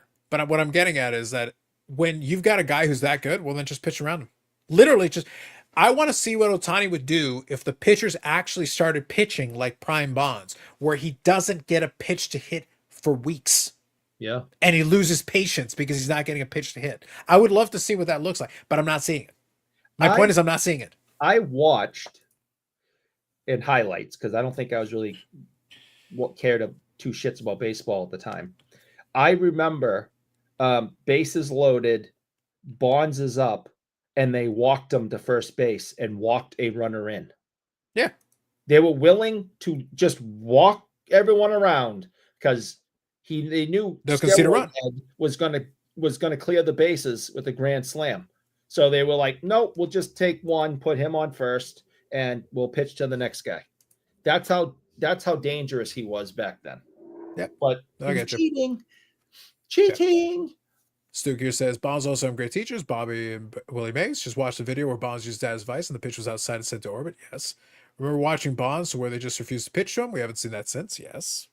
Here's right. Pitchers are little bitches today. Skeens is the only guy who could attempt it. Yep. Just think how popular Bonds would be if he had a normal career and not the video game stat of steroids. I don't think he'd be as popular, but I get what you're saying. I get your point. Still remember John Kruk facing Johnny Johnson in the All-Star game? That's true. Now, remember earlier when I was trying to come up with some more names of nasty pitchers? Randy Johnson. Yeah. You were pissing yourself getting into the batter's box with that guy. Not only is he throwing over 100, he just did not care. He was towering. He was like 6'7", right? And then he's up on the pitcher's mound. So now he's like 9 feet tall, coming down at you or some ridiculous thing. And he didn't care. He murdered a bird on live TV. You think he cares about hitting you in the head? Yep. Ham says when this pops on Bonds, I assume they're born in the early 2000s. Yeah. McGuire says he wishes he didn't take steroids because looking back, he realized it didn't help him. It totally helped him. It totally helped him. What kind of bullshit thing it was super help. That is the dumbest ass thing I've ever heard. If he actually said that, he deserves a kick on the balls. Yeah, it helped him. Soto, Devers, and Judge are the league leaders in walks. Yes, they are. So I'll read Dom's comment. There are only 2 players in the bases with 4 OPS. 386 has him tied for 6th in the sport. I understand. My contention. Let me explain my contention. Maybe I'll make this clearer. I think the hitters are shitty, and I think the pitchers are worse. When I'm watching the players, I actually think the hitters are worse. But I think the pitchers are way worse. I think the pitchers at this point are garbage. When I'm watching these pitchers, I'm watching guys who don't know how to pitch. They know how to throw. There's a difference. Throwing is throw it as hard as you can. Throw it as hard as you can. Oh, we got to get spin rate. I understand. I get it. Averages are falling around the league because the hitters are worse. But the good news is the pitchers are getting worse faster. They're actually getting worse faster than the hitters are getting worse. But the averages are there because the hitters are just swinging for the fences. Again, when I'm looking at Otani, I'm seeing the numbers that people are talking about. They're putting up, but I'm sitting there. I would love to see if someone who actually knew how to pitch worth a damn actually pitched to the guy. Because again, Dom is still a young guy. Dom literally wasn't alive when we were watching Bonds at his peak. You can watch highlights, but it's not the same. Bonds, you couldn't pitch to him. You threw him a pitch. He destroyed it. A pitch. He destroyed it. You can throw Otani a bunch of pitches and he won't destroy them. But you throw him one pitch here and there, he'll crush it. Otani can swing hard. I know this. I understand it. I don't think he's a good hitter. I've never thought he's a good hitter. I understand he can get a high average, but these pitchers are trash. They're actual trash. And they're throwing him meatballs. But okay. Give it a go. Let's put it this way. I am impressed by Otani's stats. I'm not impressed watching Otani hit. And I'm being serious. Whenever I watch Otani hit, I'm sitting there going like, when will these guys actually just walk the guy? Just walk him. Do it 50 straight times. And then see if he can remember to take the bat off his shoulder the 51st time. That's all you got to do. He's not hard to beat. Just pitch around him and force him to swing at bad pitches. Let's see if he loses patience, starts swinging at bad pitches. If he does, you can drop his average another 20, 30 points. You'll drop his on-base percentage through the floor. Pitch around him. But they won't pitch around him. They want to throw harder. Well, throw harder then. And he'll send it into the 30th row. I guess that makes him a great player. I don't know. I'm not convinced. Well, I'll let you comment more about Otani and his hitting and stuff. Because I think he's a good hitter. I don't think he's a great hitter. I think he's a good hitter. I do not watch any baseball at all. The other day, I was forced to watch some at a restaurant because it was on directly in front of me, and I couldn't get away from it. Yeah. So Eric, just to save us a little bit of time, though, I want to make sure I'm clear on this. I'm talking as someone who has spent a lifetime watching baseball and doesn't have a lot of energy to watch the current, because what I'm watching is not impressive to me. People can put up stats that can do these things. I'm not impressed. I'm just not impressed. Because I've seen others do it better. But the good news is, based on the current game, you got to take the game for what it is. It is what it is. Bob Gibson had one season where Bob Gibson was always a great pitcher. But he had the one season where they adjusted the height of the mound, and he was truly unhittable. It was a situation with a specific, you're taking his skill set, which he's already great, and then you're giving another angle where you're making it even better for the pitchers. And all of a sudden the hitters were helpless. They couldn't do anything because they adjusted the pitching mound. As soon as they readjusted the pitching mound, things kind of recalibrated. Didn't mean that Bob Gibson still wasn't a good pitcher. He still was a great pitcher. All-time great. Right. But then you give him one more advantage. You take a great, and then you give him one more advantage. It's Bonds on steroids. You're taking somebody who's already great, and then give him one more thing. Now it's video game numbers. That's a different thing, different conversation. That's why I say, when I was watching Bonds in his prime, you could not pitch to him because it would be a disaster if you did. Oh, yeah. With Otani, if I could find somebody who could damn well pitch somewhere out there, somewhere in the universe, if I could find Greg Maddux in his prime, I think he would make mincemeat of Otani. He would humiliate him. He'd get him to swing at pitches he has no business swinging at, and he'd go back to the mound and quit baseball. Yeah, but that person doesn't exist. They're gone. Yep. Maddux knew how to pitch. Yeah. So if I take a great pitcher and I put him against some of these guys, he would humiliate them. But they're gone, so never mind. So it doesn't matter. He's playing today's pitchers. Today's pitchers are what they are. They're throwers. They're just going to try to throw harder. That's their answer to everything. Just throw harder. Well, then, great. When these guys keep hitting home runs, then what are we going to do? But that doesn't mean I'm impressed. Because, again, whenever I see a highlight, and I sit there and I watch the highlight, and I see the pitch that's a meatball down the middle, or it's right in the zone. Look, if I knew it was coming, I'm not a professional baseball player. But if you sit there and you're telling me it's coming, and you're going to just throw it in that zone over and over again, Eric, I will hit some of those fucking home runs. I don't need Otani. I can do it myself. But these guys who do have that bat speed and can do all that, and then you throw them a meatball? Eric, I make fun of Gretzky for the 80s being a joke in terms of video games. What if we just pulled the goalies for the entire game? How many goals do you think he could get? We won't even have a goalie. Let's just skip it. We're getting rid of the goalie entirely. It's an empty net for the whole game. 60 minutes of empty net. What do you think the score will be? 70-45. So is it because the players got better, or is it because I pulled the fucking goaltender? Like, what are we talking about here? Like, that's the thing. And right now when I'm watching it, I'm watching a game of baseball where they pulled the goaltender. Yeah, I know. So it's like, well, do you want me to be impressed? Look, they're hitting long home runs. I get it. But I'm sitting there like, there's nobody hitting 350 except for right now Judge at the moment. But most of these guys can't. And then most of them can't get enough walks to get the on base up there. So it's like, never mind. Moving on. Just real bit quick, the one about the story of Johnson throwing in the minors. Yeah, there's no money in the world that'd get me to step into a batter's box with Randy Johnson throwing as hard as he can with no control. Nope, not gonna do it. I don't care. Nope, not gonna do it. There you go. Zach says, parents took me to see McGuire 98. I remember watching cartoons at 6, and they broke in to update the home run chase total. Yeah, for the moment in time, that home run chase was It was big time. It was big news. And like I said, for a moment in time, when McGwire got hot in 98, once he started really getting hot, he went off. But he was also like he was a cartoon character. Friggin' McGwire in 98. He and Sosa were cartoon characters. They were operating in another universe at that moment. There's nothing the pitchers could do. It was crazy. I mean, yeah, you'd be watching TV and all of a sudden they'd cut in and they'd have a small screen at the bottom corner. So, you could still watch your show, but every single time McGwire or Sosa came up to bat, they'd have it in the corner. It was like picture in picture, but you didn't have a choice. Yep. Professor here says Bonds had no weaknesses to the plate, couldn't pitch him in, couldn't pitch him away. In his moment, in his prime, yes. In his moment, in his prime, when he was locked in and he was steroid Bonds, again, we're acknowledging the steroids. We're not shying away. We're not saying no. But I'm saying he also had the discipline. He was swinging at strikes.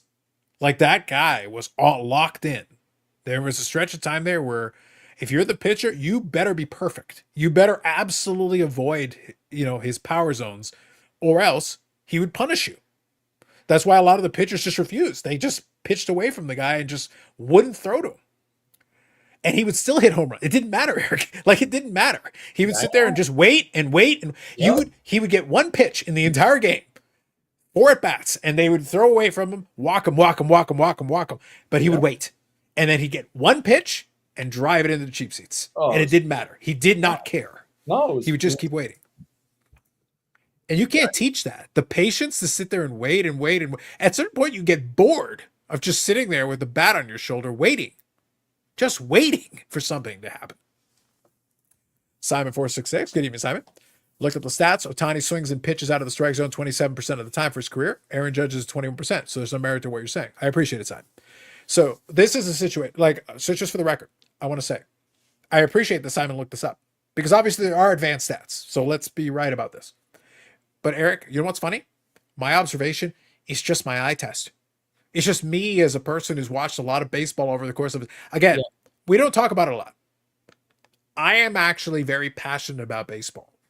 When I tell you I don't want to watch the regular season and I don't care anymore, is because it just doesn't matter. The regular season doesn't make any difference. But this is important. I have forgotten more baseball than the average person will watch in their lifetime because I've watched so much. I have watched so much. I have. So when I'm watching it, I understand what I'm looking for. When I'm seeing it, I'm not using advanced stats to help me. So Simon is giving me the stats to back up what my eye is telling me, which I appreciate. That's very helpful to me. I didn't look that up, but I just saw it and I was like, yeah, I'm looking at what he's hitting. And it's like, no, that's right in the zone. That's right there in the strike zone. By the way, Otani is correct to swing for it. Like that's a strike. He should be crushing that.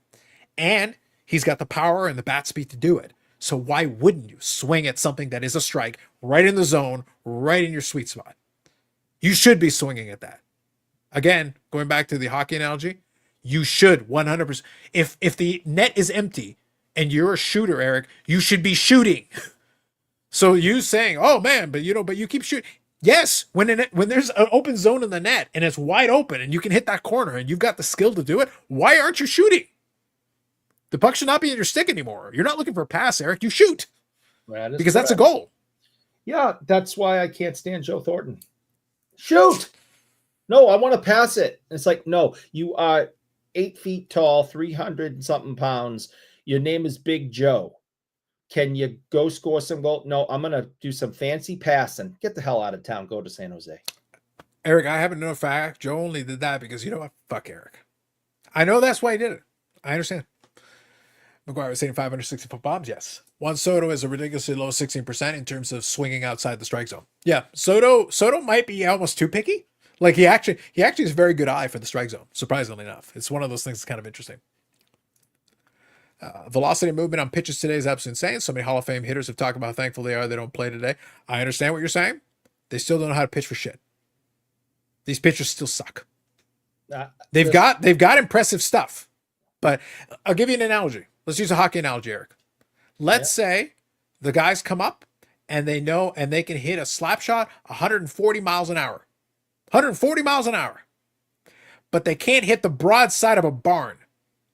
If you're a goaltender, do you want to get hit with a 140 mile an hour slap shot? No.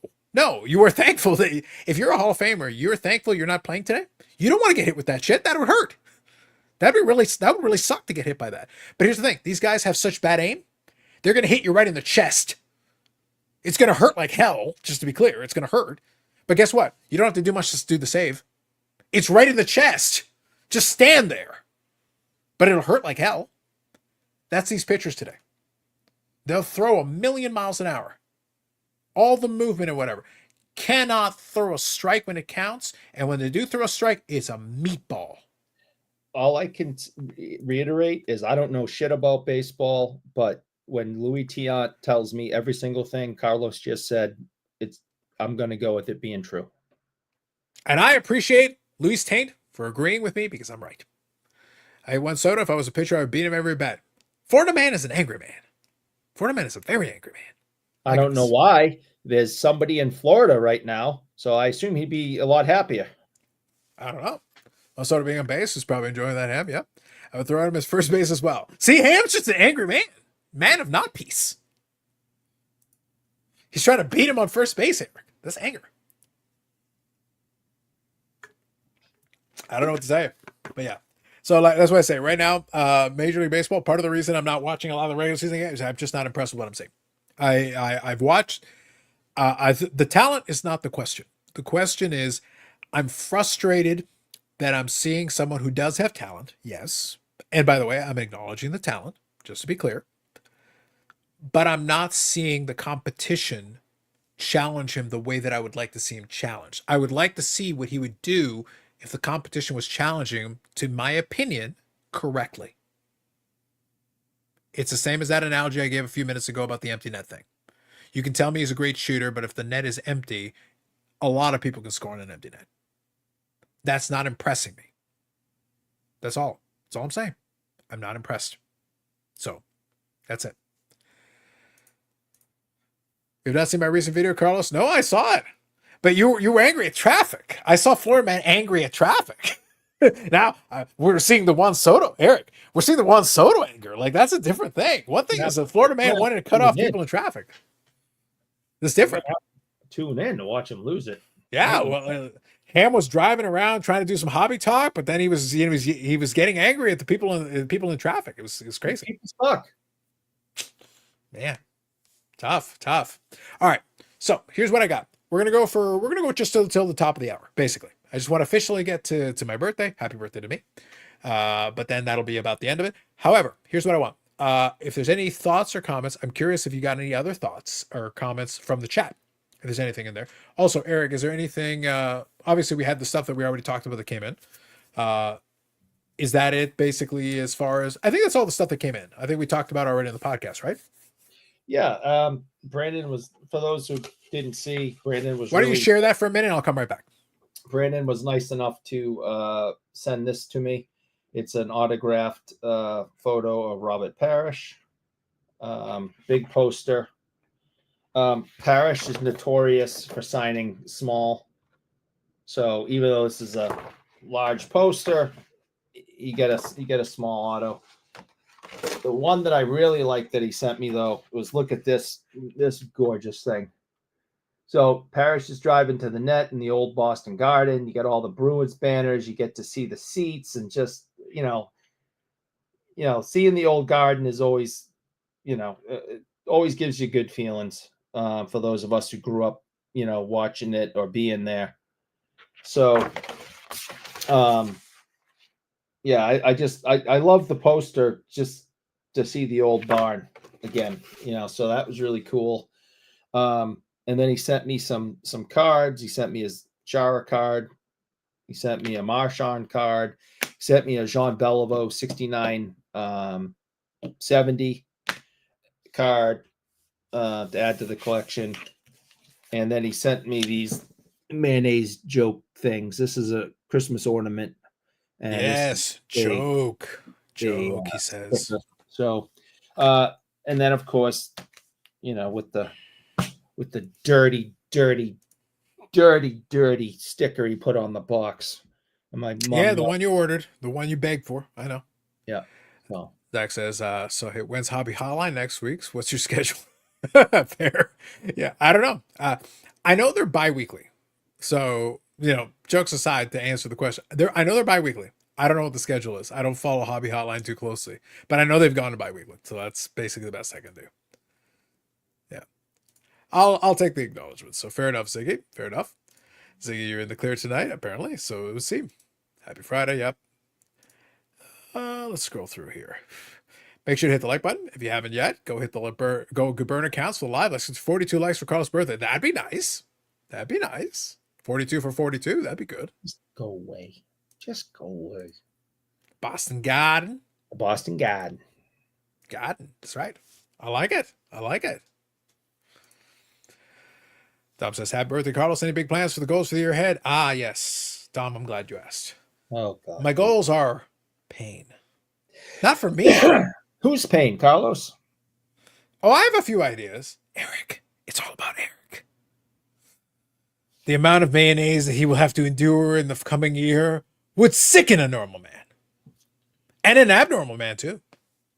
Oh, my God. Eric, let me just say, I must tell you, I say this with love. I must tell you, in my 42nd year of life, I am only gaining in my killing power and my horribleness. Oh, I am actually transcending to another level, another tier. I'm only getting better at it. Right here, you see that? Rubbing the hands together, warming them up. I'm only getting good now. I'm getting good now. Just warming up. It's getting good. Now, outside of that, just business as usual. Just having fun, though. Business as usual. More nonsense, more silliness. It happens. You're still a young man. You'll get there someday. And when and if you do, let me tell you, the goal every year, Dom, is to cause more mayhem, nonsense, and silliness, and have some fun. And have some fun. That's all you got to do. Fun. That's it. Easy. This is what has helped me. This is what has helped me. See, Eric, this week, I went with Carlos Sr., no less, to go get our respective haircuts. We went to go get haircuts to be aerodynamic. And there's a reason I'm telling the story, so stick with me on this. Okay. Part of the conversation came, especially when Carlos Sr. was getting his haircut. It's like, your hair is so thick. How have you kept it this way? My dad's like, oh, well, I don't stress about a lot of things. And it was the same thing. I don't stress about a lot of things. See, Eric, you cause the pain and aggravation to others. It takes the stress off of you. This has been the secret to my success. I'm just saying. Zach says, HobbyPalooza. Yes. So the HobbyPalooza will be a week today. So still technically for 7 minutes. It's still Friday on the East Coast. It'll be a week today. We will go into, we will do on the Friday. It'll be 10 p.m. Eastern. We'll be there. Ham will be joining us. So we'll see if Angry Florida Man is still angry by next Friday. But he will be joining us. So we'll be doing our brand of silliness. It is for charity. We'll be nice. We'll do some charity stuff. Okay. Well, look, it's up to you, Eric. You could tell off the signature for soldiers. You do hate America, so that could be a thing for you. Yeah, that's you got it. Look, if that's what you want to do, I will support you in this endeavor, but I will remind you that you do in fact live in America. Yeah. So this might be an issue for you personally. It's up to you. Do what you got to do. All right. So let you know, I will support you in your hatred of America if that's what you choose to do. Oh, good God. Moving on. Victor, good evening. Hobby Hotline will lead off HobbyPalooza Saturday morning. Yes. So we will be the last thing. So just so we're all on the same page, I'll read the rest of the comments. By the way, I see them. So I'm getting into it right now. So we will be closing Friday. We will be there 10 p.m. Eastern Friday. And Eric has personally, pre-show, told me he wants to go at least 4 hours. Boom. 4 hours. That's what the man has said. So Eric, after we log off tonight, you have exactly 1 week to rest because we will start 10 p.m. Eastern Standard Time and we'll be going for 4 hours. I don't want to. Don't care. I don't care what you want. I really don't want to. Too bad. Already done. So it is said, so it's done. 4 hours. because I can. But I don't. So wanna. you've got between now and next Friday to rest. I don't care what you're going to do. You do what you got to do. You start sleeping today and you sleep until next Friday if you got to. Oh, I don't. It's your wanna. problem. You figure it out. I don't want to. Because Saturday morning, as Victor says, will be the Hobby Hotline episode on HobbyPalooza. Ham says, what's up, Victor? Carlos Senior's here, working on it. Happy birthday. Thank you, Victor. Appreciate you. 32 likes, 10 more, working on it. That's right. Let's get the likes. Let's keep going. Eric pays for them. Make him pay. Soak it in, Eric. There's 8 minutes left in your year of peace. Now only 4. HobbyPalooza has jumped the shark. Absolutely no interest in hearing the same conversation. It is what it is. Got to do what you got to do. Too bad, Eric. Facts. Let's go until Saturday show starts. That's right, Ham. That's right. That's right. There is still plenty of War and Peace, Eric, to be read. Plenty of War and Peace. It's a long book. It is. You only got halfway through last time, so we got more time. Here you go. I already told my wife and Michelle I'm going all night. So it is said, so it is done. What do you want? If I find out she's down there with you again, I'm going to kill you.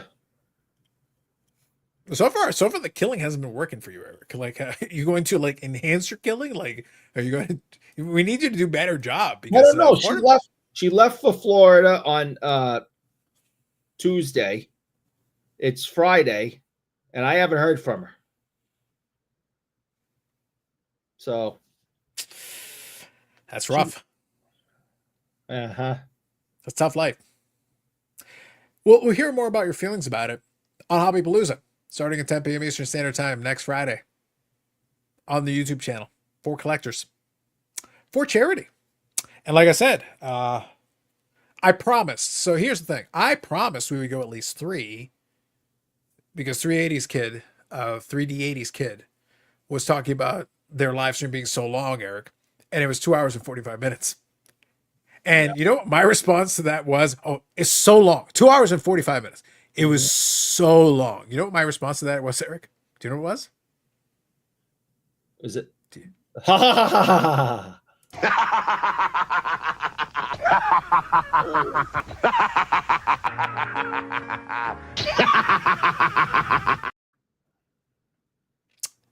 Yes, indeed.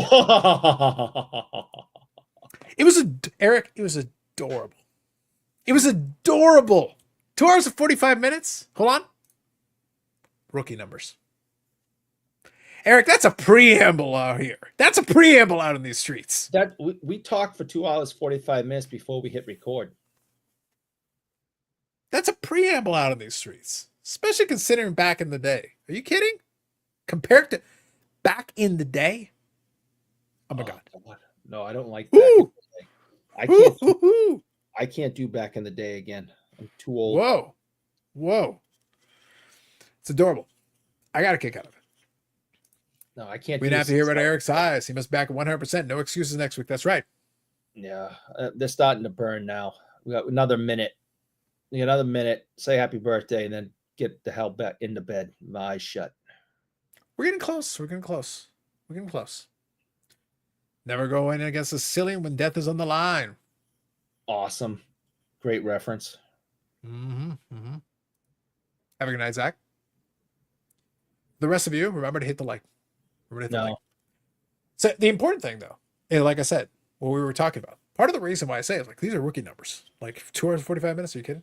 And by the way, the only reason I'm not torturing Eric for another 20, 30 minutes because I could. Do you know why I'm not doing Eric? Do you know why I'm not doing it? Not just because I'm a man of peace. Not just because I'm a man of compassion. There's another reason I'm not doing it. My mother paid you? Well, that would help, but no, that isn't the reason why. It's not a bad idea, by the way. I would accept bribes.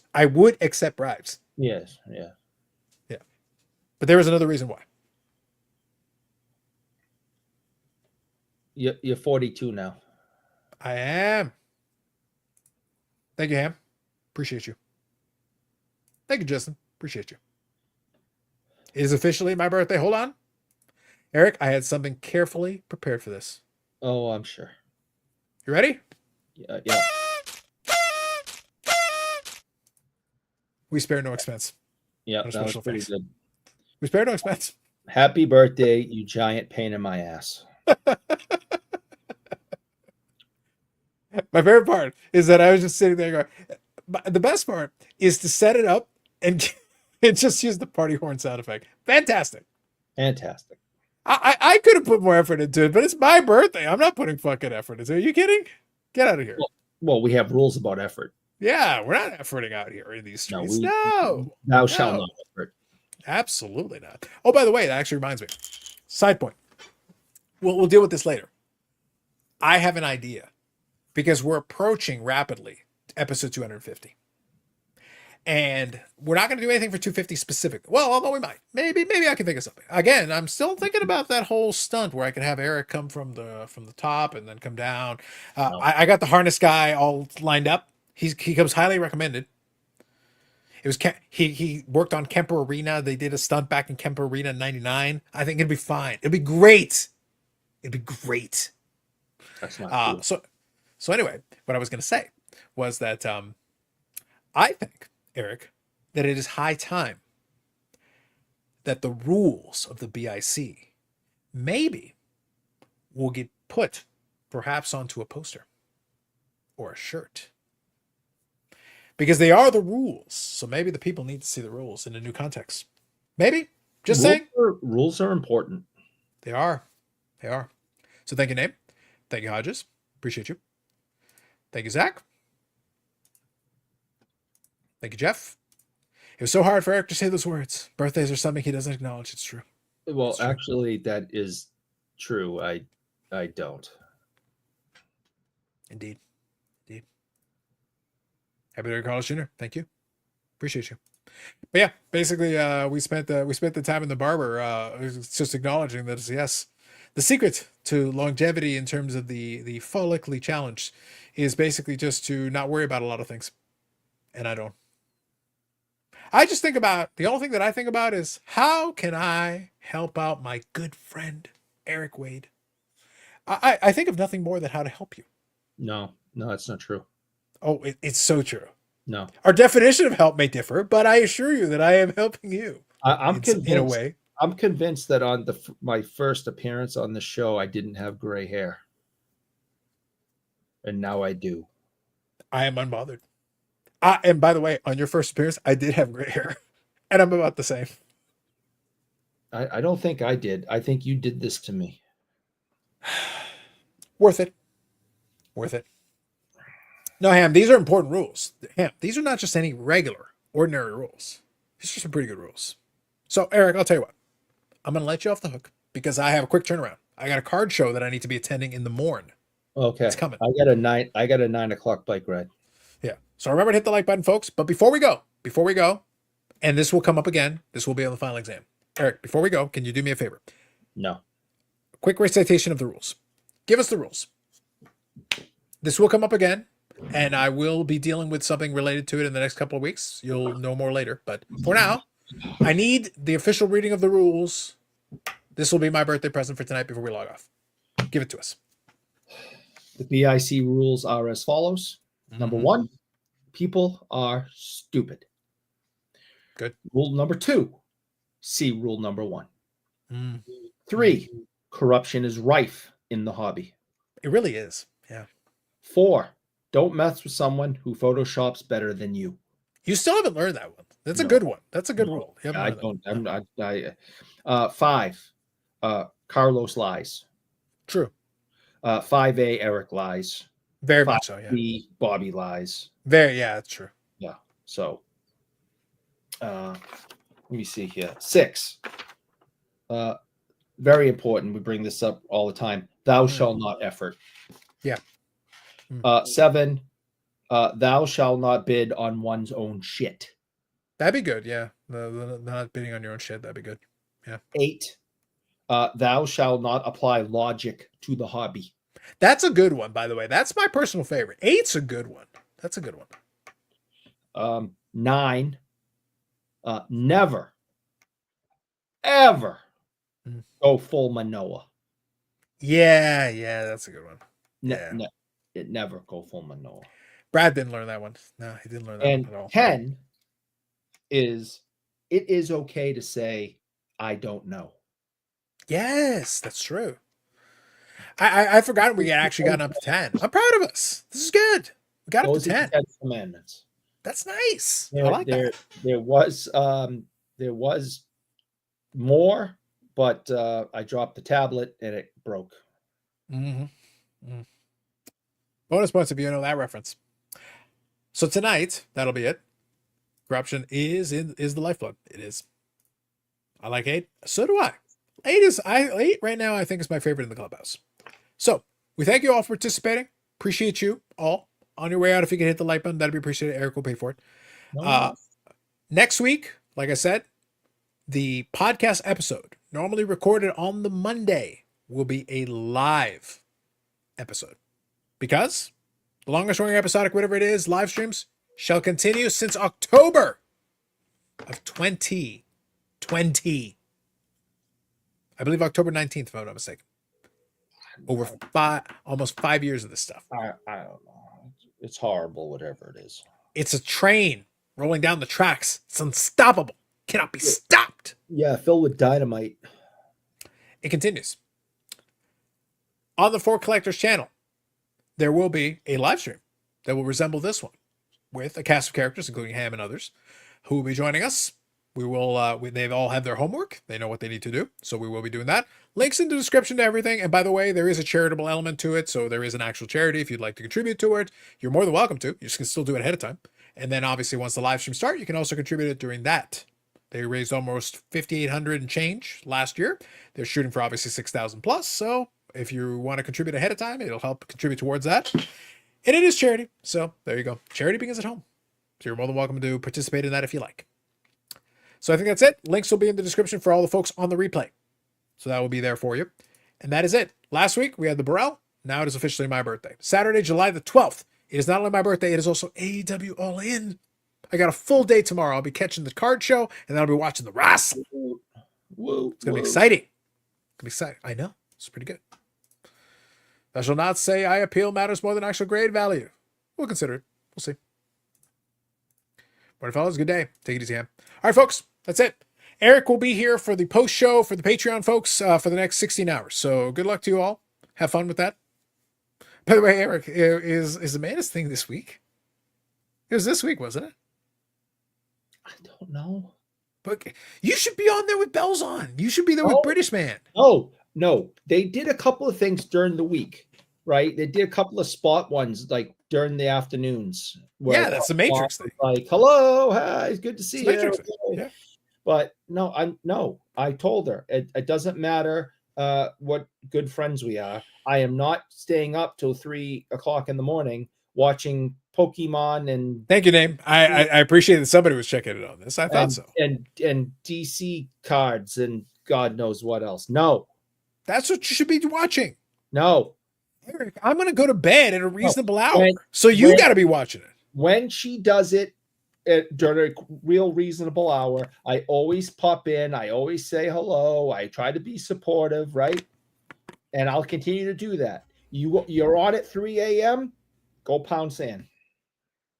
I believe I once knew a man, a very bougie man, who talked about, I'm still awake at 3 a.m. I can't sleep. Name text message. No, I don't want. You could be watching the live. You could be watching the live stream. No, I have insomnia, and 3 o'clock seems to be the time that my body wakes up, and then I'm. What a coincidence! The live stream will be on. No. Wow. Amanda, if you can hear us. If Amanda could hear us, she'd be typing. I'm just saying. I don't know what to tell you. No mention the Pokemon stabbing. Disappointed. Well, Eric will work on stabbing more Pokemon. I cannot sleep. I have insomnia. I know. There's also a movie, Insomnia. Al Pacino was in it. True story. I'm not an Al Pacino fan. Wow. That's a lot to unpack.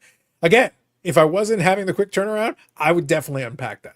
But as it is, we're going to let that one go. All right, folks. Have yourselves a good one. Folks, on the East Coast, it is now Saturday, July the 12th. Enjoy the rest of your weekend. Folks, Name and everybody on the West Coast, you still got time on Friday. Do your thing. Take care of your 48 kids. Do what you got to do. Hit the like button on the way up. Catch you later. Take it easy. Have a good one. We'll catch you in the next one.